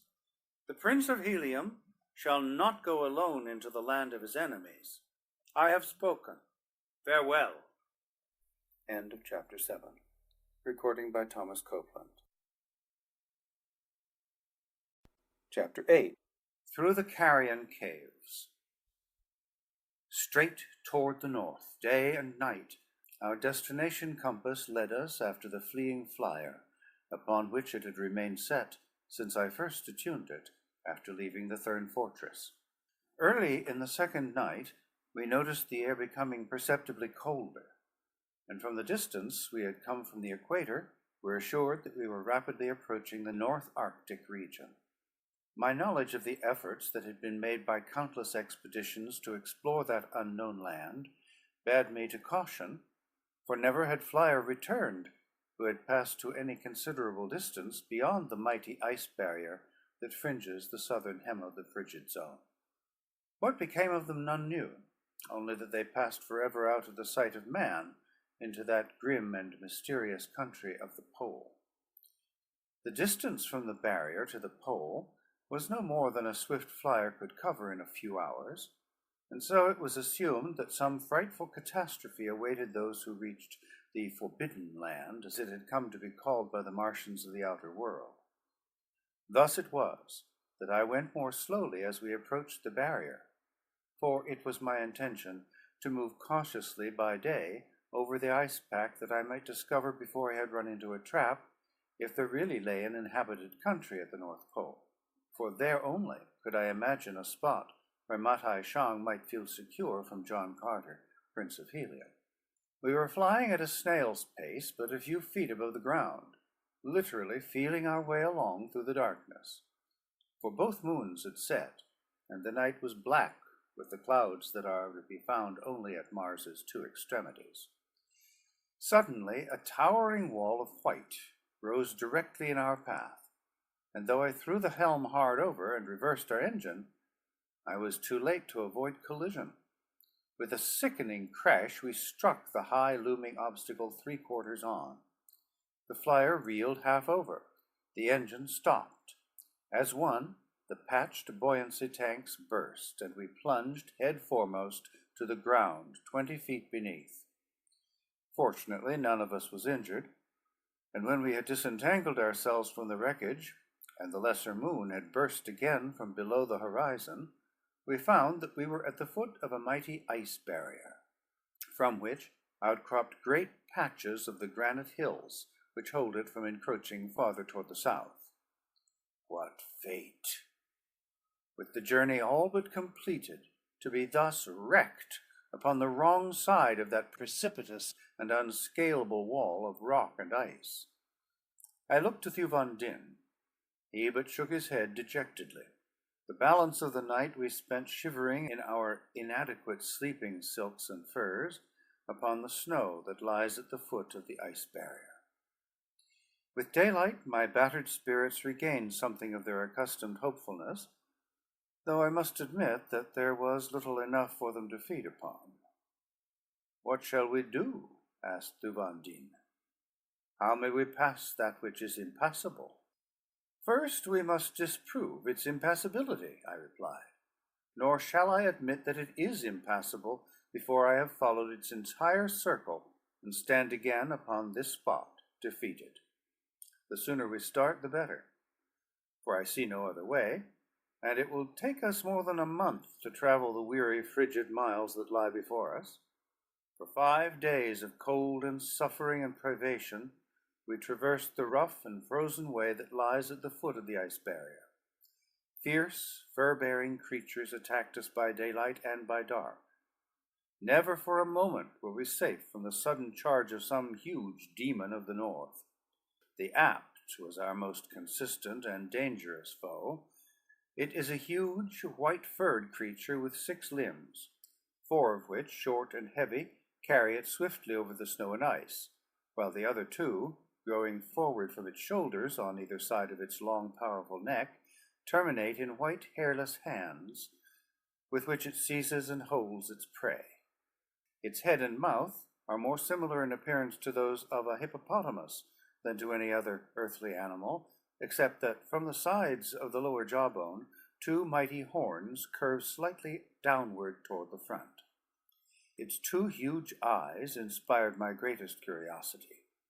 They extend in 2 vast oval patches from the center of the top of the cranium, down either side of the head to below the roots of the horns, so that these weapons really grow out from the lower part of the eyes, which are composed of several thousand ocelli each.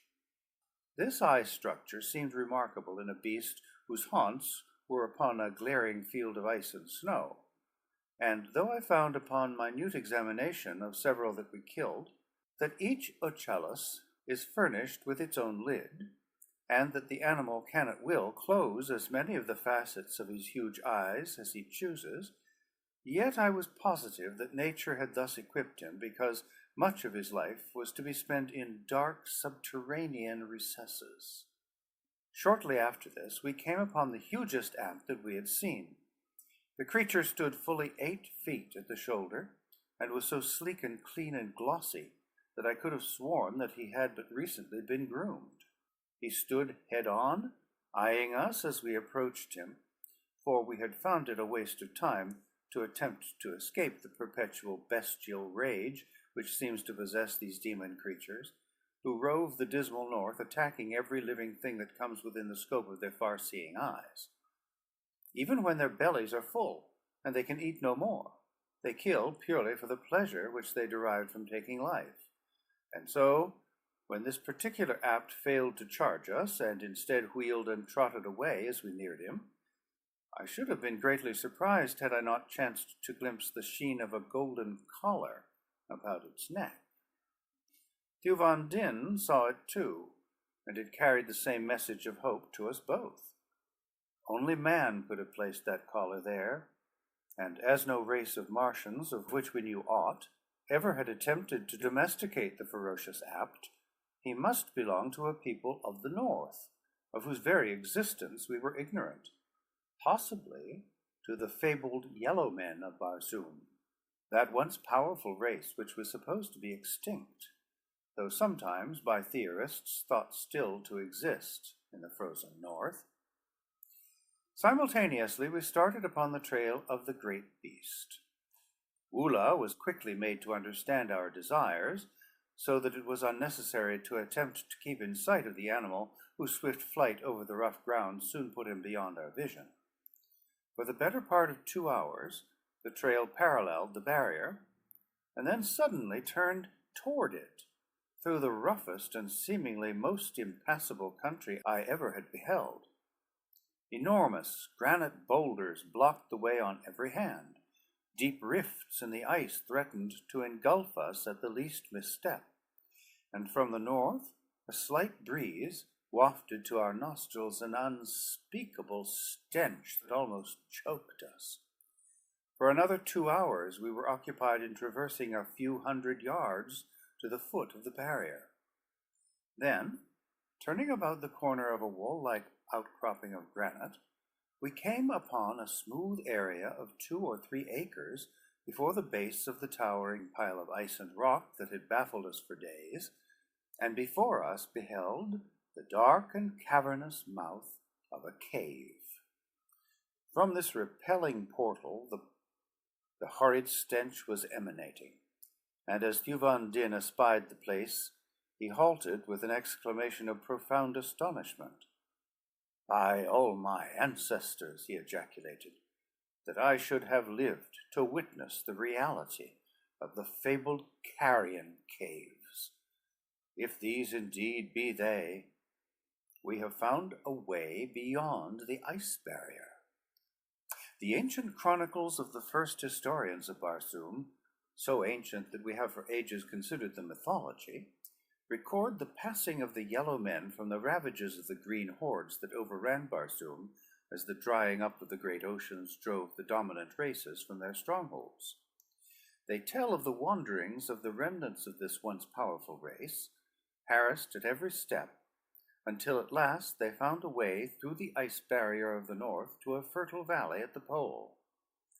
At the opening to the subterranean passage that led to their haven of refuge, a mighty battle was fought, in which the yellow men were victorious, and within the caves that gave ingress to their new home, they piled the bodies of the dead, both yellow and green, that the stench might warn away their enemies from further pursuit. And ever since that long-gone day have the dead of this fabled land been carried to the carrion caves, that in death and decay they might serve their country, and warn away invading enemies. Here, too, is brought, so the fable runs, all the waste stuff of the nation, everything that is subject to rot, and that can add to the foul stench that assails our nostrils. And death lurks at every step among rotting dead, for here the fierce Apts lair, adding to the putrid accumulation with the fragments of their own prey which they cannot devour. It is a horrid avenue to our goal, but it is the only one. "You are sure, then, that we have found the way to the land of the yellow men?" I cried. "As sure as may be," he replied, having only ancient legend to support my belief. "But see how closely so far each detail tallies with the old world story of the Hegira of the yellow race. Yes, I am sure that we have discovered the way to their ancient hiding place. If it be true, and let us pray that such may be the case," I said, "then here may we solve the mystery of the disappearance of Tardos Mors, Jeddak of Helium, and Mors Kajak his son, for no other spot upon Barsoom has remained unexplored by the many expeditions and the countless spies that have been searching for them for nearly 2 years. The last word that came from them was that they sought Carthoris, my own brave son, beyond the ice barrier.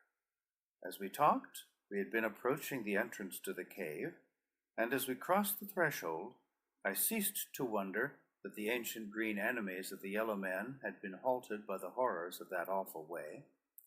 The bones of dead men lay man-high upon the broad floor of the first cave, and over all was a putrid mush of decaying flesh, through which the apts had beaten a hideous trail toward the entrance to the second cave beyond. The roof of this first apartment was low, like all that we traversed subsequently, so that the foul odors were confined and condensed to such an extent that they seemed to possess tangible substance. One was almost tempted to draw his short sword and hew his way through in search of pure air beyond. "Can man breathe this polluted air and live?" asked Thuvan Din, choking. "Not for long, I imagine," I replied. "So let us make haste. I will go first, and you bring up the rear, with Wula between. Come." And with the words I dashed forward across the fetid mass of putrefaction.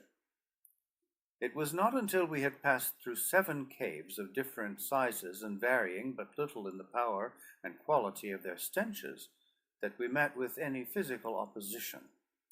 Then, within the 8th cave, we came upon a lair of apts. A full score of the mighty beasts were disposed about the chamber. Some were sleeping, while others tore at the fresh-killed carcasses of new-brought prey, or fought among themselves in their love-making.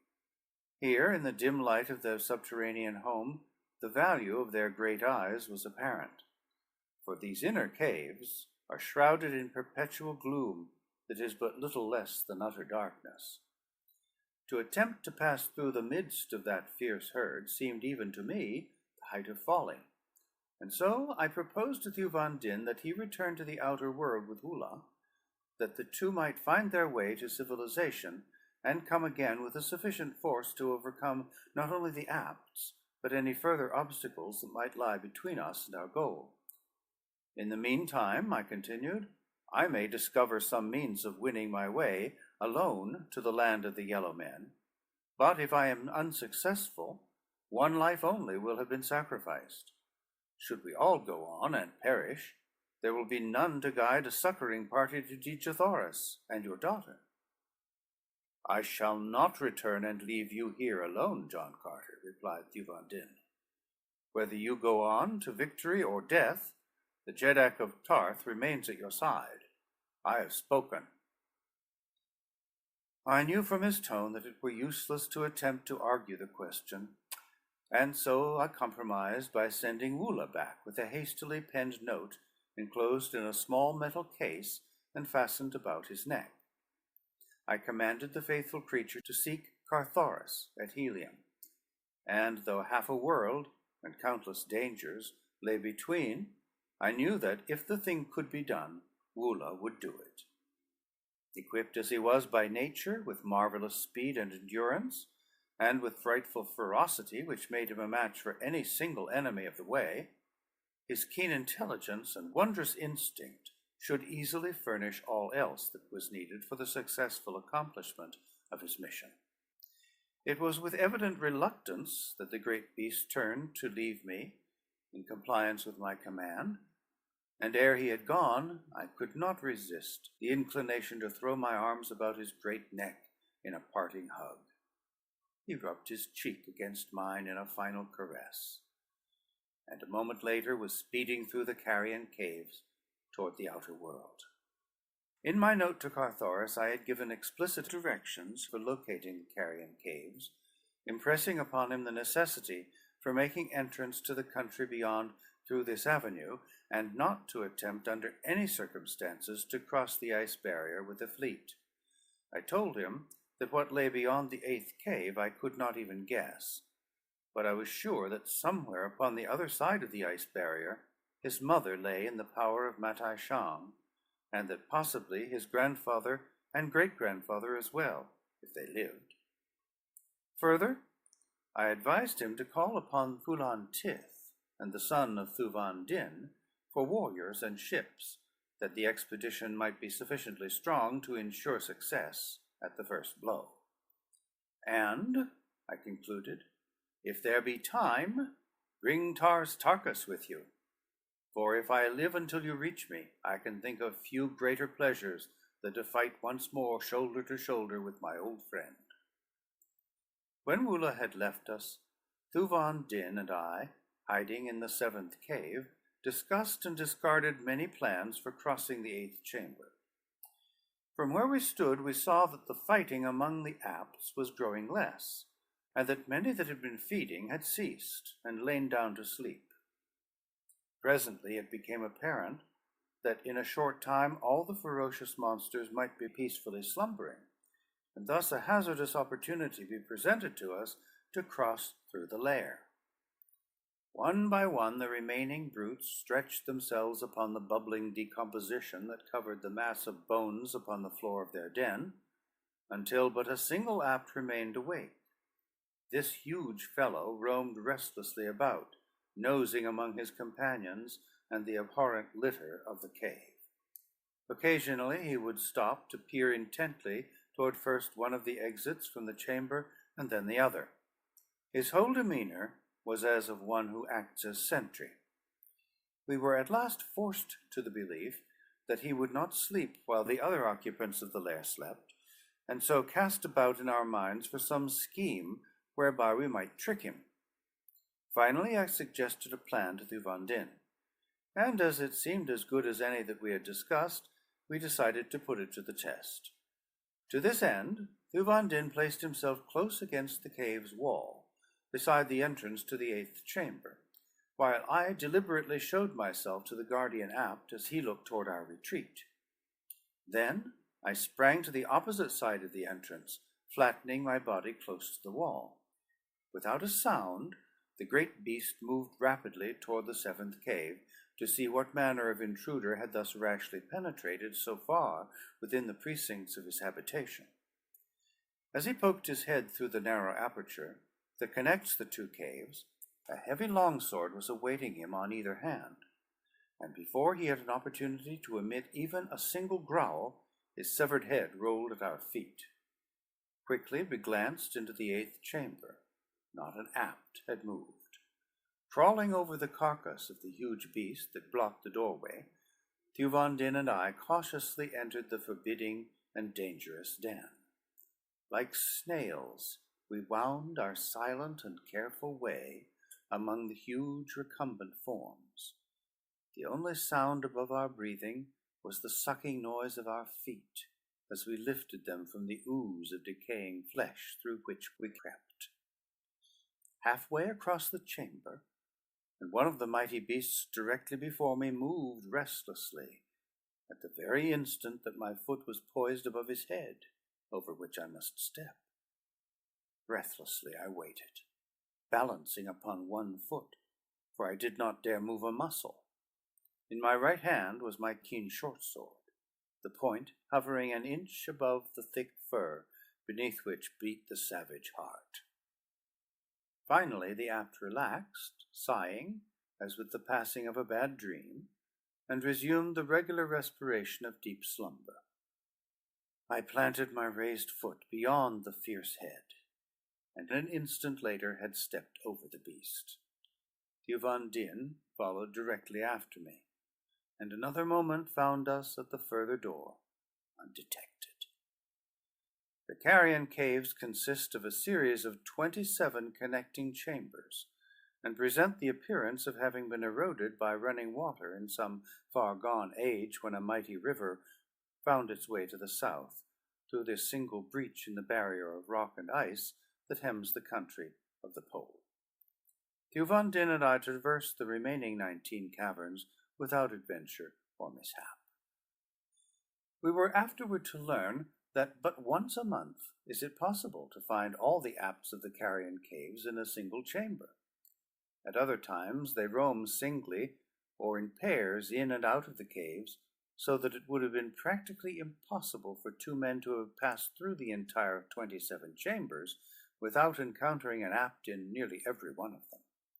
Once a month they sleep for a full day, and it was our good fortune to stumble by accident upon one of these occasions.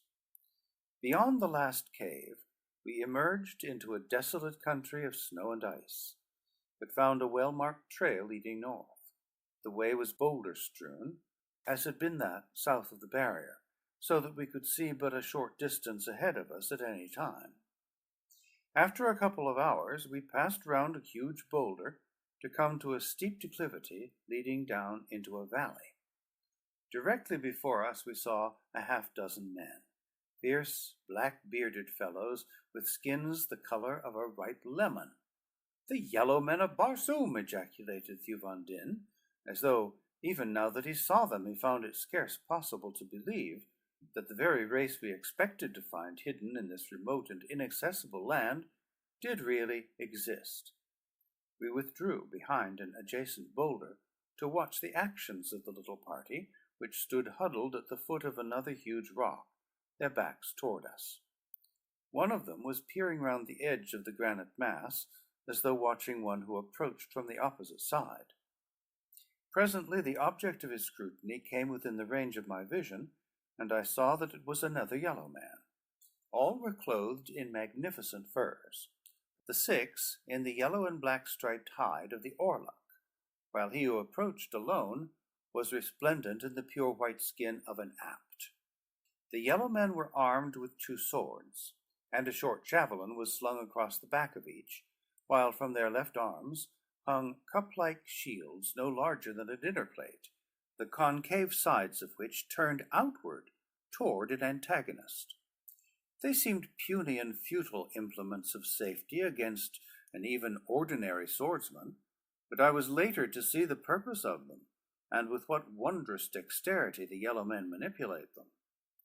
One of the swords, which each of the warriors carried, caught my immediate attention. I call it a sword, but really it was a sharp-edged blade with a complete hook at the far end. The other sword was of about the same length as the hooked instrument, and somewhere between that of my long sword and my short sword.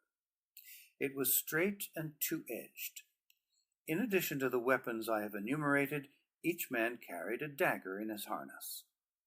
As the white-furred one approached, the 6 grasped their swords more firmly, the hooked instrument in the left hand, the straight sword in the right, while above the left wrist the small shield was held rigid upon a metal bracelet. As the lone warrior came opposite them, the 6 rushed out upon him with fiendish yells that resembled nothing more closely than the savage war cry of the Apaches of the Southwest. Instantly the attacked drew both his swords, and as the 6 fell upon him, I witnessed as pretty fighting as one might care to see. With their sharp hooks, the combatants attempted to take hold of an adversary, but like lightning, the cup-shaped shield would spring before the darting weapon, and into its hollow the hook would plunge. Once the lone warrior caught an antagonist in the side with his hook, and drawing him close, ran his sword through him. But the odds were too unequal, and though he who fought alone was by far the best and bravest of them all, I saw that it was but a question of time before the remaining 5 would find an opening through his marvelous guard and bring him down. Now my sympathies have ever been with the weaker side of an argument, and though I knew nothing of the cause of the trouble, I could not stand idly by and see a brave man butchered by superior numbers. As a matter of fact, I presume I gave little attention to seeking an excuse, for I love a good fight too well to need any other reason for joining in when one is afoot. So it was that before Thuvan Din knew what I was about, he saw me standing by the side of the white-clad yellow man, battling like mad with his 5 adversaries. End of Chapter 8. Recording by Thomas Copeland. Chapter 9. With the Yellow Man. Thuvan Din was not long in joining me, and though he found the hooked weapon a strange and savage thing with which to deal, the 3 of us soon dispatched the 5 black-bearded warriors who opposed us. When the battle was over, our new acquaintance turned to me, and removing the shield from his wrist, held it out. I did not know the significance of his act, but judged that it was but a form of expressing his gratitude to me. I afterward learned that it symbolized the offering of a man's life in return for some great favor done him, and my act of refusing, which I had immediately done, was what was expected of me. "Then accept from Talu, Prince of Marentina," said the yellow man, "this token of my gratitude," and reaching beneath one of his wide sleeves, he withdrew a bracelet and placed it upon my arm. He then went through the same ceremony with Thuvandin. Next he asked our names, and from what land we hailed. He seemed quite familiar with the geography of the outer world, and when I said I was from Helium, he raised his brows. "Ah," he said, "you seek your ruler and his company?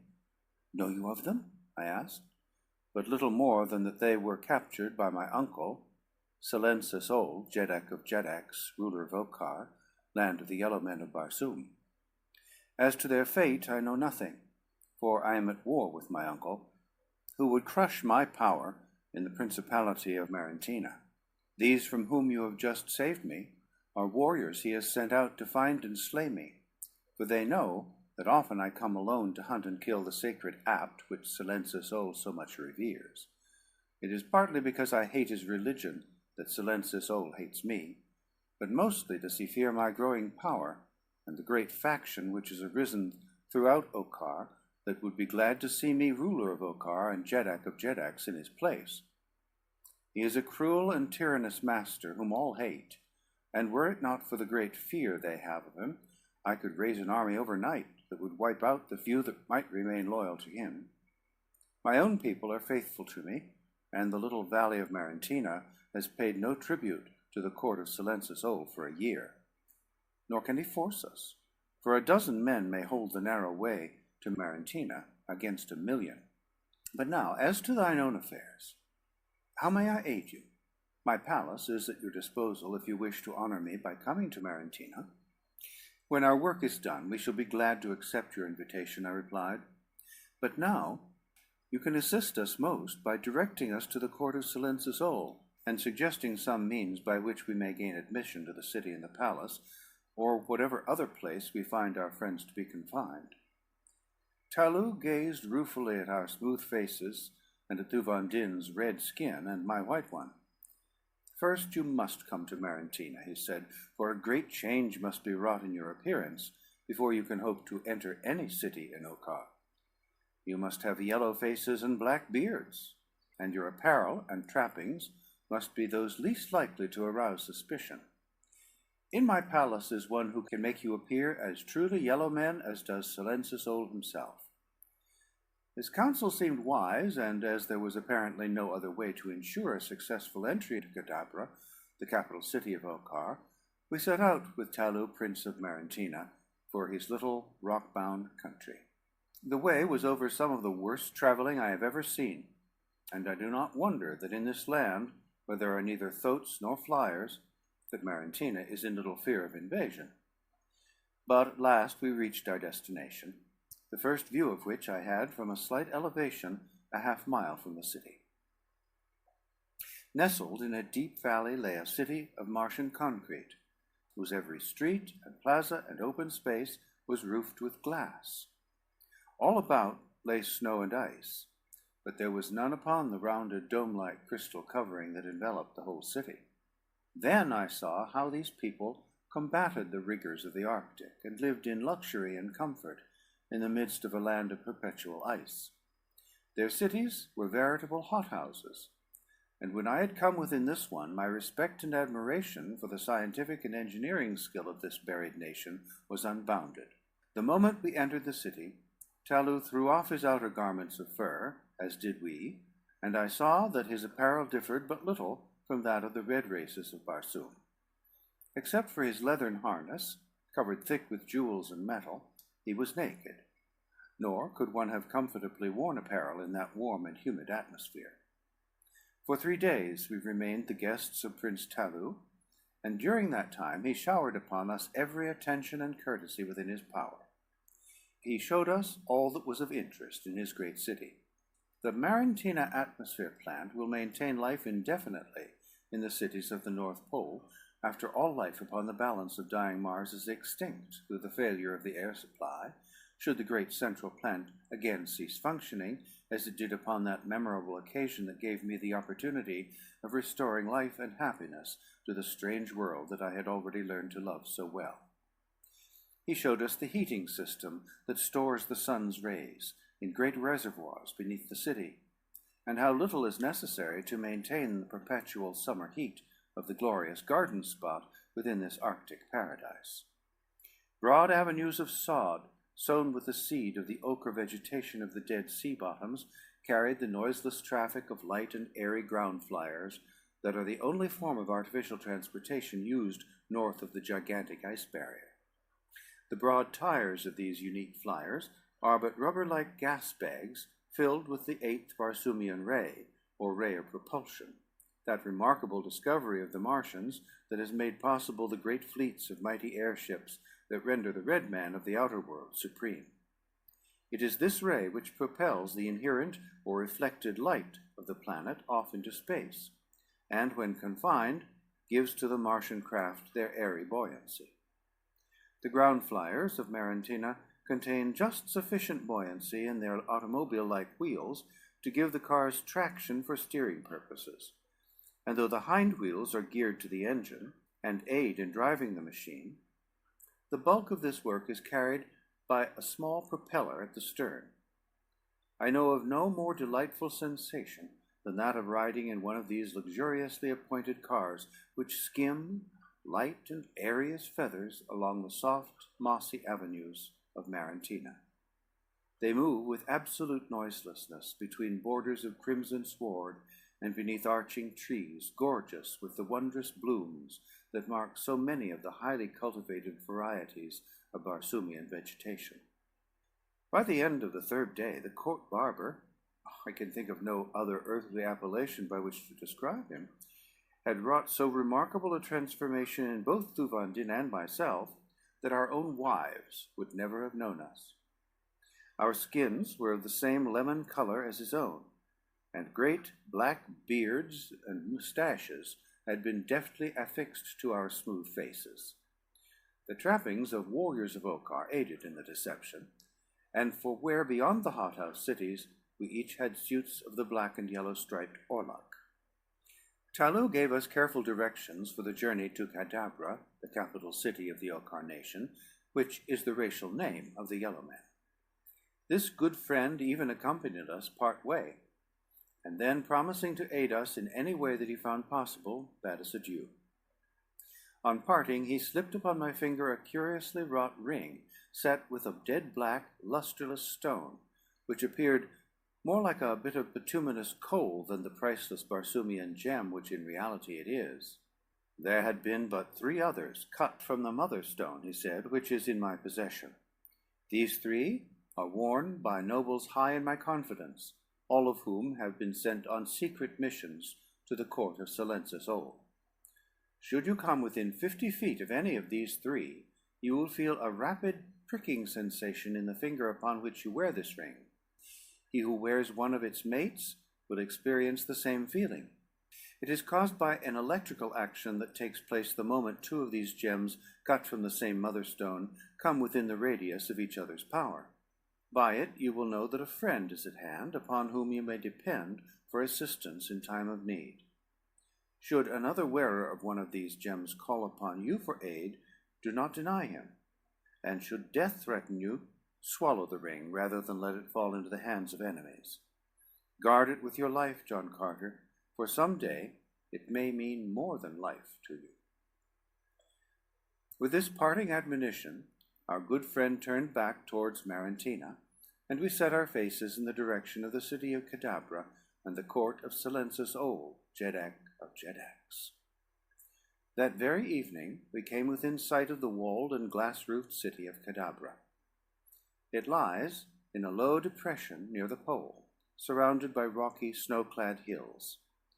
From the pass through which we entered the valley, we had a splendid view of this great city of the north. Its crystal domes sparkled in the brilliant sunlight gleaming above the frost-colored outer wall that circles the entire 100 miles of its circumference. At regular intervals, great gates give entrance to the city, but even at the distance from which we looked upon the massive pile, we could see that all were closed, and in accordance with Talu's suggestion, we deferred attempting to enter the city until the following morning. As he had said, we found numerous caves in the hillsides about us, and into one of these we crept for the night. Our warm orluk skins kept us perfectly comfortable, and it was only after a most refreshing sleep that we awoke shortly after daylight on the following morning. Already the city was astir, and from several of the gates we saw parties of yellow men emerging.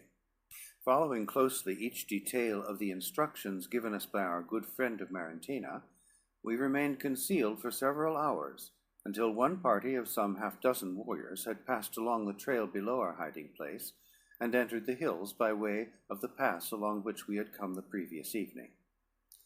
After giving them time to get well out of sight of our cave, Thuvan Din and I crept out and followed them, overtaking them when they were well into the hills. When we had come almost to them, I called aloud to their leader, when the whole party halted and turned toward us. The crucial test had come. Could we but deceive these men, the rest would be comparatively easy. "Kaor," I cried as I came closer to them. "Kaor," replied the officer in charge of the party.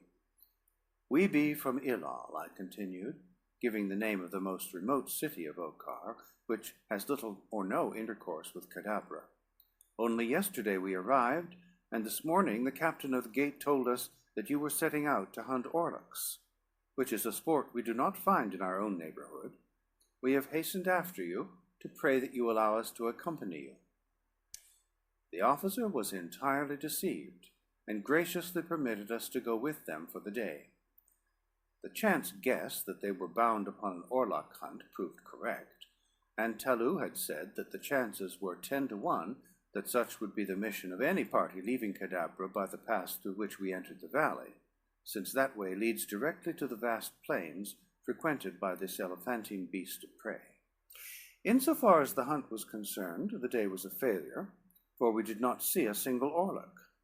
But this proved more than fortunate for us, since the yellow men were so chagrined by their misfortune that they would not enter the city by the same gate by which they had left it in the morning, as it seemed that they had made great boasts to the captain of that gate about their skill at this dangerous sport.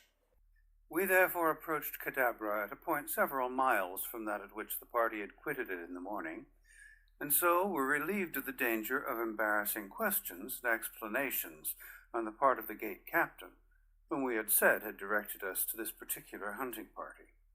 We had come quite close to the city when my attention was attracted toward a tall, black shaft that reared its head several hundred feet into the air from what appeared to be a tangled mass of junk or wreckage, now partially snow-covered.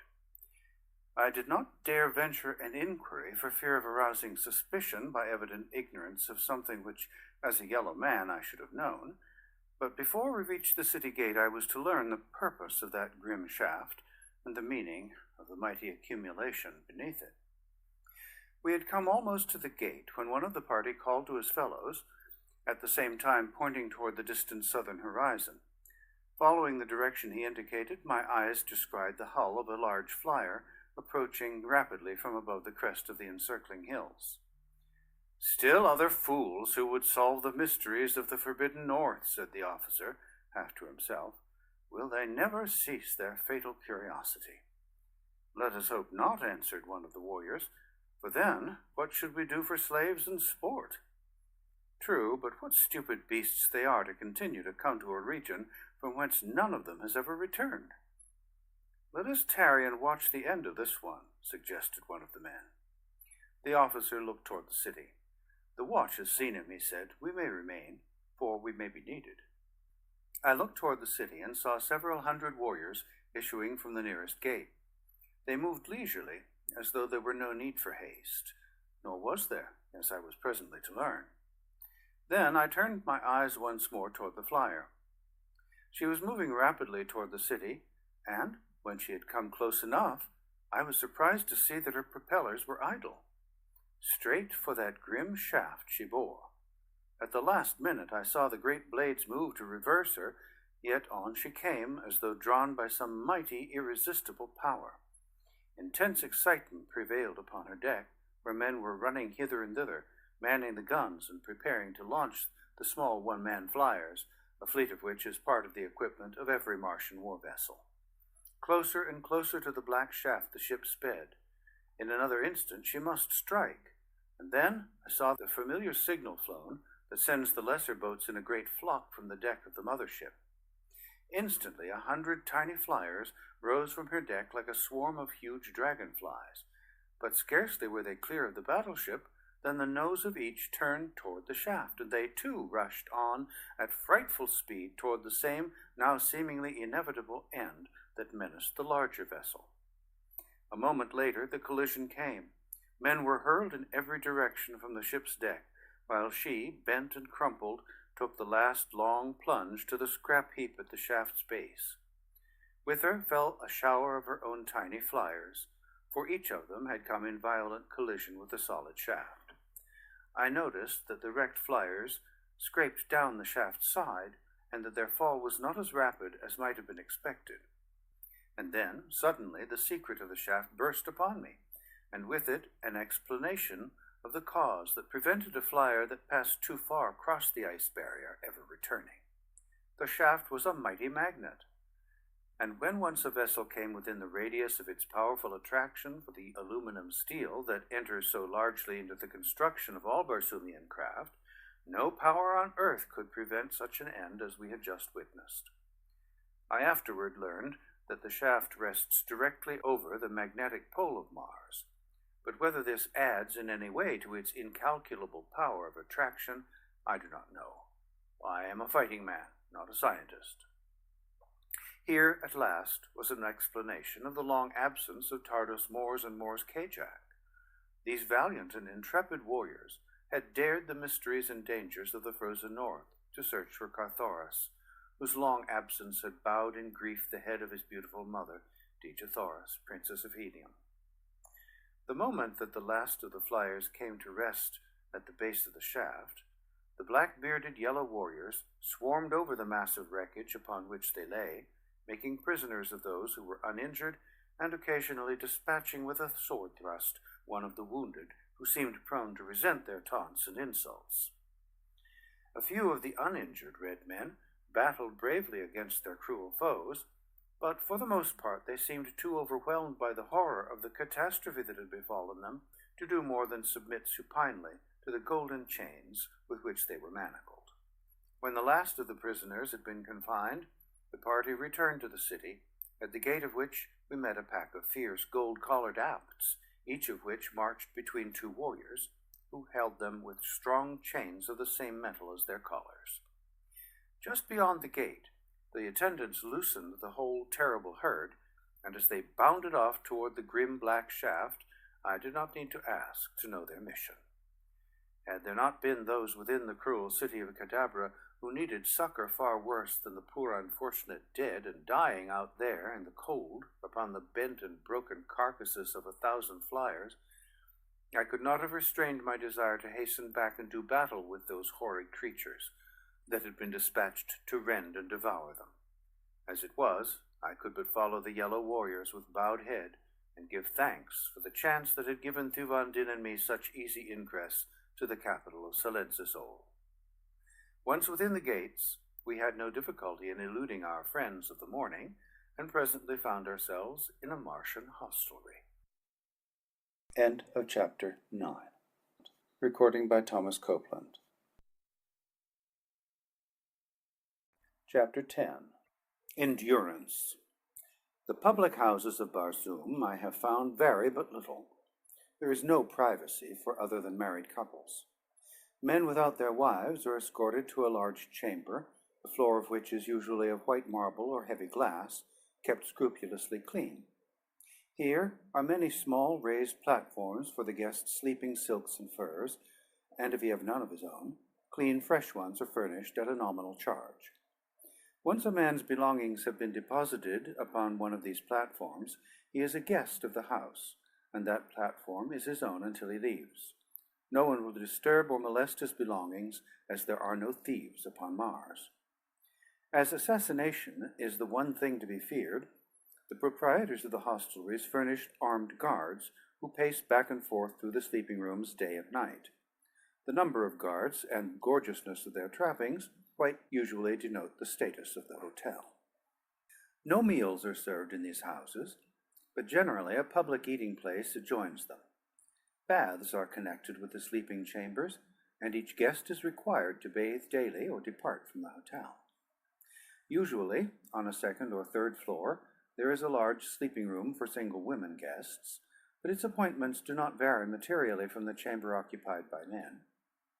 The guards who watch the women remain in the corridor outside the sleeping chamber, while female slaves pace back and forth among the sleepers within, ready to notify the warriors should their presence be required. I was surprised to note that all the guards with the hotel at which we stopped were red men, and on inquiring of one of them, I learned that they were slaves purchased by the proprietors of the hotels from the government. The man whose post was past my sleeping platform had been commander of the navy of a great Martian nation, but fate had carried his flagship across the ice barrier within the radius of power of the magnetic shaft, and now, for many tedious years, he had been a slave of the Yellow Men. He told me that princes, jeds, and even jedaks of the outer world were among the menials who served the yellow race.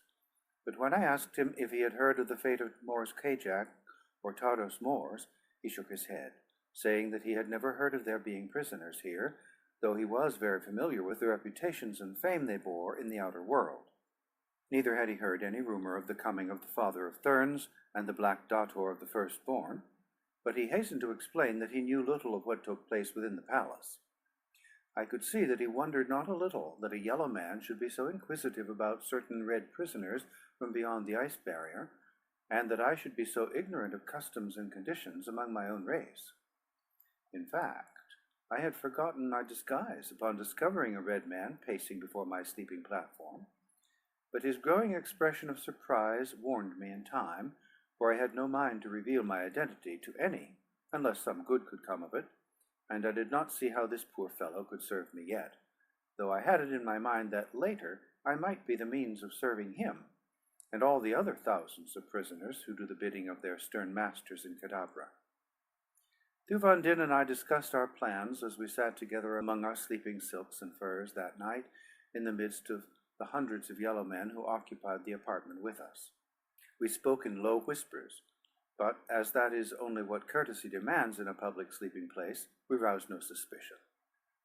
At last, determining that all must be but idle speculation, until after we had had a chance to explore the city and attempt to put into execution the plan that Talu had suggested, we bade each other good night and turned to sleep.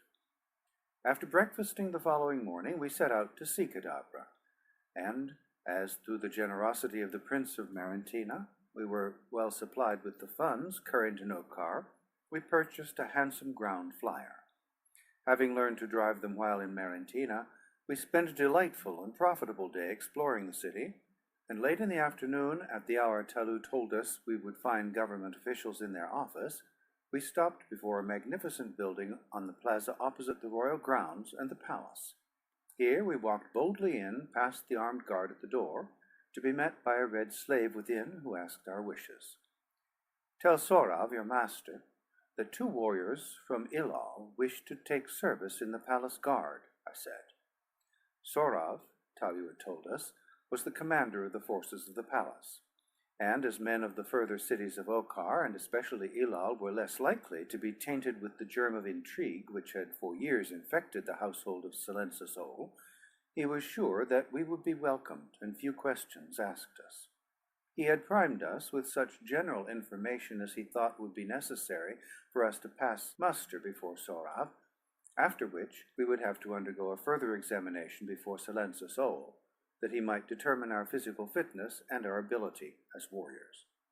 The little experience we had had with the strange hooked sword of the yellow man and his cup-like shield made it seem rather unlikely that either of us could pass this final test, but there was the chance that we might be quartered in the palace of Silensasol for several days, after being accepted by Sorav before the Jeddak of Jeddaks would find time to put us to the final test. After a wait of several minutes in an antechamber, we were summoned into the private office of Sorav, where we were courteously greeted by this ferocious-appearing black-bearded officer. He asked us our names and stations in our own city, and having received replies that were evidently satisfactory to him, he put certain questions to us that Talu had foreseen and prepared us for. The interview could not have lasted over 10 minutes, when Sorav summoned an aide whom he instructed to record us properly, and then escort us to the quarters in the palace which are set aside for aspirants to membership in the palace guard. The aide took us to his own office first, where he measured and weighed and photographed us simultaneously with a machine ingeniously devised for that purpose, 5 copies being instantly reproduced in 5 different offices of the government, 2 of which are located in other cities, miles distant. Then he led us through the palace grounds to the main guardroom of the palace, there turning us over to the officer in charge. This individual again questioned us briefly, and finally dispatched a soldier to guide us to our quarters. These we found located upon the 2nd floor of the palace, in a semi-detached tower at the rear of the edifice. When we asked our guide why we were quartered so far from the guardroom, he replied that the custom of the older members of the guard of picking quarrels with aspirants to try their mettle had resulted in so many deaths that it was found difficult to maintain the guard at its full strength while this custom prevailed. Silence's Ol had therefore set apart these quarters for aspirants, and here they were securely locked against the danger of attack by members of the guard. This unwelcome information put a sudden check to all our well-laid plans, for it meant that we should virtually be prisoners in the palace of Silence's Ol until the time that he should see fit to give us the final examination for efficiency. As it was this interval upon which we had banked to accomplish so much in our search for Dejathoras and Thuvia of Tarth, our chagrin was unbounded when we heard the great lock click behind our guide as he quitted us, after ushering us into the chambers we were to occupy. With a wry face, I turned to Thuvan Din. My companion but shook his head disconsolately and walked to one of the windows upon the far side of the apartment. Scarcely had he gazed beyond them than he called to me in a tone of suppressed excitement and surprise. In an instant I was by his side. "Look," said Thuvan Din, pointing toward the courtyard below. As my eyes followed the direction indicated, I saw 2 women pacing back and forth in an enclosed garden. At the same moment I recognized them. They were Dejathoras and Thuvia of Tarth. There were they, whom I had trailed from one pole to another, the length of a world. Only 10 feet of space and a few metal bars separated me from them. With a cry, I attracted their attention, and as Dejathoras looked up, full into my eyes, I made the sign of love that the men of Barsoom make to their women. To my astonishment and horror, her head went high, and as a look of utter contempt touched her finely chiseled features, she turned her back full upon me. My body is covered with the scars of 1,000 conflicts, but never in all my long life have I suffered such anguish from a wound. For this time the steel of a woman's look had entered my heart. With a groan I turned away and buried my face in my arms. I heard Thuvan Din call aloud to Thuvia, but an instant later his exclamation of surprise betokened that he too had been repulsed by his own daughter. "They will not even listen," he cried to me. "They have put their hands over their ears and walked to the farther end of the garden. Ever heard you of such mad work, John Carter? The 2 must be bewitched." Presently I mustered the courage to return to the window, for even though she spurned me, I loved her, and could not keep my eyes from feasting upon her divine face and figure. But when she saw me looking, she again turned away. I was at my wits' end to account for her strange actions, and that Thuvia too had turned against her father seemed incredible.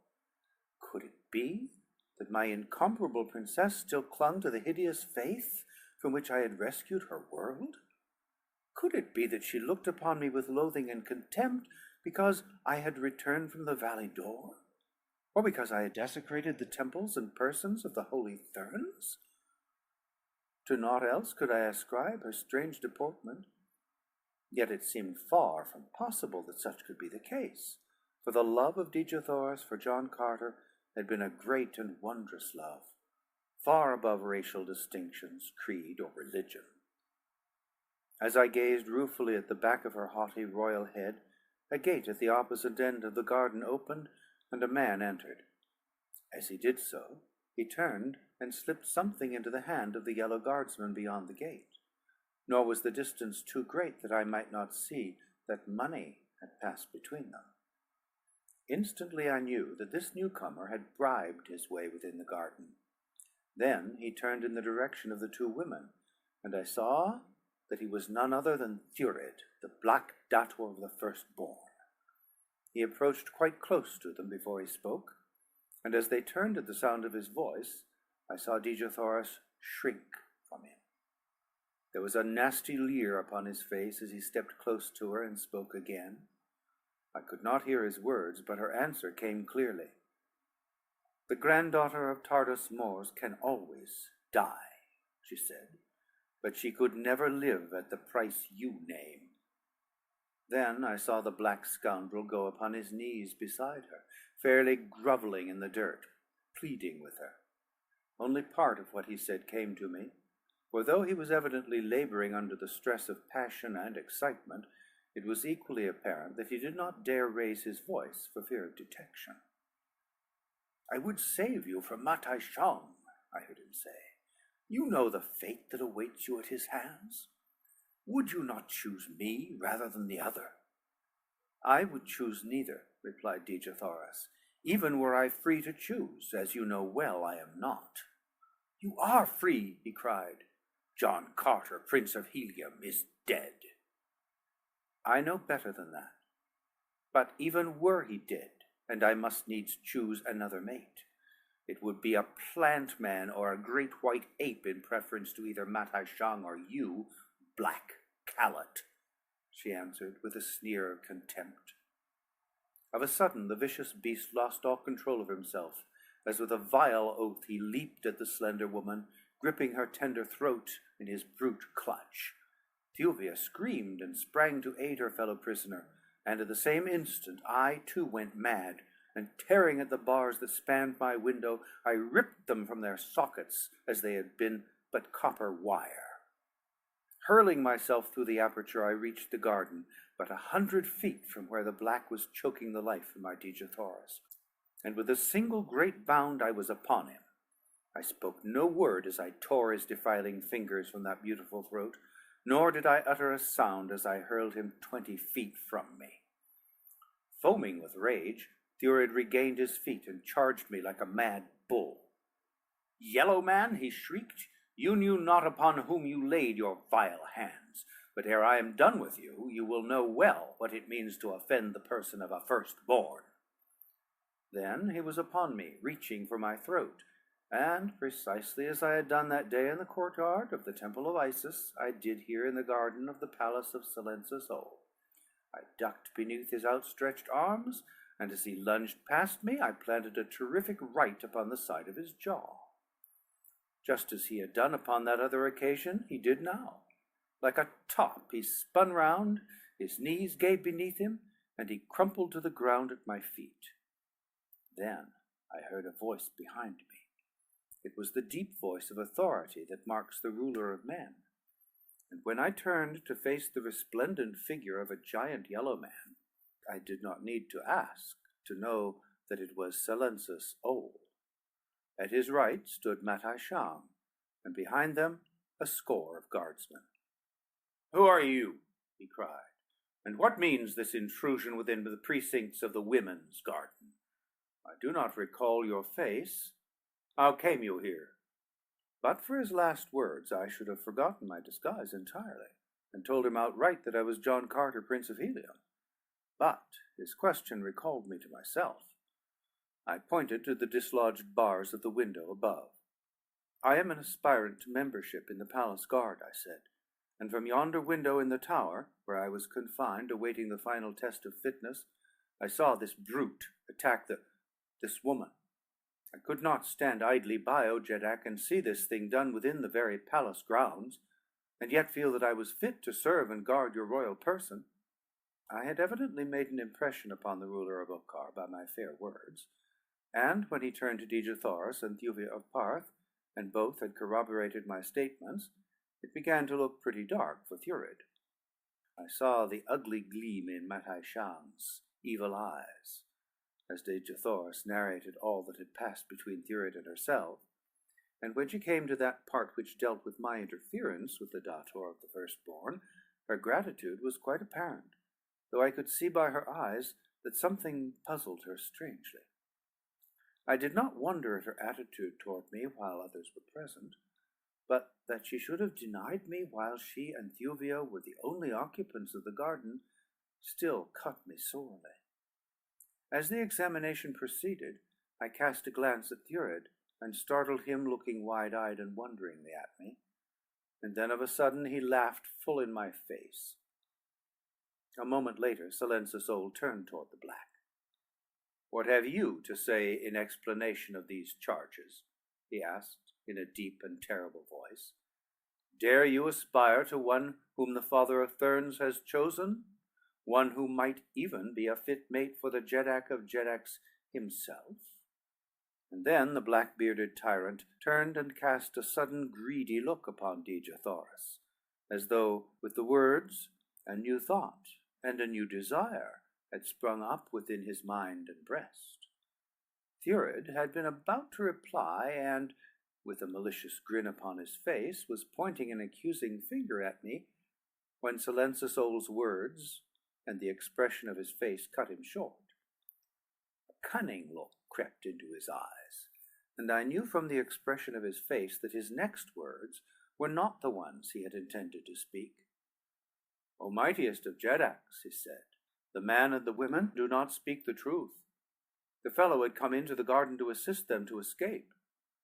I was beyond and overheard their conversation, and when I entered, the woman screamed and the man sprang upon me and would have killed me. What know you of this man? He is a stranger to you, and I dare say that you will find him an enemy and a spy. Let him be put on trial, Silence's Old, rather than your friend and guest Thurid, daughter of the Firstborn." Silence's Old looked puzzled. He turned again and looked upon Dejathoras, and then Thurid stepped quite close to him and whispered something in his ear. What, I know not. Presently the yellow ruler turned to one of his officers. "See that this man be securely confined until we have time to go deeper into this affair," he commanded, "and as bars alone seem inadequate to restrain him, let chains be added." Then he turned and left the garden, taking Dejathoras with him, his hand upon her shoulder. Thurid and Matai Shang went also, and as they reached the gateway, the black turned and laughed again aloud in my face. What could be the meaning of his sudden change toward me?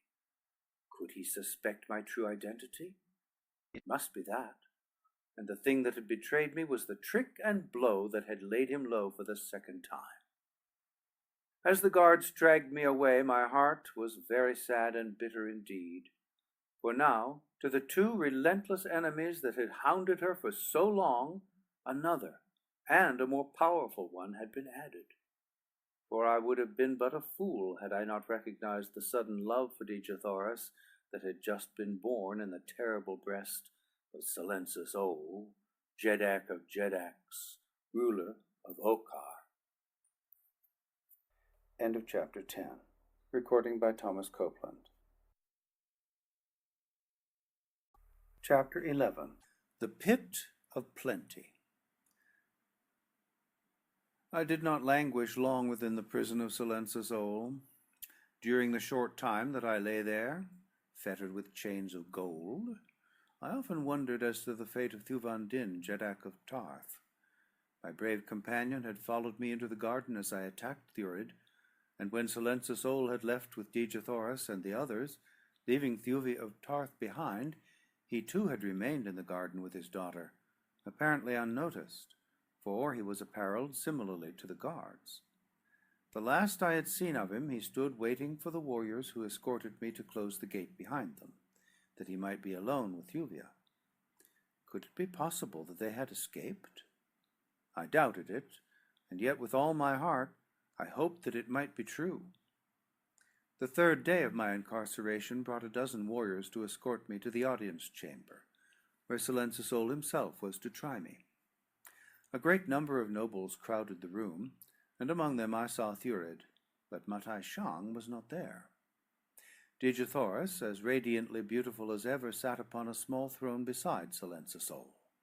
The expression of sad hopelessness upon her dear face cut deep into my heart. Her position beside the Jeddak of Jeddaks boded ill for her and me, and on the instant that I saw her there sprang to my mind the firm intention never to leave that chamber alive if I must leave her in the clutches of this powerful tyrant. I had killed better men than Silensisol, and killed them with my bare hands, and now I swore to myself that I should kill him, if I found that the only way to save the Princess of Helium. That it would mean almost instant death for me I cared not, except that it would remove me from further efforts in behalf of Dejathoris, and for this reason alone I would have chosen another way, for even though I should kill Silensisol, that act would not restore my beloved wife to her own people. I had determined to wait the final outcome of the trial, that I might learn all that I could of the Ocarian ruler's intentions, and then act accordingly. Scarcely had I come before him than Silensisol summoned Thurid also. "Dator Thurid," he said, "you have made a strange request of me, but in accordance with your wishes and your promise that it will result only to my interests, I have decided to accede. You tell me that a certain announcement will be the means of convicting this prisoner, and at the same time open the way to the gratification of my dearest wish." Thurid nodded. "Then shall I make the announcement here before all my nobles?" continued Silensisol. "For a year no queen has sat upon the throne beside me, and now it suits me to take to wife one who is reputed the most beautiful woman upon Barsoom, a statement which none may truthfully deny. Nobles of Okar, unsheathe your swords and do homage to Dejathoris, Princess of Helium, and future Queen of Okar, for at the end of the allotted 10 days she shall become the wife of Silensisol." As the nobles drew their blades and lifted them on high in accordance with the ancient custom of Okar, when a Jeddak announces his intention to wed, Dejathoris sprang to her feet, and raising her hand aloft, cried in a loud voice that they desist.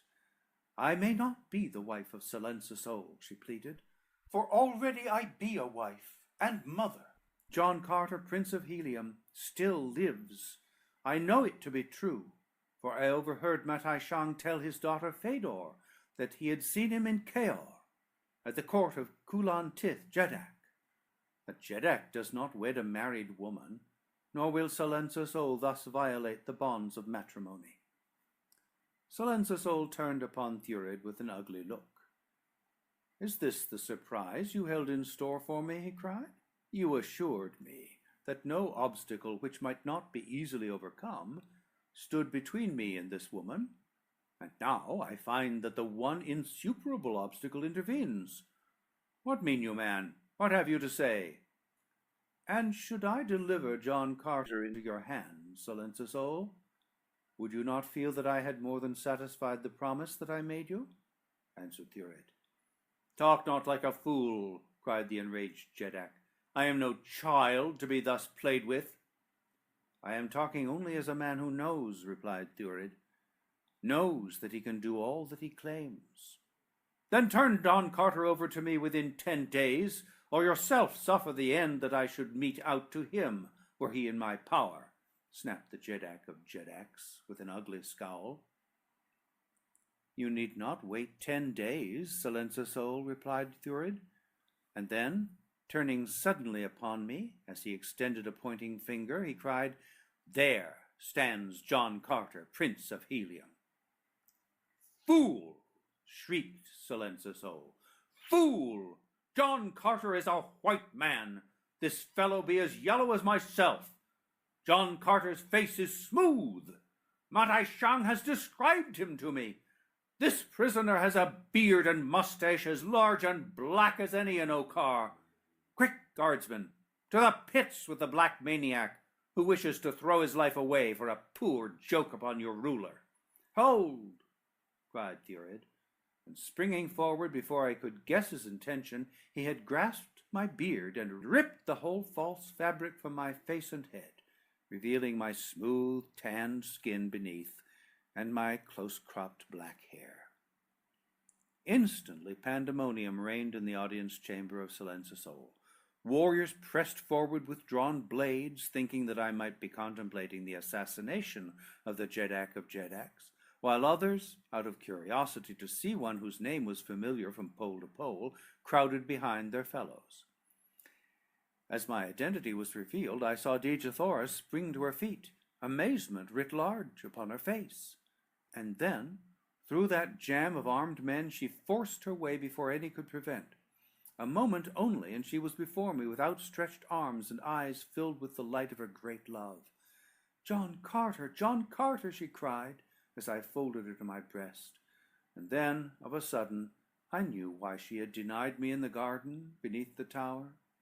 What a fool I had been, expecting that she would penetrate the marvelous disguise that had been wrought for me by the barber of Marentina.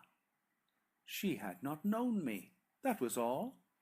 And when she saw the sign of love from a stranger, she was offended and righteously indignant. Indeed, but I had been a fool. And it was you, she cried, who spoke to me from the tower. How could I dream that my beloved Virginian lay behind that fierce beard and that yellow skin? She had been wont to call me her Virginian as a term of endearment, for she knew that I loved the sound of that beautiful name, made 1,000 times more beautiful and hallowed by her dear lips. And as I heard it again after all those long years, my eyes became dimmed with tears, and my voice choked with emotion. But an instant did I crush that dear form to me, ere Silenzasol, trembling with rage and jealousy, shouldered his way to us. "Seize the man!" he cried to his warriors, and 100 ruthless hands tore us apart. Well it was for the nobles of the court of Okar that John Carter had been disarmed. As it was, 12 of them felt the weight of my clenched fists, and I had fought my way half up the steps before the throne, to which Silenzasol had carried Dejah Thoris ere ever they could stop me. Then I went down, fighting, beneath 100 warriors. But before they had battered me into unconsciousness, I heard that, from the lips of Dejah Thoris, that made all my suffering well worthwhile. Standing there beside the great tyrant who clutched her by the arm, she pointed to where I fought alone against such awful odds. "Think you, Silenzasol, that the wife of such as he is," she cried, "would ever dishonor his memory, were he 1,000 times dead, by mating with a lesser mortal? Lives there, upon any world, such another as John Carter, Prince of Helium? Lives there another man who could fight his way back and forth across a warlike planet, facing savage beasts and hordes of savage men for the love of a woman? I, Dejah Thoris, Princess of Helium, am his. He fought for me and won me. If you be a brave man, you will honor the bravery that is his, and you will not kill him. Make him a slave if you will, Silenzasol, but spare his life. I would rather be a slave with such as he than be queen of Okar." "Neither slave nor queen dictates to Silenzasol," replied the Jedak of Jedaks. "John Carter shall die a natural death in the pit of plenty, and the day he dies, Dejah Thoris shall become my queen." I did not hear her reply, for it was then that a blow upon my head brought unconsciousness, and when I recovered my senses, only a handful of guardsmen remained in the audience chamber with me. As I opened my eyes, they goaded me with the points of their swords and bade me rise. Then they led me through long corridors to a court far toward the center of the palace. In the center of the court was a deep pit, near the edge of which stood 6 other guardsmen awaiting me. One of them carried a long rope in his hands, which he commenced to make ready as we approached. We had come to within 50 feet of these men when I felt a sudden strange and rapid pricking sensation in one of my fingers.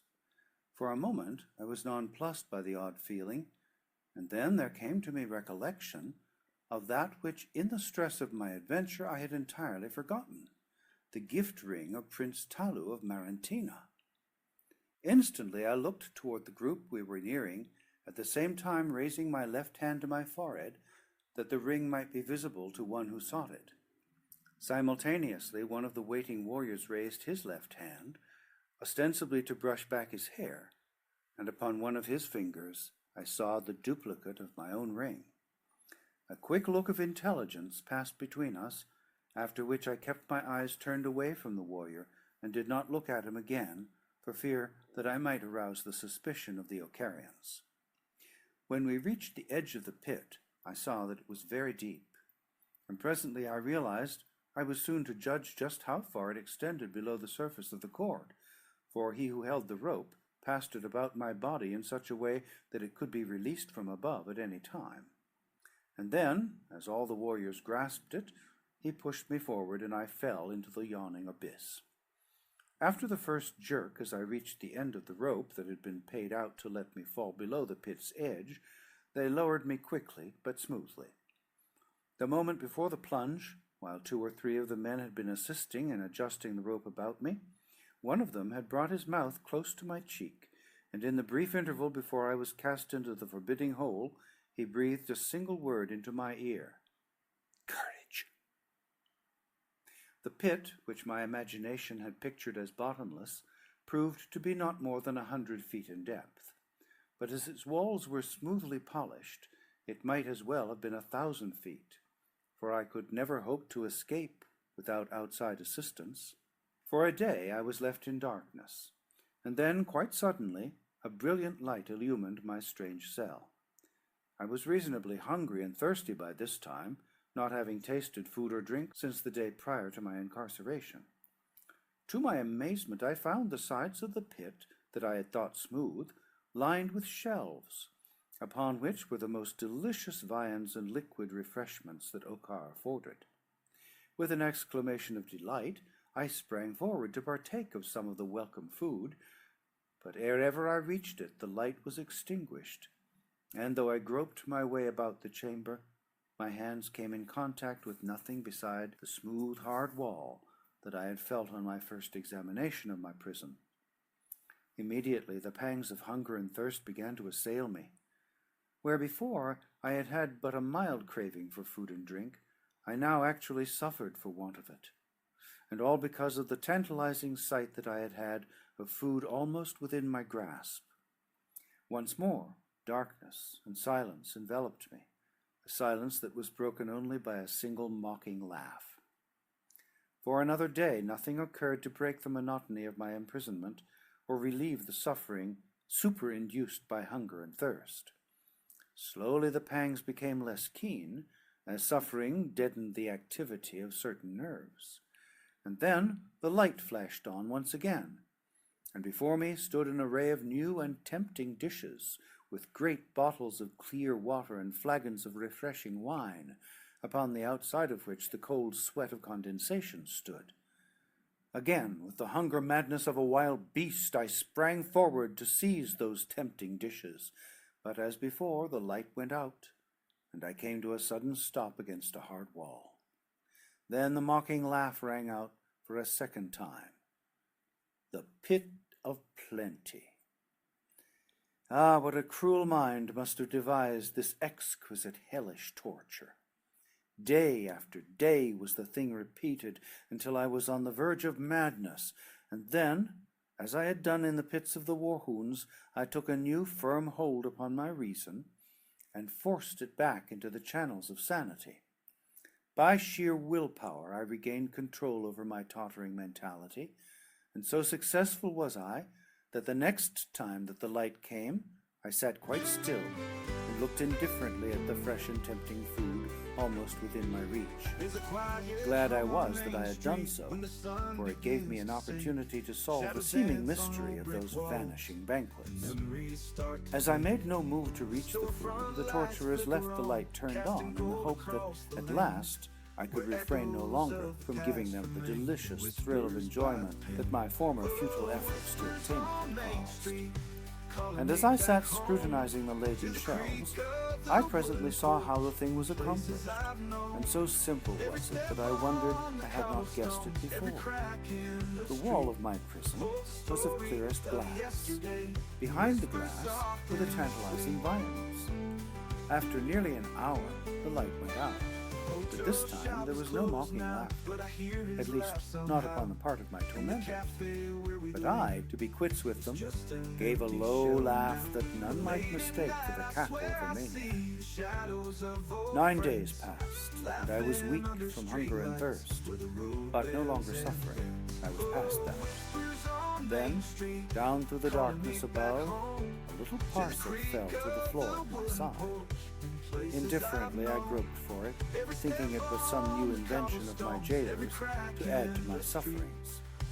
At last I found it, a tiny package wrapped in paper, at the end of a strong and slender cord. As I opened it, a few lozenges fell to the floor. As I gathered them up, feeling of them and smelling of them, I discovered that they were tablets of concentrated food, such as are quite common in all parts of Barsoom. Poison, I thought. Well, what of it?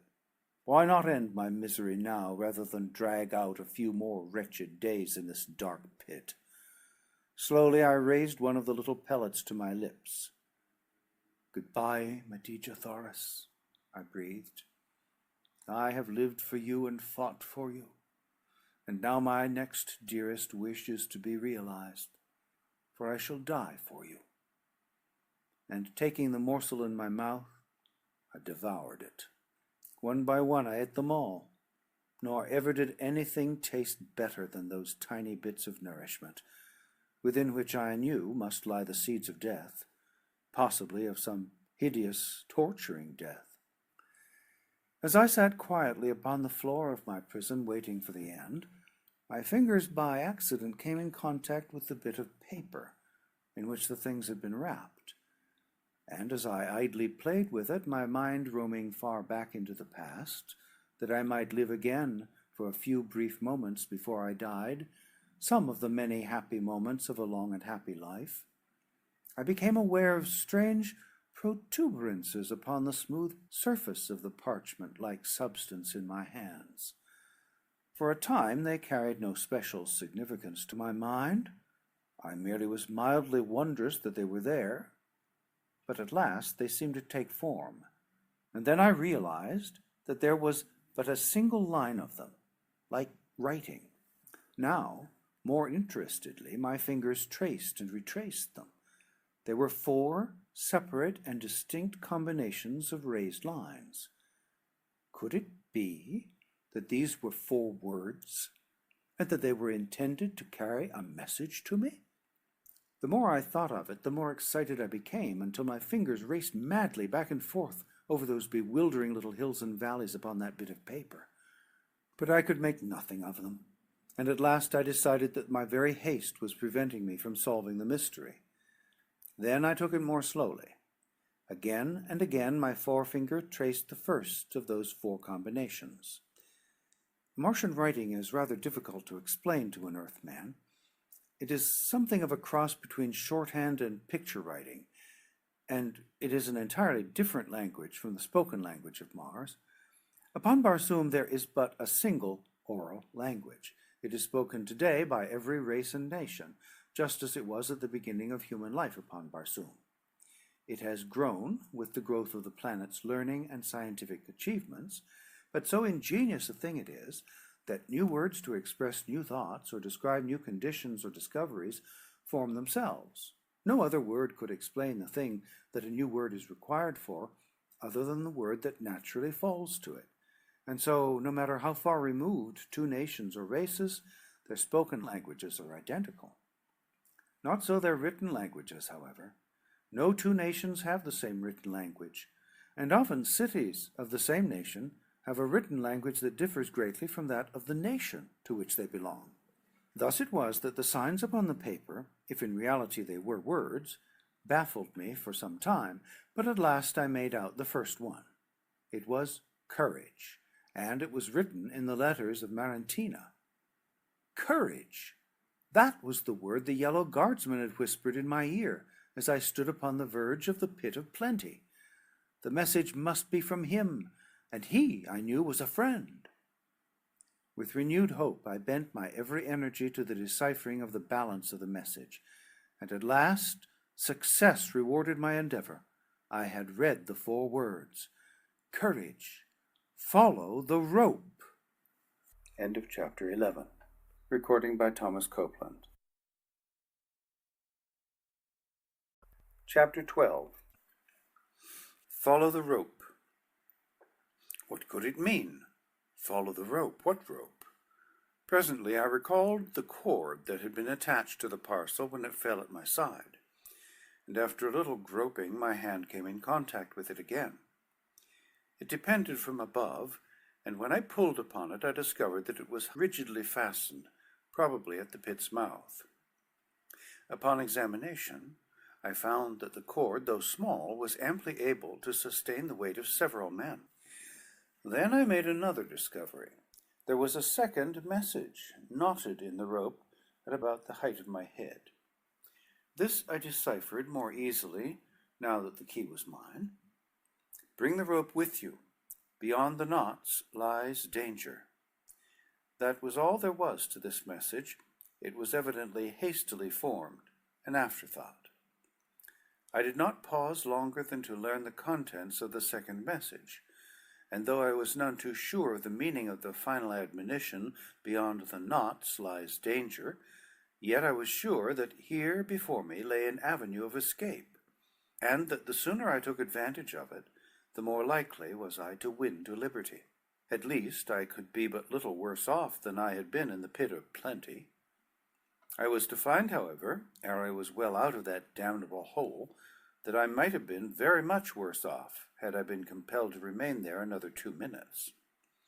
It had taken me about that length of time to ascend some 50 feet above the bottom, when a noise above attracted my attention. To my chagrin, I saw that the covering of the pit was being removed far above me, and in the light of the courtyard beyond, I saw a number of yellow warriors. Could it be that I was laboriously working my way into some new trap? Were the messages spurious after all? And then, just as my hope and courage had ebbed to their lowest, I saw 2 things. One was the body of a huge, struggling, snarling apt being lowered over the side of the pit toward me, and the other was an aperture in the side of the shaft, an aperture larger than a man's body, into which my rope led. Just as I scrambled into the dark hole before me, the apt passed me, reaching out with his mighty hands to clutch me, and snapping, growling, and roaring in a most frightful manner. Plainly now I saw the end for which Silence's Owl had destined me. After first torturing me with starvation, he had caused this fierce beast to be lowered into my prison to finish the work that the Jedak's hellish imagination had conceived. And then another truth flashed upon me. I had lived 9 days of the allotted 10 which must intervene before Silence's Owl could make Dejathoris his queen. The purpose of the apt was to ensure my death before the 10th day. I almost laughed aloud as I thought how Silence's Owl's measure of safety was to aid in defeating the very end he sought. For when they discovered that the apt was alone in the pit of plenty, they could not know but that he had completely devoured me, and so no suspicion of my escape would cause a search to be made for me. Coiling the rope that had carried me thus far upon my strange journey, I sought for the other end, but found that as I followed it forward, it extended always before me. So this was the meaning of the words, "Follow the rope." The tunnel through which I crawled was low and dark. I had followed it for several 100 yards when I felt a knot beneath my fingers. Beyond the knots lies danger. Now I went with the utmost caution, and a moment later a sharp turn in the tunnel brought me to an opening into a large, brilliantly lighted chamber. The trend of the tunnel I had been traversing had been slightly upward, and from this I judged that the chamber, into which I now found myself looking, must be either on the first floor of the palace or directly beneath the first floor.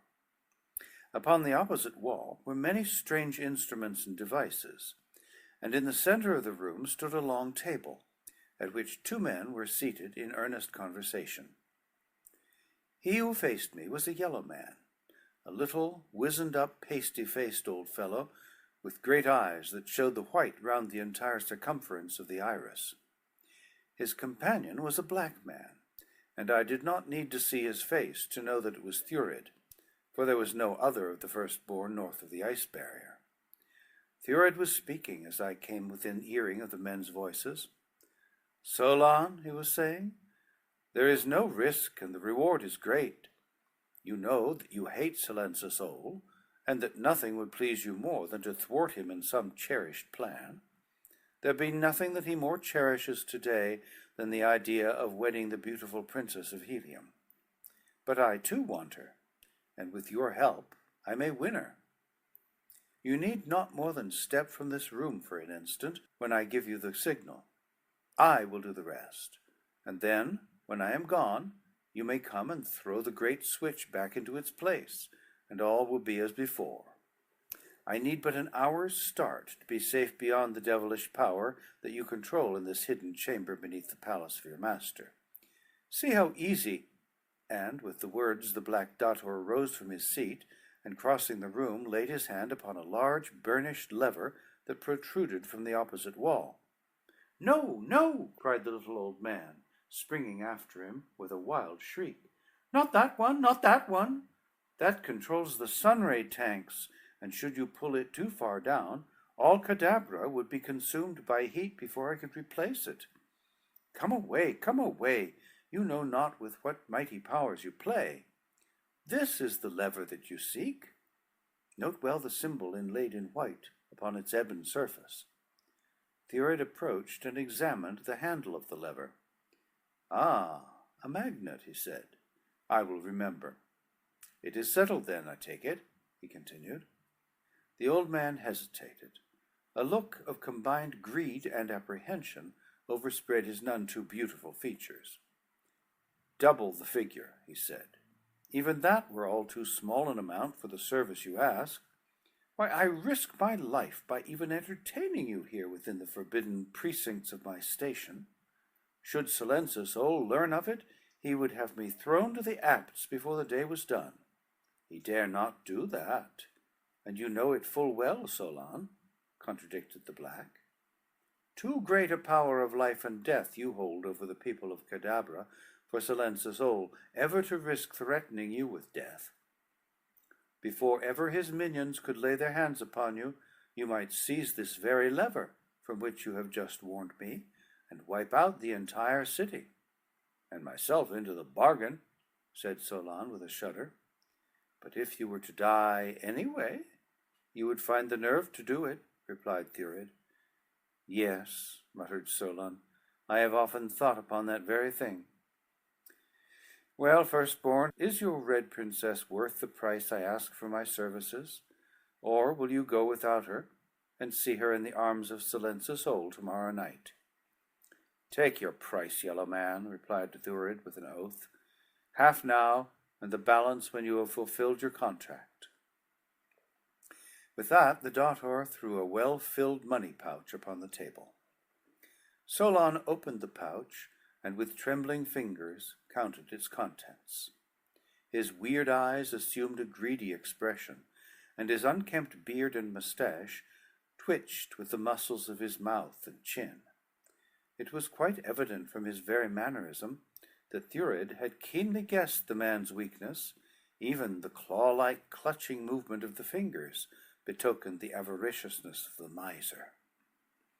Having satisfied himself that the amount was correct, Solon replaced the money in the pouch and rose from the table.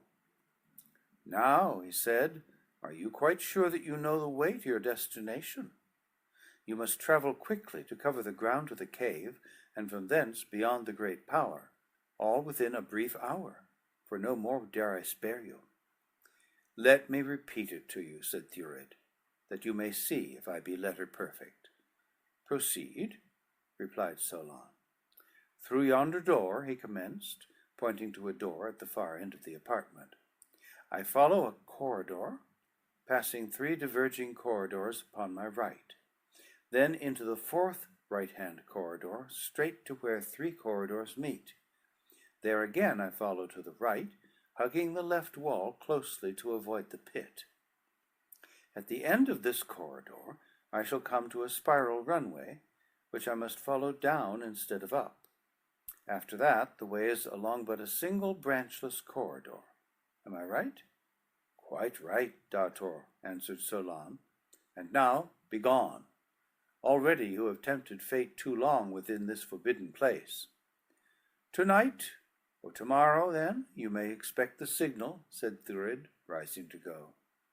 "Tonight or tomorrow," repeated Solon, and as the door closed behind his guest, the old man continued to mutter as he turned back to the table, where he again dumped the contents of the money pouch, running his fingers through the heap of shining metal, piling the coins into little towers, counting, recounting, and fondling the wealth, the while he muttered on in a crooning undertone. Presently his fingers ceased their play. His eyes popped wider than ever as they fastened upon the door through which Thurid had disappeared. The croon changed to a querulous muttering, and finally to an ugly growl. Then the old man rose from the table, shaking his fist at the closed door. Now he raised his voice, and his words came distinctly. "Fool," he muttered, "think you that for your happiness Solon will give up his life? If you escaped, Silenus Ol would know that only through my connivance could you have succeeded. Then would he send for me. What would you have me do? Reduce the city and myself to ashes? No, fool, there is a better way for Solon to keep thy money and be revenged upon Silenus Ol." He laughed in a nasty, cackling note. "Poor fool, you may throw the great switch that will give you the freedom of the air, Vokar, and then in fatuous security go on with thy red princess to the freedom of death. When you have passed beyond this chamber in your flight, what can prevent Solon replacing the switch as it was before your vile hand touched it? Nothing. And then the guardian of the north will claim you and your woman, and Silenus Ol, when he sees your dead bodies, will never dream that the hand of Solon had aught to do with the thing." Then his voice dropped once more into mutterings that I could not translate, but I had heard enough to cause me to guess a great deal more, and I thanked the kind providence that had led me to this chamber at a time so filled with importance to Dejathoras and myself as this. But how to pass the old man now? The cord, almost invisible upon the floor, stretched straight across the apartment to a door upon the far side. There was no other way of which I knew, nor could I afford to ignore the advice, "Follow the rope." I must cross this room, but however I should accomplish it, undetected, with that old man in the very center of it, baffled me. Of course, I might have sprung in upon him, and with my bare hand silenced him forever, but I had heard enough to convince me that with him alive, the knowledge that I had gained might serve me at some future moment, while, should I kill him, and another be stationed in his place, Thurid would not come hither with Dejathoras, as was quite evidently his intention. As I stood in the dark shadow of the tunnel's end, racking my brain for a feasible plan, the while I watched cat-like the old man's every move, he took up the money pouch and crossed to one end of the apartment, where, bending to his knees, he fumbled with a panel in the wall. Instantly I guessed that here was the hiding place in which he hoarded his wealth, and while he bent there, his back toward me, I entered the chamber upon tiptoe, and with the utmost stealth essayed to reach the opposite side before he should complete his task and turn again toward the room's center. Scarcely 30 steps, all told, must I take, and yet it seemed to my overwrought imagination that that farther wall was miles away. But at last I reached it, nor once had I taken my eyes from the back of the old miser's head. He did not turn until my hand was upon the button that controlled the door through which my way led, and then he turned away from me as I passed through and gently closed the door. For an instant I paused, my ear close to the panel, to learn if he had suspected aught. But as no sound of pursuit came from within, I wheeled and made my way along the new corridor, following the rope, which I coiled and brought with me as I advanced. But a short distance farther on, I came to the rope's end at a point where 5 corridors met. What was I to do? Which way should I turn? I was nonplussed. A careful examination of the end of the rope revealed the fact that it had been cleanly cut with some sharp instrument. This fact, and the words that had cautioned me that danger lay beyond the knots, convinced me that the rope had been severed since my friend had placed it as my guide, for I had but passed a single knot, whereas there had evidently been 2 or more in the entire length of the cord. Now indeed was I in a pretty fix, for neither did I know which avenue to follow, nor when danger lay directly in my path. But there was nothing else to be done than follow one of the corridors, for I could gain nothing by remaining where I was. So I chose the central opening, and passed on into its gloomy depths with a prayer upon my lips. The floor of the tunnel rose rapidly as I advanced, and a moment later the way came to an abrupt end before a heavy door. I could hear nothing beyond, and with my accustomed rashness pushed the portal wide to step into a room filled with yellow warriors. The first to see me opened his eyes wide in astonishment, and at the same instant I felt the tingling sensation in my finger that denoted the presence of a friend of the ring. Then others saw me, and there was a concerted rush to lay hands upon me, for these were all members of the palace guard, men familiar with my face. The first to reach me was the wearer of the mate to my strange ring, and as he came close he whispered, "Surrender to me." Then, in a loud voice, shouted, "You are my prisoner, white man," and menaced me with his 2 weapons. And so John Carter, Prince of Helium, meekly surrendered to a single antagonist. The others now swarmed about us, asking many questions, but I would not talk to them, and finally my captor announced that he would lead me back to my cell. An officer ordered several other warriors to accompany him, and a moment later we were retracing the way I had just come. My friend walked close beside me, asking many silly questions about the country from which I had come, until finally his fellows paid no further attention to him or his gabbling. Gradually, as he spoke, he lowered his voice, so that presently he was able to converse with me in a low tone without attracting attention. His ruse was a clever one, and showed that Talou had not misjudged the man's fitness for the dangerous duty upon which he was detailed. When he had fully assured himself that the other guardsmen were not listening, he asked me why I had not followed the rope, and when I told him that it had ended at the 5 corridors, he said that it must have been cut by someone in need of a piece of rope, for he was sure that the stupid Cadabrans would never have guessed its purpose. Before we had reached the spot from which the 5 corridors diverge, my Marantinian friend had managed to drop to the rear of the little column with me, and when we came in sight of the branching ways, he whispered, "Run up the first upon the right. It leads to the watchtower upon the south wall. I will direct the pursuit up the next corridor." And with that he gave me a great shove into the dark mouth of the tunnel, at the same time crying out in simulated pain and alarm as he threw himself upon the floor as though I had felled him with a blow. From behind, the voices of the excited guardsmen came reverberating along the corridor, suddenly growing fainter as Talu's spy led them up the wrong passageway in fancied pursuit.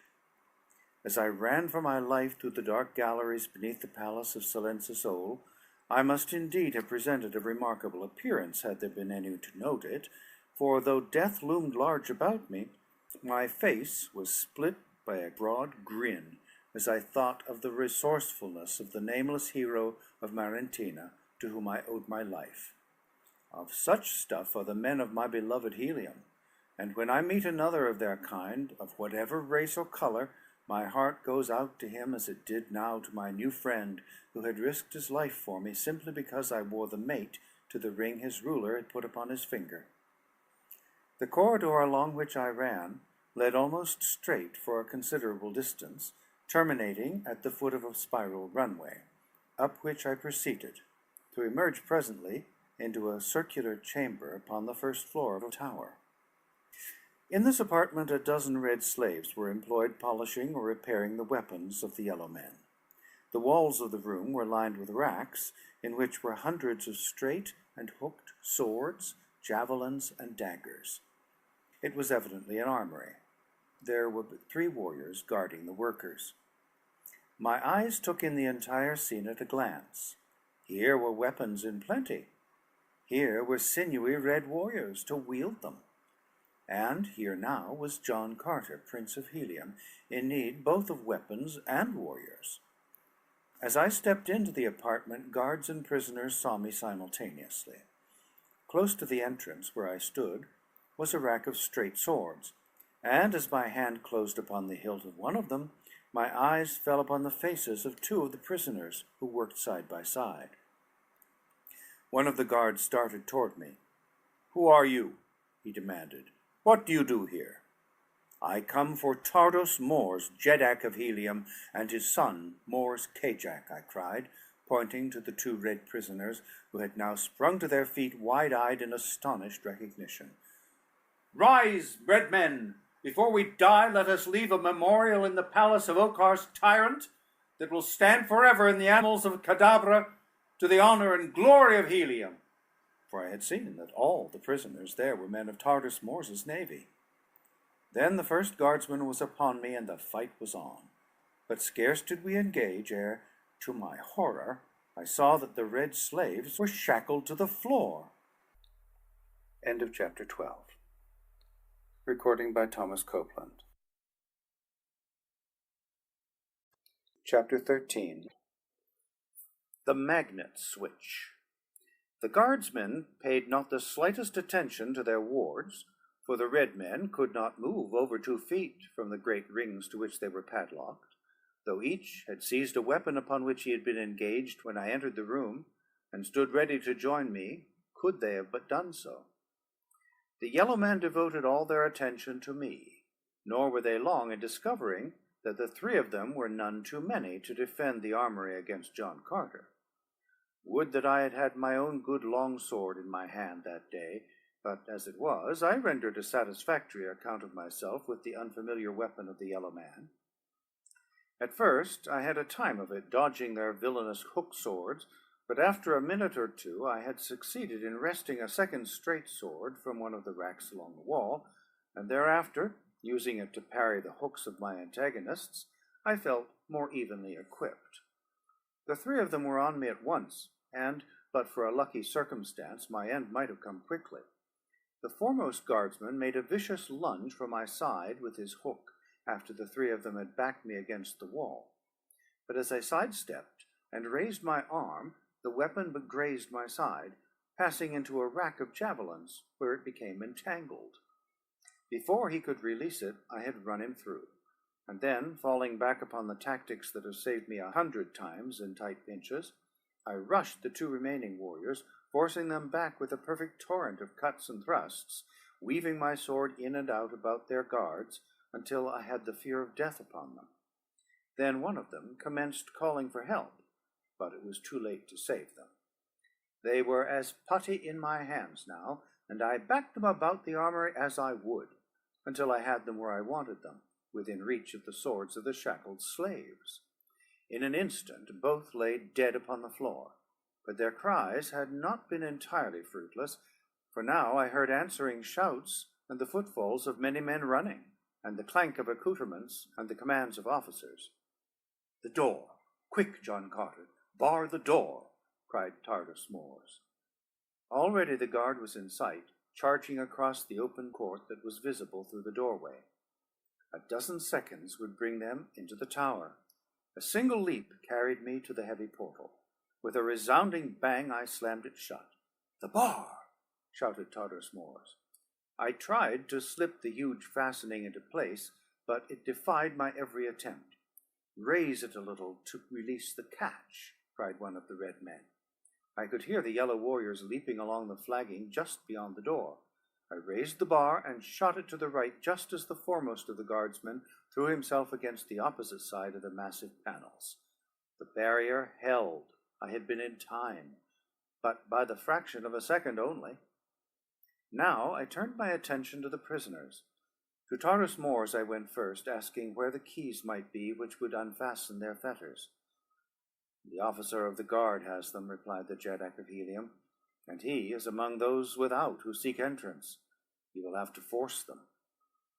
Most of the prisoners were already hacking at their bonds with the swords in their hands. The yellow men were battering at the door with javelins and axes. I turned my attention to the chains that held Tardus Mors. Again and again I cut deep into the metal with my sharp blade, but ever faster and faster fell the torrent of blows upon the portal. At last a link parted beneath my efforts, and a moment later Tardus Mors was free, though a few inches of trailing chain still dangled from his ankle. A splinter of wood falling inward from the door announced the headway that our enemies were making toward us. The mighty panels trembled and bent beneath the furious onslaught of the enraged yellow men. What with the battering upon the door and the hacking of the red men at the chains, the din within the armory was appalling. No sooner was Tardus Mors free than he turned his attention to another of the prisoners, while I set to work to liberate Mors Kajak. We must work fast, if we would have all those fetters cut before the door gave way. Now a panel crashed inward upon the floor, and Mors Kajak sprang to the door to defend the way until we should have time to release the others. With javelins snatched from the wall, he wrought havoc among the foremost of the Ocarians, while we battled with the insensate metal that stood between our fellows and freedom. At length all but one of the prisoners were freed, and then the door fell with a mighty crash before a hastily improvised battering ram, and the yellow horde was upon us. "To the upper chambers!" shouted the red man who was still fettered to the floor. "To the upper chambers! There you may defend the tower against all Cadabra.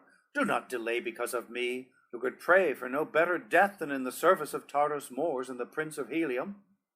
But I would have sacrificed the life of every man of us rather than desert a single red man, much less the lion-hearted hero who begged us to leave him." "Cut his chains!" I cried to two of the red men, "while the balance of us hold off the foe." There were 10 of us now to do battle with the Ocarian guard, and I warrant that ancient watchtower never looked down upon a more hotly contested battle than took place that day within its own grim walls.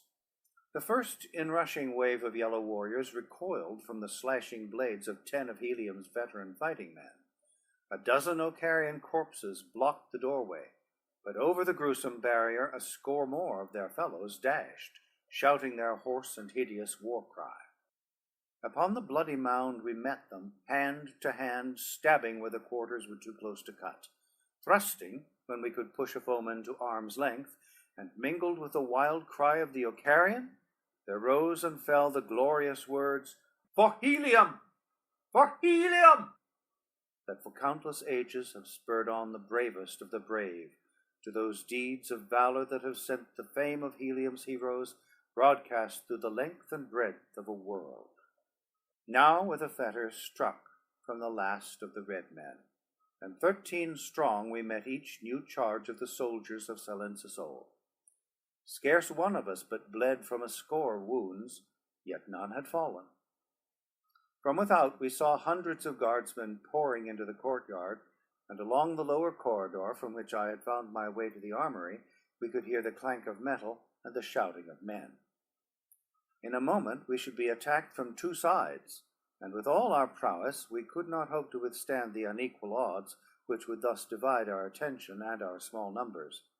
"To the upper chambers," cried Tartarus Moors, and a moment later we fell back toward the runway that led to the floors above. Here another bloody battle was waged with the force of yellow men who charged into the armory as we fell back from the doorway. Here we lost our first man, a noble fellow whom we could ill spare, but at length all had backed into the runway except myself, who remained to hold back the Ocarians until the others were safe above. In the mouth of the narrow spiral, but a single warrior could attack me at a time, so that I had little difficulty in holding them all back for the brief moment that was necessary. Then, backing slowly before them, I commenced the ascent of the spiral. All the long way to the tower's top, the guardsmen pressed me closely. When one went down before my sword, another scrambled over the dead man to take his place, and thus, taking an awful toll with each few feet gained, I came to the spacious glass-walled watchtower of Cadabra. Here my companions clustered, ready to take my place, and for a moment's respite I stepped to one side while they held the enemy off. From the lofty perch, a view could be had for miles in every direction. Toward the south stretched the rugged, ice-clad waste to the edge of the mighty barrier. Toward the east and west, and dimly toward the north, I descried other Ocarian cities, while in the immediate foreground, just beyond the walls of Cadabra, the grim guardian shaft reared its somber head. Then I cast my eyes down into the streets of Cadabra, from which a sudden tumult had arisen, and there I saw a battle raging, and beyond the city's walls I saw armed men marching in great columns toward a nearby gate. Eagerly I pressed forward against the glass wall of the observatory, scarce daring to credit the testimony of my own eyes. But at last I could doubt no longer, and with a shout of joy that rose strangely in the midst of the cursing and groaning of the battling men at the entrance to the chamber, I called to Tartarus Moors. As he joined me, I pointed down into the streets of Cadabra and to the advancing columns beyond, above which floated bravely in the Arctic air the flags and banners of Helium. An instant later, every red man in the lofty chamber had seen the inspiring sight, and such a shout of thanksgiving arose as I warned never before echoed through that age-old pile of stone. But still we must fight on, for though our troops had entered Cadabra, the city was yet far from capitulation, nor had the palace even been assaulted. Turn and turn about, we held the top of the runway, while the others feasted their eyes upon the sight of our valiant countrymen battling far beneath us. Now they have rushed the palace gate. Great battering rams are dashed against its formidable surface.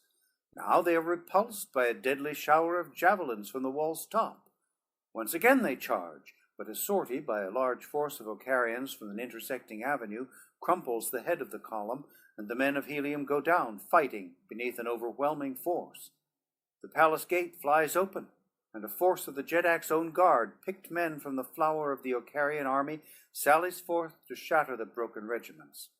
For a moment it looks as though nothing could avert defeat, and then I see a noble figure upon a mighty thoat, not the tiny thoat of the red man, but one of his huge cousins of the Dead Sea bottoms. The warrior hews his way to the front, and behind him rally the disorganized soldiers of Helium.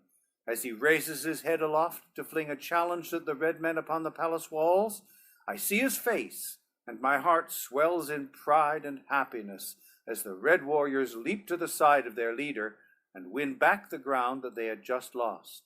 The face of him upon the mighty thoat is the face of my son, Carthoris of Helium.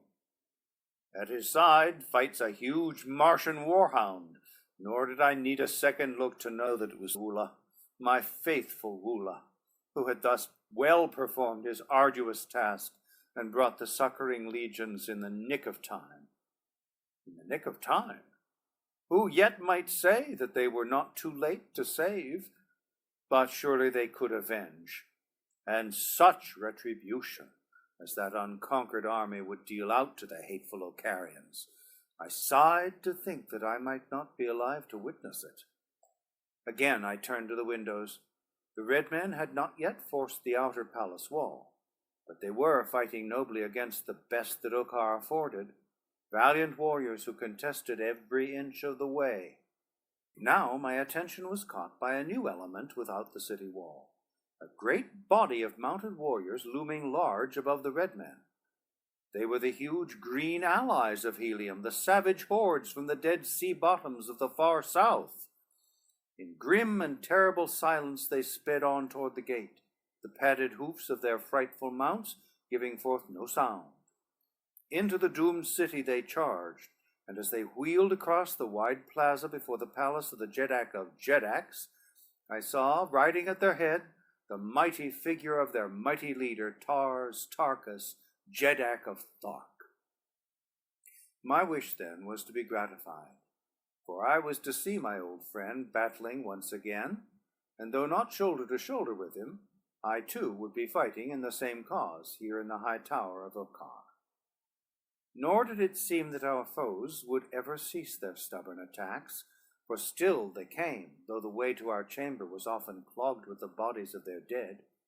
At times they would pause long enough to drag back the impeding corpses, and then fresh warriors would forge upward to taste the cup of death. I had been taking my turn with the others in defending the approach to our lofty retreat, when Morse Kajak, who had been watching the battle in the street below, called aloud in sudden excitement. There was a note of apprehension in his voice that brought me to his side the instant that I could turn my place over to another, and as I reached him, he pointed far out across the waste of snow and ice toward the southern horizon. "Alas," he cried, "that I should be forced to witness cruel fate betray them without power to warn or aid. Let they be past either now." As I looked in the direction he indicated, I saw the cause of his perturbation. A mighty fleet of flyers was approaching majestically toward Kadabra from the direction of the ice barrier. On and on they came with ever-increasing velocity. "The grim shaft that they call the Guardian of the North is beckoning to them," said Morse Kajak sadly, "just as it beckoned to Tardas Mors and his great fleet. See where they lie, crumpled and broken, a grim and terrible monument to the mighty force of destruction which naught can resist." I too saw, but something else I saw that Morse Kajak did not. In my mind's eye, I saw a buried chamber whose walls were lined with strange instruments and devices. In the center of the chamber was a long table, and before it sat a little pop-eyed old man counting his money. But plainest of all, I saw upon the wall a great switch with a small magnet inlaid within the surface of its black handle. Then I glanced out at the fast-approaching fleet. In 5 minutes, that mighty armada of the skies would be bent and worthless scrap, lying at the base of the shaft beyond the city's wall, and yellow hordes would be loosed from another gate to rush out upon the few survivors, stumbling blindly down through the mass of wreckage. Then the Apts would come. I shuddered at the thought, for I could vividly picture the whole horrible scene. Quick have I always been to decide and act. The impulse that moves me and the doing of the thing seem simultaneous.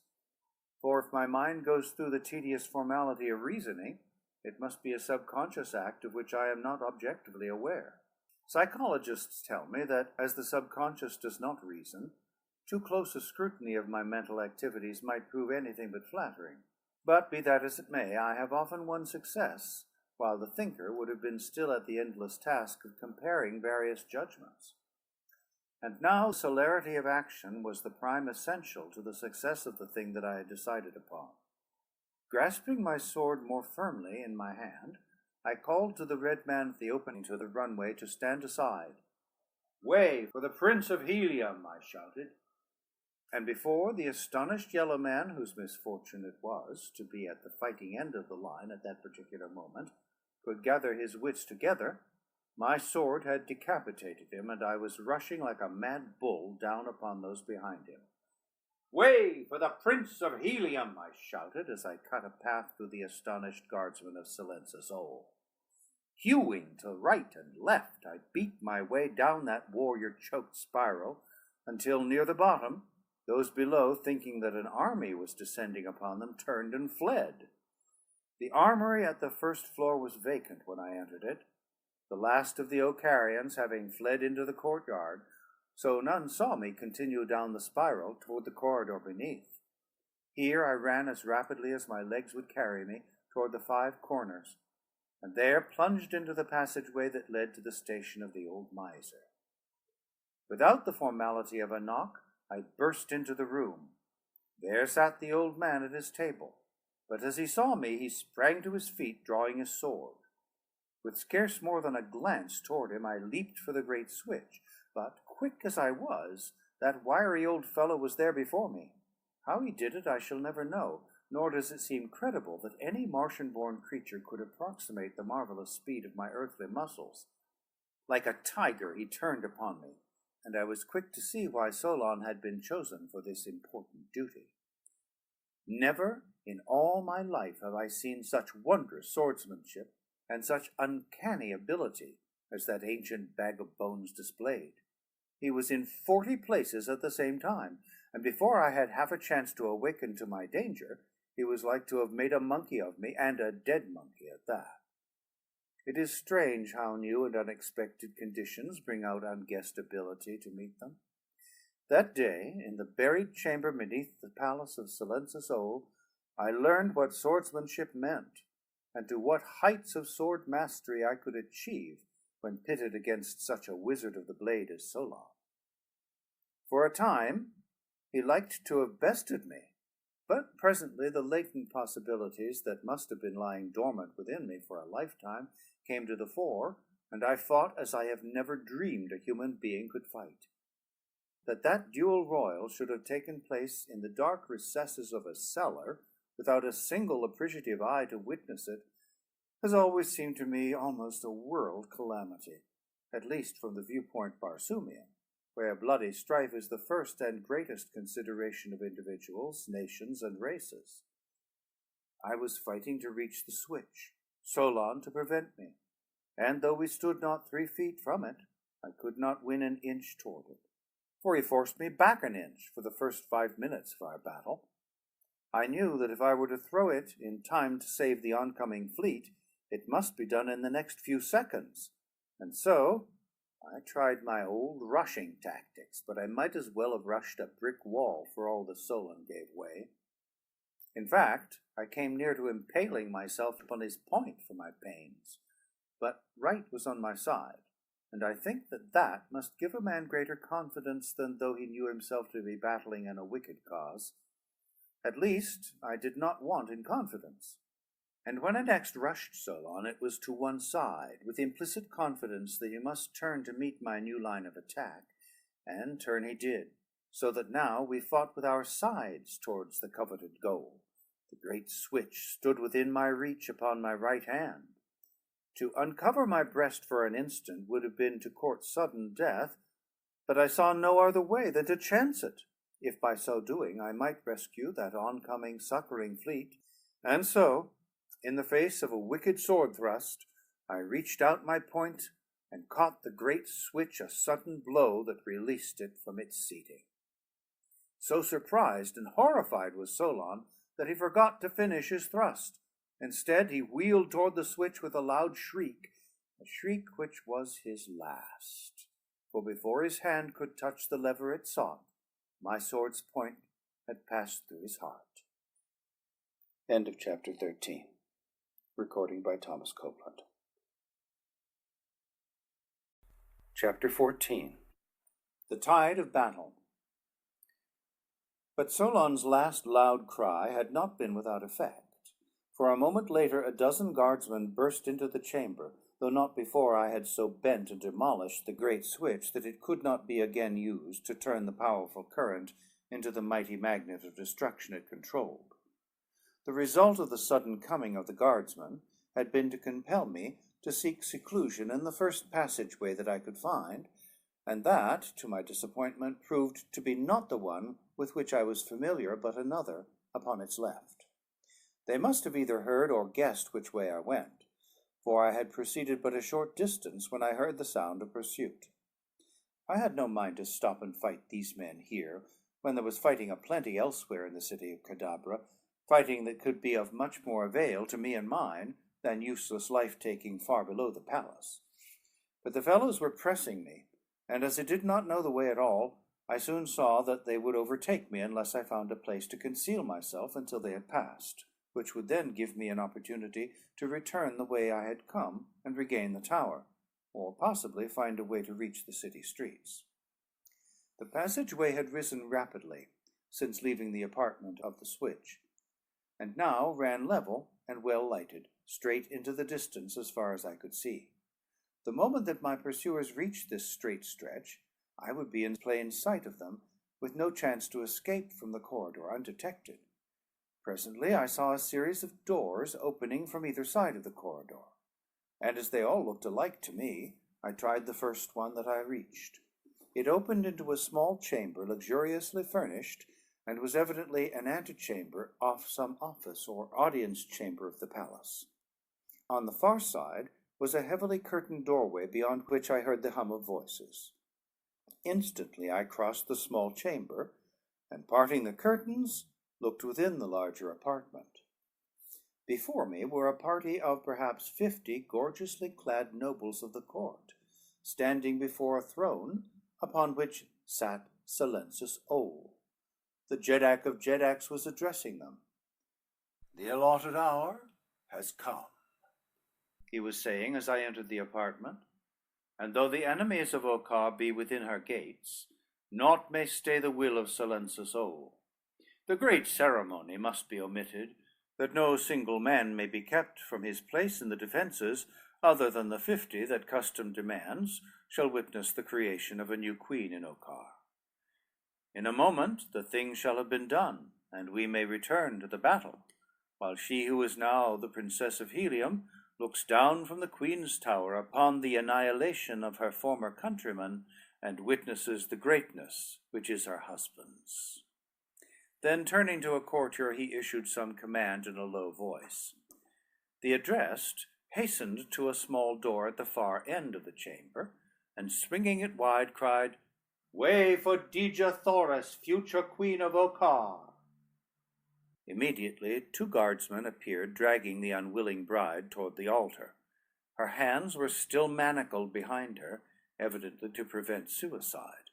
Her disheveled hair and panting bosom betokened that, chained though she was, still she had fought against the thing that they would do to her. At sight of her, Silensus Ol rose and drew his sword, and the sword of each of the 50 nobles was raised on high to form an arch, beneath which the poor, beautiful creature was dragged toward her doom. A grim smile forced itself to my lips as I thought of the rude awakening that lay in store for the ruler of Okar, and my itching fingers fondled the hilt of my bloody sword.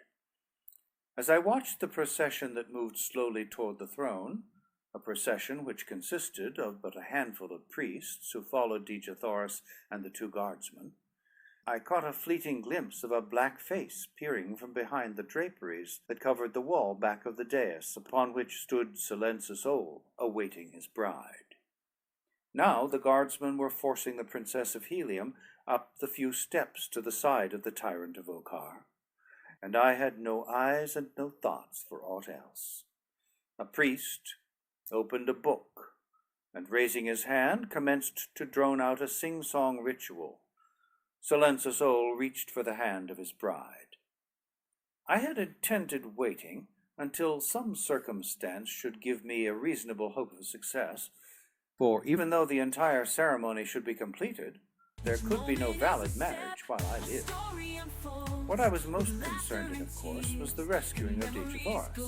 I wished to take her from the palace of Silenzasol if such a thing were possible. But whether it were accomplished before or after the mock marriage was a matter of secondary import. When, however, I saw the vile hand of Silenzasol reach out for the hand of my beloved princess, I could restrain myself no longer, and before the nobles of Okar knew that aught had happened, I had leaped through their thin line and was upon the dais beside Dejathoris and Silenzasol. With the flat of my sword I struck down his polluting hand, and grasping Dejathoris round the waist, I swung her behind me, as, with my back against the draperies of the dais, I faced the tyrant of the north and his roomful of noble warriors. The Jeddak of Jeddaks was a great mountain of a man, a coarse, brutal beast of a man. And as he towered above me there, his fierce black whiskers and mustache bristling in rage, I can well imagine that a less seasoned warrior might have trembled before him. With a snarl, he sprang toward me with naked sword, but whether Silenzasol was a good swordsman or a poor, I never learned. For with Dejathoris at my back, I was no longer human. I was a superman, and no man could have withstood me then. With a single low, "For the Princess of Helium," I ran my blade straight through the rotten heart of Okar's rotten ruler, and before the white-drawn faces of his nobles, Silenzasol rolled, grinning in horrible death, to the foot of the steps below his marriage throne. For a moment, tense silence reigned in the nuptial room. Then the 50 nobles rushed upon me. Furiously we fought, but the advantage was mine, for I stood upon a raised platform above them, and I fought for the most glorious woman of a glorious race, and I fought for a great love and for the mother of my boy. And from behind my shoulder, in the silvery cadence of that dear voice, rose the brave battle anthem of Helium, which the nation's women sing as their men march out to victory. That alone was enough to inspire me to victory over even greater odds, and I verily believe that I should have bested the entire roomful of yellow warriors that day in the nuptial chamber of the palace at Kadabra, had not interruption come to my aid. Fast and furious was the fighting as the nobles of Silenzasol sprang time and again up the steps before the throne, only to fall back before a sword hand that seemed to have gained a new wizardry from its experience with a cunning Solon. 2 were pressing me so closely that I could not turn, when I heard a movement behind me, and noticed the sound of the battle anthem had ceased. Was Dejathoris preparing to take her place beside me? Heroic daughter of a heroic world, it would not be unlike her to have seized a sword and fought at my side, for though the women of Mars are not trained in the arts of war, the spirit is theirs, and they have been known to do that very thing upon countless occasions. But she did not come, and glad I was, for it would have doubled my burden in protecting her before I should have been able to force her back again out of harm's way. She must be contemplating some cunning strategy, I thought, and so I fought on, secure in the belief that my divine princess stood close behind me. For half an hour at least I must have fought there against the nobles of Okar ere ever a one placed a foot upon the dais where I stood. And then, of a sudden, all that remained of them formed below me for a last mad, desperate charge. But even as they advanced, the door at the far end of the chamber swung wide, and a wild-eyed messenger sprang into the room. "The Jeddak of Jeddaks!" he cried. "Where is the Jeddak of Jeddaks? The city has fallen before the hordes from beyond the barrier, and but now the great gate of the palace itself has been forced, and the warriors of the south are pouring into its sacred precincts. Where is Silenzasol? He alone may revive the flagging courage of our warriors. He alone may save the day for Okar. Where is Silenzasol?" The nobles stepped back from about the dead body of their ruler, and one of them pointed to the grinning corpse. The messenger staggered back in horror, as though from a blow in the face. "Then fly, nobles of Okar," he cried, "for naught can save you. Hark, they come!" As he spoke, we heard the deep roar of angry men from the corridor without, and the clank of metal and the clang of swords. Without another glance toward me, who had stood a spectator of the tragic scene, the nobles wheeled and fled from the apartment through another exit. Almost immediately, a force of yellow warriors appeared in the doorway through which the messenger had come. They were backing toward the apartment, stubbornly resisting the advance of a handful of red men who faced them and forced them slowly but inevitably back. Above the heads of the contestants, I could see from my elevated station upon the dais the face of my old friend Kantos Khan. He was leading the little party that had won its way into the very heart of the palace of Silenza Sol. In an instant I saw that by attacking the Ocarians from the rear, I could so quickly disorganize them that their further resistance would be short-lived. And with this idea in mind, I sprang from the dais, casting a word of explanation to Dejathoris over my shoulder, though I did not turn to look at her. With myself ever between her enemies and herself, and with Kantos Khan and his warriors winning to the apartment, there could be no danger to Dejathoris standing there alone beside the throne. I wanted the men of Helium to see me, and to know that their beloved princess was here too, for I knew that this knowledge would inspire them to even greater deeds of valor than they had performed in the past, though great indeed must have been those which won for them a way into the almost impregnable palace of the tyrant of the north. As I crossed the chamber to attack the Cadabrans from the rear, a small doorway at my left opened, and to my surprise revealed the figures of Matai Shang, father of Thurns, and Fedor, his daughter, peering into the room. A quick glance about they took.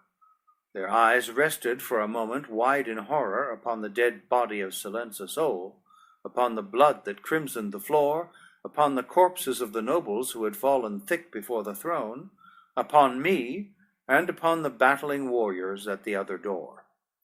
They did not essay to enter the apartment, but scanned its every corner from where they stood. And then, when their eyes had sought its entire area, a look of fierce rage overspread the features of Matai Shang, and a cold and cunning smile touched the lips of Fedor. Then they were gone, but not before a taunting laugh was thrown directly in my face by the woman. I did not understand then the meaning of Matai Shang's rage or Fedor's pleasure, but I knew that neither boded good for me. A moment later I was upon the backs of the yellow men, and as the red men of Helium saw me above the shoulders of their antagonists, a great shout rang through the corridor, and for a moment drowned the noise of battle. "For the Prince of Helium!" they cried. "For the Prince of Helium!" And like hungry lions upon their prey, they fell once more upon the weakening warriors of the north. The yellow men, cornered between two enemies, fought with the desperation that utter hopelessness often induces. Fought as I should have fought had I been in their stead, with the determination to take as many of my enemies with me when I died as lay within the power of my sword arm.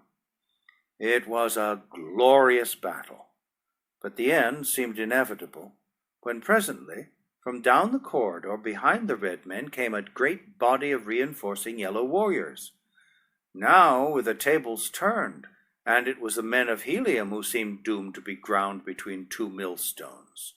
All were compelled to turn to meet this new assault by a greatly superior force, so that to me was left the remnants of the yellow men within the throne room. They kept me busy too, so busy that I began to wonder if indeed I should ever be done with them. Slowly they pressed me back into the room, and when they had all passed in after me, one of them closed and bolted the door, effectually barring the way against the men of Kantos Khan. It was a clever move, for it put me at the mercy of a dozen men within a chamber from which assistance was locked out, and it gave the red men in the corridor beyond no avenue of escape should their new antagonists press them too closely. But I have faced heavier odds myself than were pitted against me that day, and I knew that Kantos Khan had battled his way from 100 more dangerous traps than that in which he now was. So it was with no feelings of despair that I turned my attention to the business of the moment. Constantly my thoughts reverted to Dejathoris, and I longed for the moment when, the fighting done, I could fold her in my arms and hear once more the words of love which had been denied me for so many years. During the fighting in the chamber, I had not even a single chance to so much as steal a glance at her, where she stood behind me, beside the throne of the dead ruler. I wondered why she no longer urged me on with the strains of the martial hymn of Helium. But I did not need more than the knowledge that I was battling for her to bring out the best that is in me. It would be wearisome to narrate the details of that bloody struggle, of how we fought from the doorway, the full length of the room, to the very foot of the throne, before the last of my antagonists fell with my blade, piercing his heart. And then, with a glad cry, I turned with outstretched arms to seize my princess, and, as my lips smothered hers, to reap the reward that would be thrice ample payment for the bloody encounters through which I had passed for her dear sake, from the South Pole to the North. The glad cry died, frozen upon my lips. My arms dropped limp and lifeless to my sides. As one who reels beneath the burden of a mortal wound, I staggered up the steps before the throne. Dejathoris was gone. End of chapter 9. Recording by Thomas Copeland. Chapter 13. Rewards.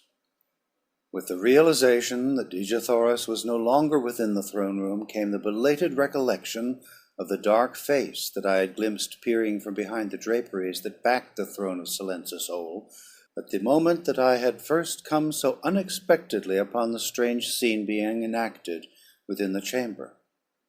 Why had the sight of that evil countenance not warned me to greater caution? Why had I permitted the rapid development of new situations to efface the recollection of that menacing danger? But alas, vain regret would not erase the calamity that had befallen. Once again had Dejathoris fallen into the clutches of that arch-fiend Thurid, the black daughter of the firstborn. Again was all my arduous labor gone for naught. Now I realized the cause of the rage that had been writ so large upon the features of Matai Shang, and the cruel pleasure that I had seen upon the face of Fedor. They had known or guessed the truth, and the Hegador of the Holy Therns, who had evidently come to the chamber in the hope of thwarting Silenzasole in his contemplated perfidy against the high priest who coveted Dejathoris for himself, realized that Thurid had stolen the prize from beneath his very nose.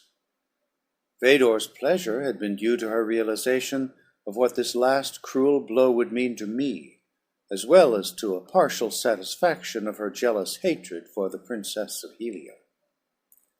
My first thought was to look beyond the draperies at the back of the throne, for there it was that I had seen Thurid. With a single jerk I tore the priceless stuff from its fastenings, and there before me was revealed a narrow doorway behind the throne. No question entered my mind but that here lay the opening of the avenue of escape which Thurid had followed, and had there been, it would have been dissipated by the sight of a tiny jeweled ornament which lay a few steps within the corridor beyond. As I snatched up the bauble, I saw that it bore the device of the Princess of Helium, and then, pressing it to my lips, I dashed madly along the winding way that led gently downward toward the lower galleries of the palace. I had followed but a short distance when I came upon the room in which Solon formerly had held sway. His dead body still lay where I had left it, nor was there any sign that another had passed through the room since I had been there. But I knew that two had done so, Thurid, the Black Dator, and Dejathoris. For a moment I paused, uncertain as to which of the several exits from the apartment would lead me upon the right path. I tried to recollect the directions which I had heard Thurid repeat to Solon, and at last, slowly, as though through a heavy fog, the memory of the words of the firstborn came to me. Follow corridor, passing 3 diverging corridors upon the right. Then into the 4th right-hand corridor to where 3 corridors meet. Here again follow to the right, hugging the left wall closely to avoid the pit. At the end of this corridor I shall come to a spiral runway, which I must follow down instead of up. After that, the way is along but a single branchless corridor. And I recalled the exit at which he had pointed as he spoke. It did not take me long to start upon that unknown way, nor did I go with caution, although I knew that there might be grave dangers before me. Part of the way was black as sin, but for the most it was fairly well lighted. The stretch where I must hug the left wall to avoid the pits was darkest of them all, and I was nearly over the edge of the abyss before I knew that I was near the danger spot. A narrow ledge, scarce a foot wide, was all that had been left to carry the initiated past that frightful cavity into which the unknowing must surely have toppled at the first step. But at last I had won safely beyond it, and then a feeble light made the balance of the way plain, until at the end of the last corridor I came suddenly out into the glare of day upon a field of snow and ice. Clad for the warm atmosphere of the hothouse city of Cadabra, the sudden change to Arctic frigidity was anything but pleasant. But the worst of it was that I knew I could not endure the bitter cold, almost naked as I was, and that I would perish before ever I could overtake Thurid and Dejathoras. To be thus blocked by nature, who had all the arts and wiles of cunning man pitted against him, seemed a cruel fate, and as I staggered back into the warmth of the tunnel's end, I was as near hopelessness as I have ever been. I had by no means given up my intention of continuing the pursuit, for, if needs be, I would go ahead though I perished ere ever I reached my goal. But if there were a safer way, it were well worth the delay to attempt to discover it, that I might come again to the side of Dejathoras in fit condition to do battle for her. Scarce had I returned to the tunnel than I stumbled over a portion of a fur garment that seemed fastened to the floor of the corridor close to the wall. In the darkness I could not see what held it, but by groping with my hands I discovered that it was wedged beneath the bottom of a closed door. Pushing the portal aside, I found myself upon the threshold of a small chamber, the walls of which were lined with hooks from which depended suits of the complete outdoor apparel of the Yellow Man. Situated as it was at the mouth of a tunnel leading from the palace, it was quite evident that this was the dressing room used by the nobles leaving and entering the hothouse city, and that Thurid, having knowledge of it, had stopped here to outfit himself and Dejathoras before venturing into the bitter cold of the Arctic world beyond. In his haste he had dropped several garments upon the floor, and the telltale fur that had fallen partly within the corridor had proved the means of guiding me to the very spot he would least have wished me to have knowledge of. It required but the matter of a few seconds to don the necessary orluk skin clothing, with the heavy fur-lined boots that are so essential a part of the garmenture of one who would successfully contend with the frozen trails and the icy winds of the bleak Northland. Once more I stepped beyond the tunnel's mouth to find the fresh tracks of Thurid and Dejathoras in the new-fallen snow. Now at last was my task an easy one, for though the going was rough in the extreme, I was no longer vexed by doubts as to the direction I should follow, or harassed by darkness or hidden dangers. Through a snow-covered canyon, the way led up toward the summit of low hills. Beyond these it dipped again into another canyon, only to rise a quarter-mile farther on toward a pass which skirted the flank of a rocky hill. I could see by the signs of those who had gone before that when Dejathoras had walked, she had been continually holding back, and that the black man had been compelled to drag her. For other stretches, only his footprints were visible, deep and close together in the heavy snow, and I knew from these signs that he had been forced to carry her, and I could well imagine that she had fought him fiercely every step of the way. As I came round the jutting promontory of the hill's shoulder, I saw that which quickened my pulses and set my heart to beating high, for within a tiny basin between the crest of this hill and the next stood 4 people before the mouth of a great cave, and beside them, upon the gleaming snow, rested a flyer, which had evidently but just been dragged from its hiding place. The 4 were Dejathoras, Fëdor, Thurid and Matai Shang. The two men were engaged in a heated argument, the father of Thurns threatening, while the black scoffed at him as he went about the work at which he was engaged. As I crept toward them cautiously, that I might come as near as possible before being discovered, I saw that finally the men appeared to have reached some sort of a compromise, for with Fëdor's assistance they both set about dragging the resisting Dejathoras to the flyer's deck. Here they made her fast, and then both again descended to the ground to complete the preparations for departure. Fëdor entered the small cabin upon the vessel's deck. I had come to within a quarter of a mile of them when Matai Shang espied me. I saw him seize Thurid by the shoulder, wheeling him around in my direction as he pointed to where I was now plainly visible. For the moment that I knew I had been perceived, I cast aside every attempt at stealth and broke into a mad race for the flyer. The two redoubled their efforts at the propeller at which they were working, and which very evidently was being replaced after having been removed for some purpose of repair. They had the thing completed before I had covered half the distance that lay between me and them, and then both made a rush for the boarding ladder. Thurid was the first to reach it, and with the agility of a monkey clambered swiftly to the boat's deck, where a touch of the button controlling the buoyancy tanks sent the craft slowly upward, though not with the speed that marks the well-conditioned flyer. I was still some 100 yards away as I saw them rising from my grasp. Back by the city of Cadabra lay a great fleet of mighty flyers, the ships of Helium and Tarth, that I had saved from destruction earlier in the day. But before ever I could reach them, Thurid could easily make good his escape. As I ran, I saw Matai Shang clambering up the swaying, swinging ladder toward the deck, while above him leaned the evil face of the firstborn. A trailing rope from the vessel's stern put new hope in me, for if I could but reach it before it whipped too high above my head, there was yet a chance to gain the deck by its slender aid. That there was something radically wrong with the flyer was evident from its lack of buoyancy, and the further fact that though Thurid had turned twice to the starting lever, the boat still hung motionless in the air, except for a slight drifting with the low breeze from the north. Now Matai Shang was close to the gunwale. A long claw-like hand was reaching up to grasp the metal rail.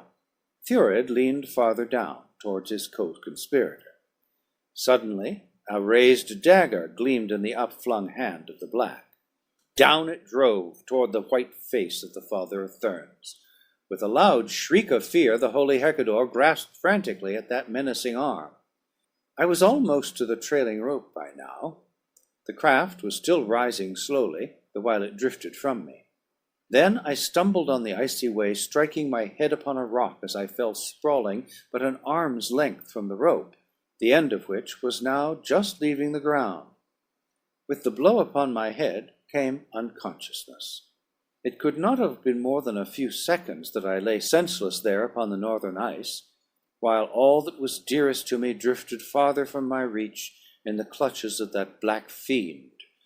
For when I opened my eyes, Thurid and Matai Shang yet battled at the ladder's top, and the flyer drifted but 100 yards farther to the south. But the end of the trailing rope was now a good 30 feet above the ground. Goaded to madness by the cruel misfortune that had tripped me when success was almost within my grasp, I tore frantically across the intervening space, and just beneath the rope's dangling end I put my earthly muscles to the supreme test. With a mighty cat-like bound, I sprang upward toward that slender strand, the only avenue which yet remained that could carry me to my vanishing love. A foot above its lowest end, my fingers closed. Tightly as I clung, I felt the rope slipping through my grasp. I tried to raise my free hand to take a second hold above the first, but the change of position that resulted caused me to slip more rapidly toward the end of the rope. Slowly I felt the tantalizing thing escaping me. In a moment, all that I had gained would be lost. Then my fingers reached a knot at the very end of the rope, and slipped no more. With a prayer of gratitude upon my lips, I scrambled upward toward the boat's deck. I could not see Thurid and Matai Shang now, but I heard the sounds of conflict, and thus knew that they still fought, the Thurn for his life, and the Black for the increased buoyancy that relief from the weight of even a single body would give the craft. Should Matai Shang die before I reached the deck, my chances of ever reaching it would be slender indeed, for the Black Dator need but cut the rope above me to be freed from me forever, for the vessel had drifted across the brink of a chasm, into whose yawning depths my body would drop to be crushed to a shapeless pulp, should Thurid reach the rope now. At last my hand closed upon the ship's rail, and that very instant a horrid shriek rang out below me that sent my blood cold and turned my horrified eyes downward to a shrieking, hurtling, twisting thing that shot downward into the awful chasm beneath me. It was Matai Shang, holy Hecador, father of Therns, gone to his last accounting. Then my head came above the deck, and I saw Thurid, dagger in hand, leaping toward me. He was opposite the forward end of the cabin, while I was attempting to clamber aboard near the vessel's stern. But a few paces lay between us. No power on earth could raise me to that deck before the infuriated Black would be upon me. My end had come, I knew it, but had there been a doubt in my mind, the nasty leer of triumph upon that wicked face would have convinced me. Beyond Thurid, I could see my Dejathoris, wide-eyed and horrified, struggling at her bonds. That she should be forced to witness my awful death made my bitter fate seem doubly cruel. I ceased my efforts to climb across the gunwale. Instead, I took a firm grasp upon the rail with my left hand and drew my dagger. I should at least die as I had lived, fighting.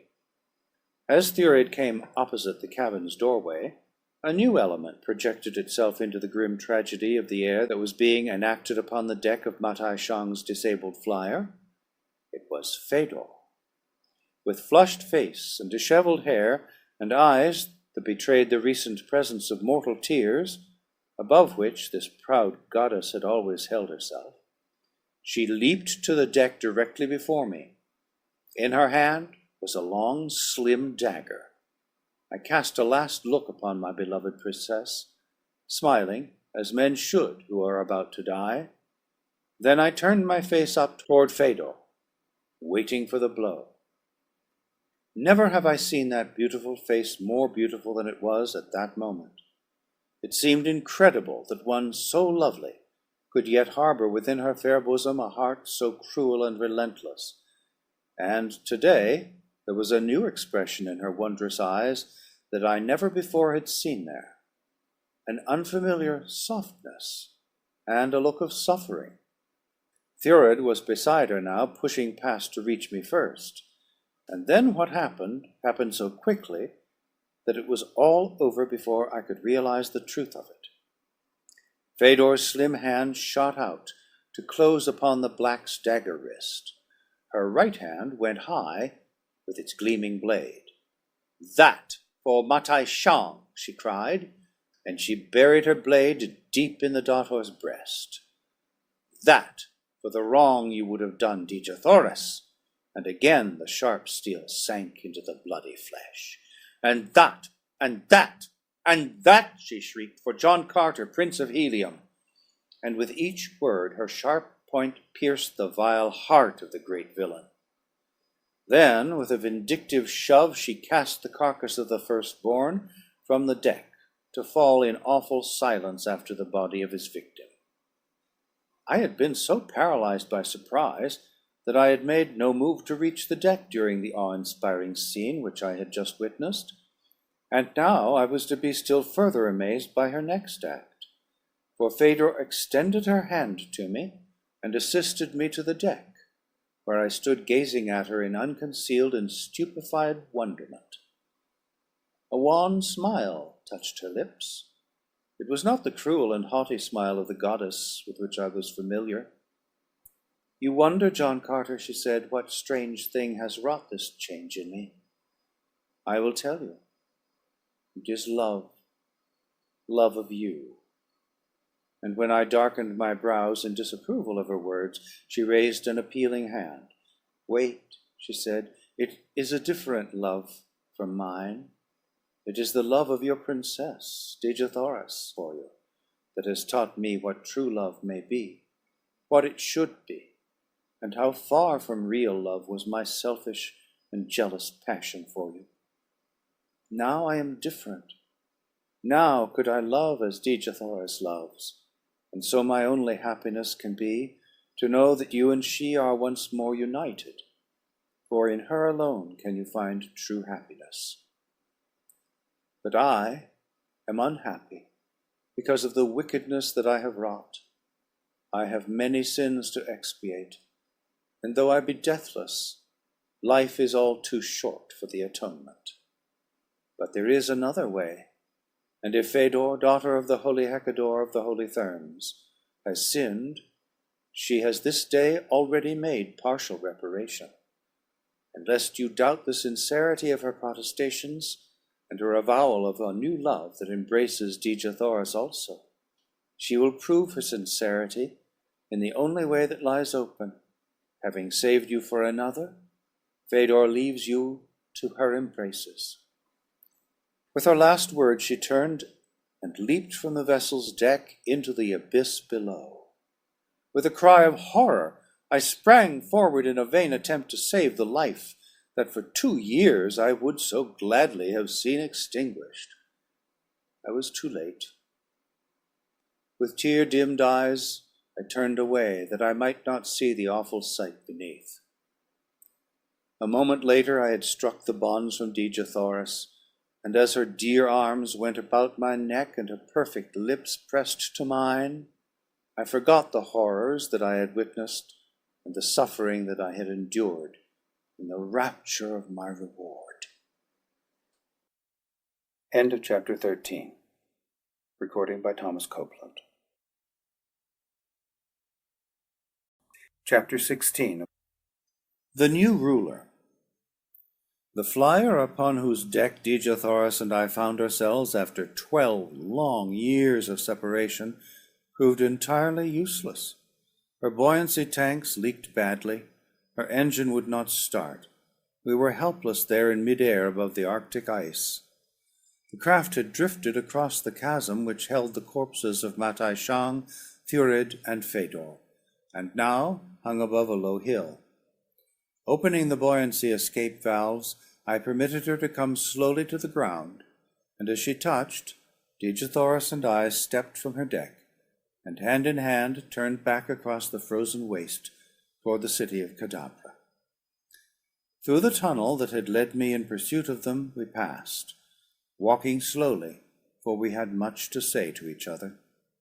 She told me of that last terrible moment months before, when the door of her prison cell within the Temple of the Sun was slowly closing between us, of how Fedor had sprung upon her with uplifted dagger, and of Thuvia's shriek as she had realized the foul intention of the Thurn goddess.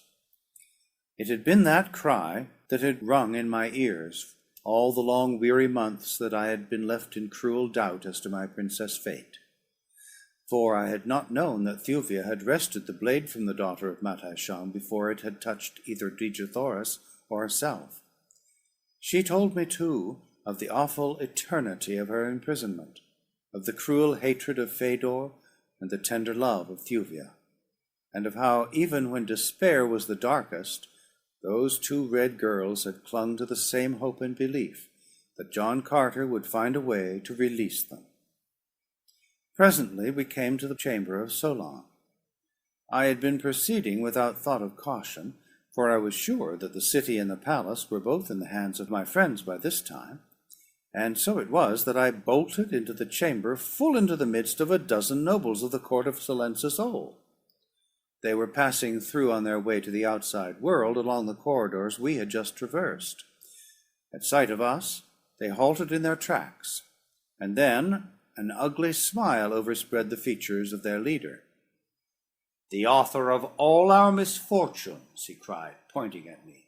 "We shall have the satisfaction of a partial vengeance, at least, when we leave behind us here the dead and mutilated corpses of the prince and princess of Helium.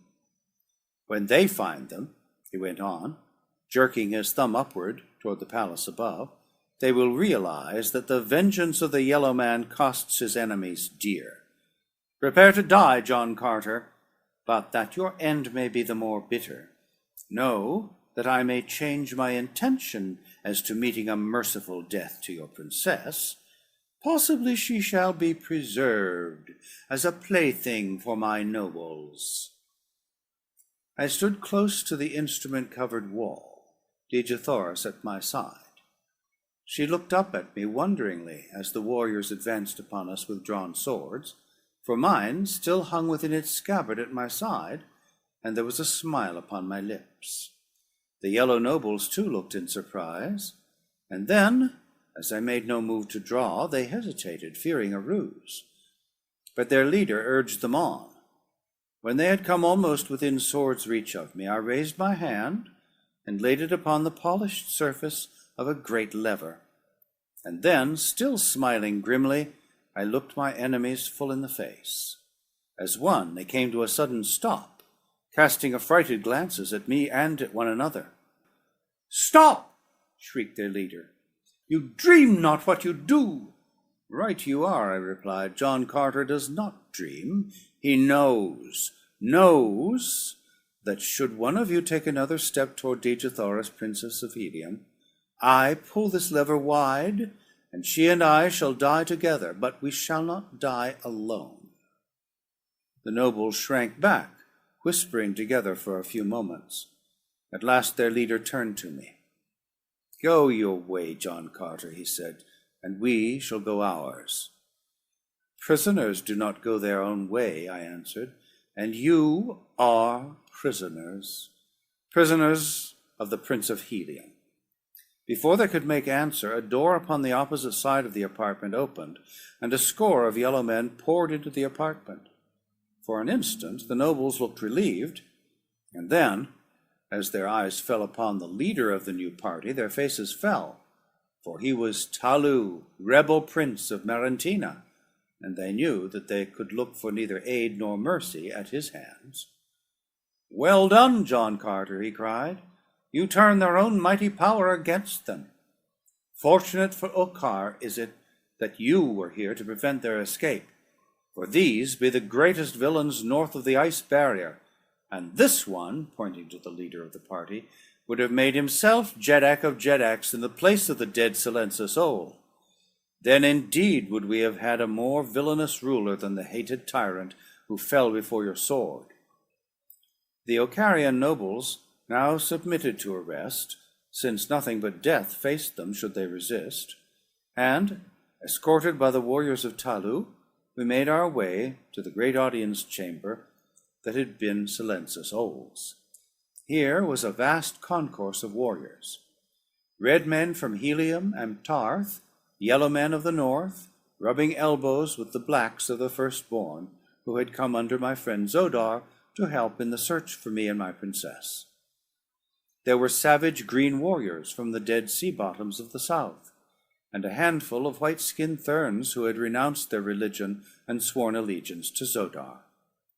There was Tardos Mors and Mors Kajak, and tall and mighty in his gorgeous warrior trappings, Carthoris, my son. These three fell upon Dejathoris as we entered the apartment, and though the lives and training of royal Martians tend not toward vulgar demonstration, I thought that they would suffocate her with their embraces. And there were Tars Tarkas, Jedak of Thark, and Kantos Khan, my old-time friends, and leaping and tearing at my harness in the exuberance of his great love was dear old Wula, frantic mad with happiness. Long and loud was the cheering that burst forth at sight of us. Deafening was the din of ringing metal as the veteran warriors of every Martian clime clashed their blades together on high in token of success and victory. But as I passed among the throng of saluting nobles and warriors, Jeds and Jedaks, my heart still was heavy, for there were two faces missing that I would have given much to have seen there. Thuvan Din and Thuvia of Tarth were not to be found in the great chamber. I made inquiries concerning them among men of every nation, and at last, from one of the yellow prisoners of war, I learned that they had been apprehended by an officer of the palace as they sought to reach the pit of plenty while I lay imprisoned there. I did not need to ask to know what had sent them thither, the courageous Jedak and his loyal daughter.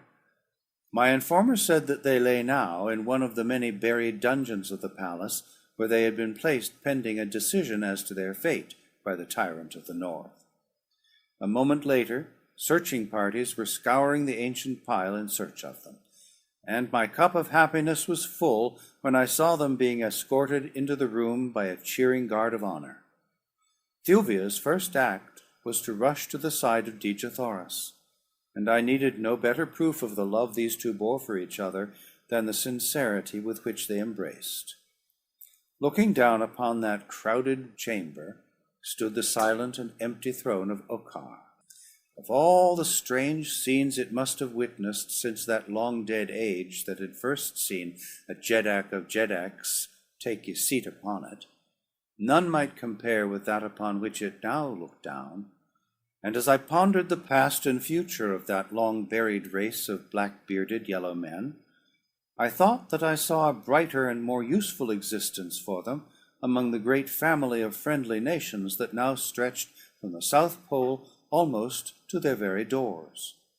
22 years before, I had been cast naked and a stranger into this strange and savage world. The hand of every race and nation was raised in continual strife and warring against the men of every other land and color. Today, by the might of my sword and the loyalty of the friends my sword had made for me, black man and white, red man and green rubbed shoulders in peace and good fellowship. All the nations of Barsoom were not yet as one, but a great stride forward toward that goal had been taken. And now, if I could but cement the fierce yellow race into this solidarity of nations, I should feel that I had rounded out a great life work, and repaid to Mars at least a portion of the immense debt of gratitude I owed her for having given me my Dejathoras.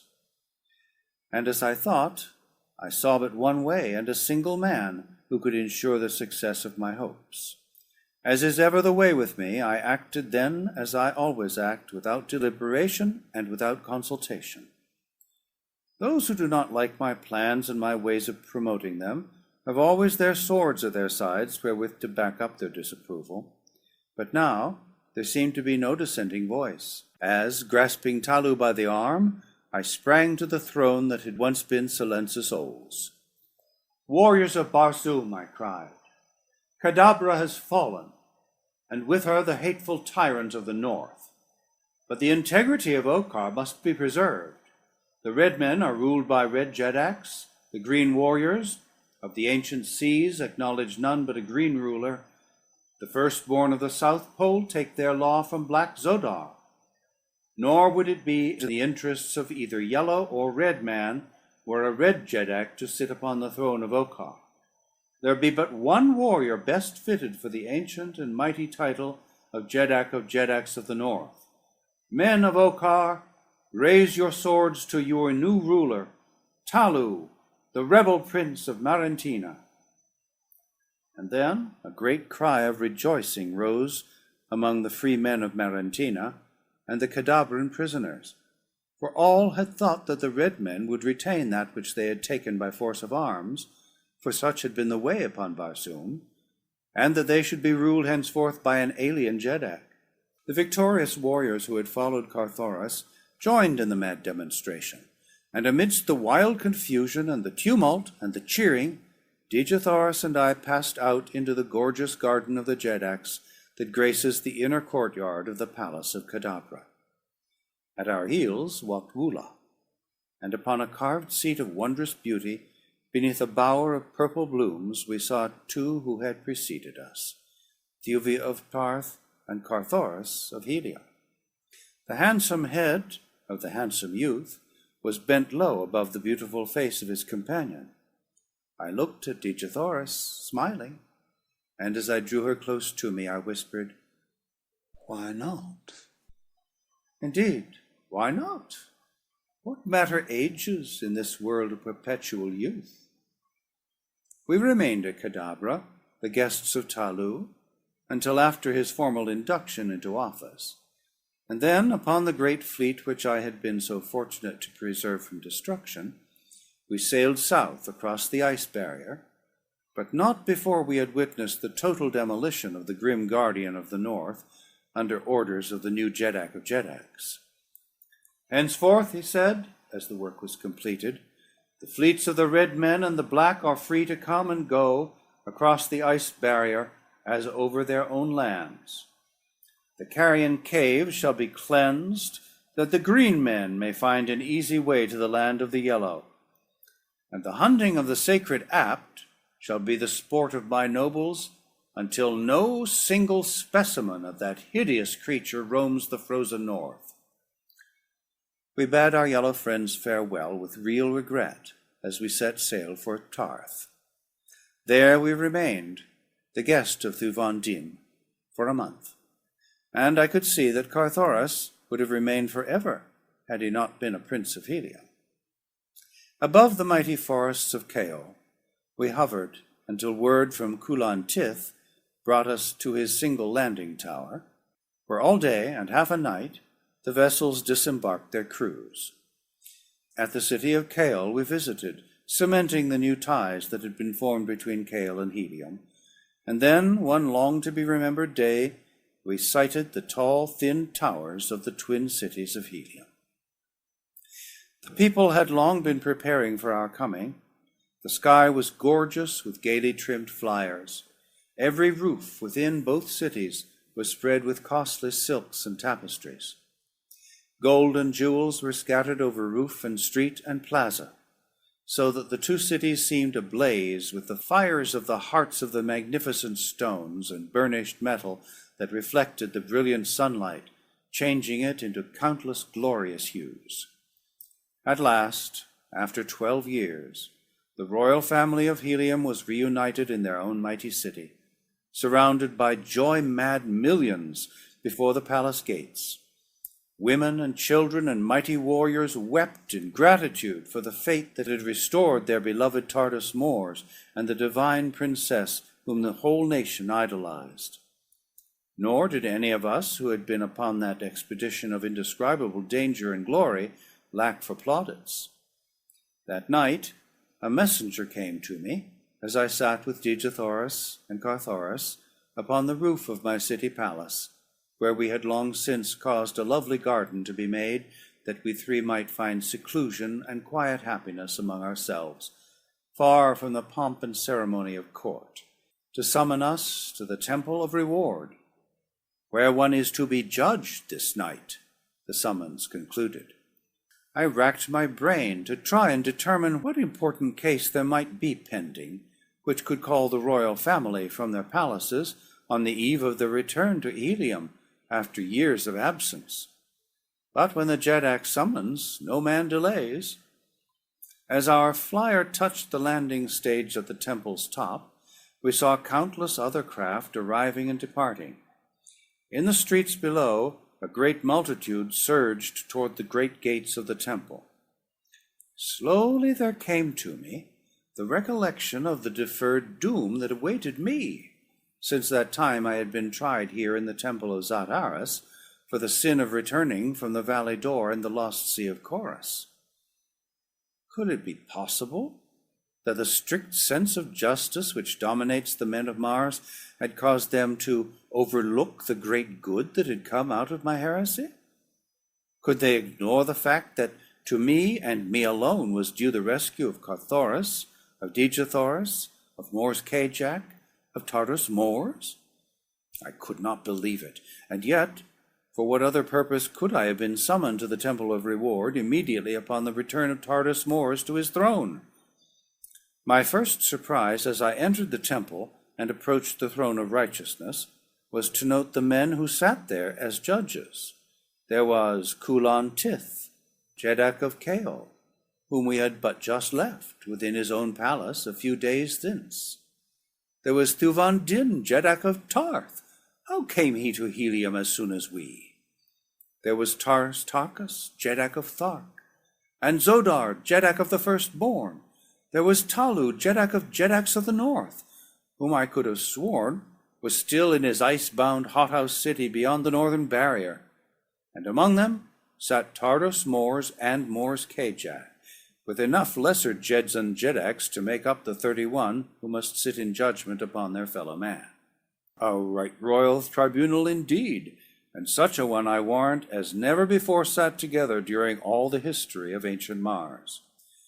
As I entered, silence fell upon the great concourse of people that packed the auditorium. Then Tardos Mors arose. "John Carter," he said in his deep, martial voice, "take your place upon the pedestal of truth, for you are to be tried by a fair and impartial tribunal of your fellow men." With level eye and high-held head I did as he bade, and as I glanced about that circle of faces that a moment before I could have sworn contained the best friends I had upon Barsoom, I saw no single friendly glance, only stern, uncompromising judges there to do their duty.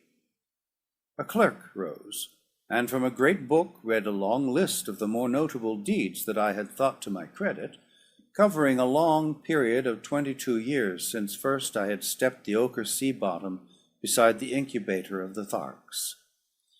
With the others, he read of all that I had done within the circle of the Oats Mountains, where the holy Therns and the firstborn had held sway.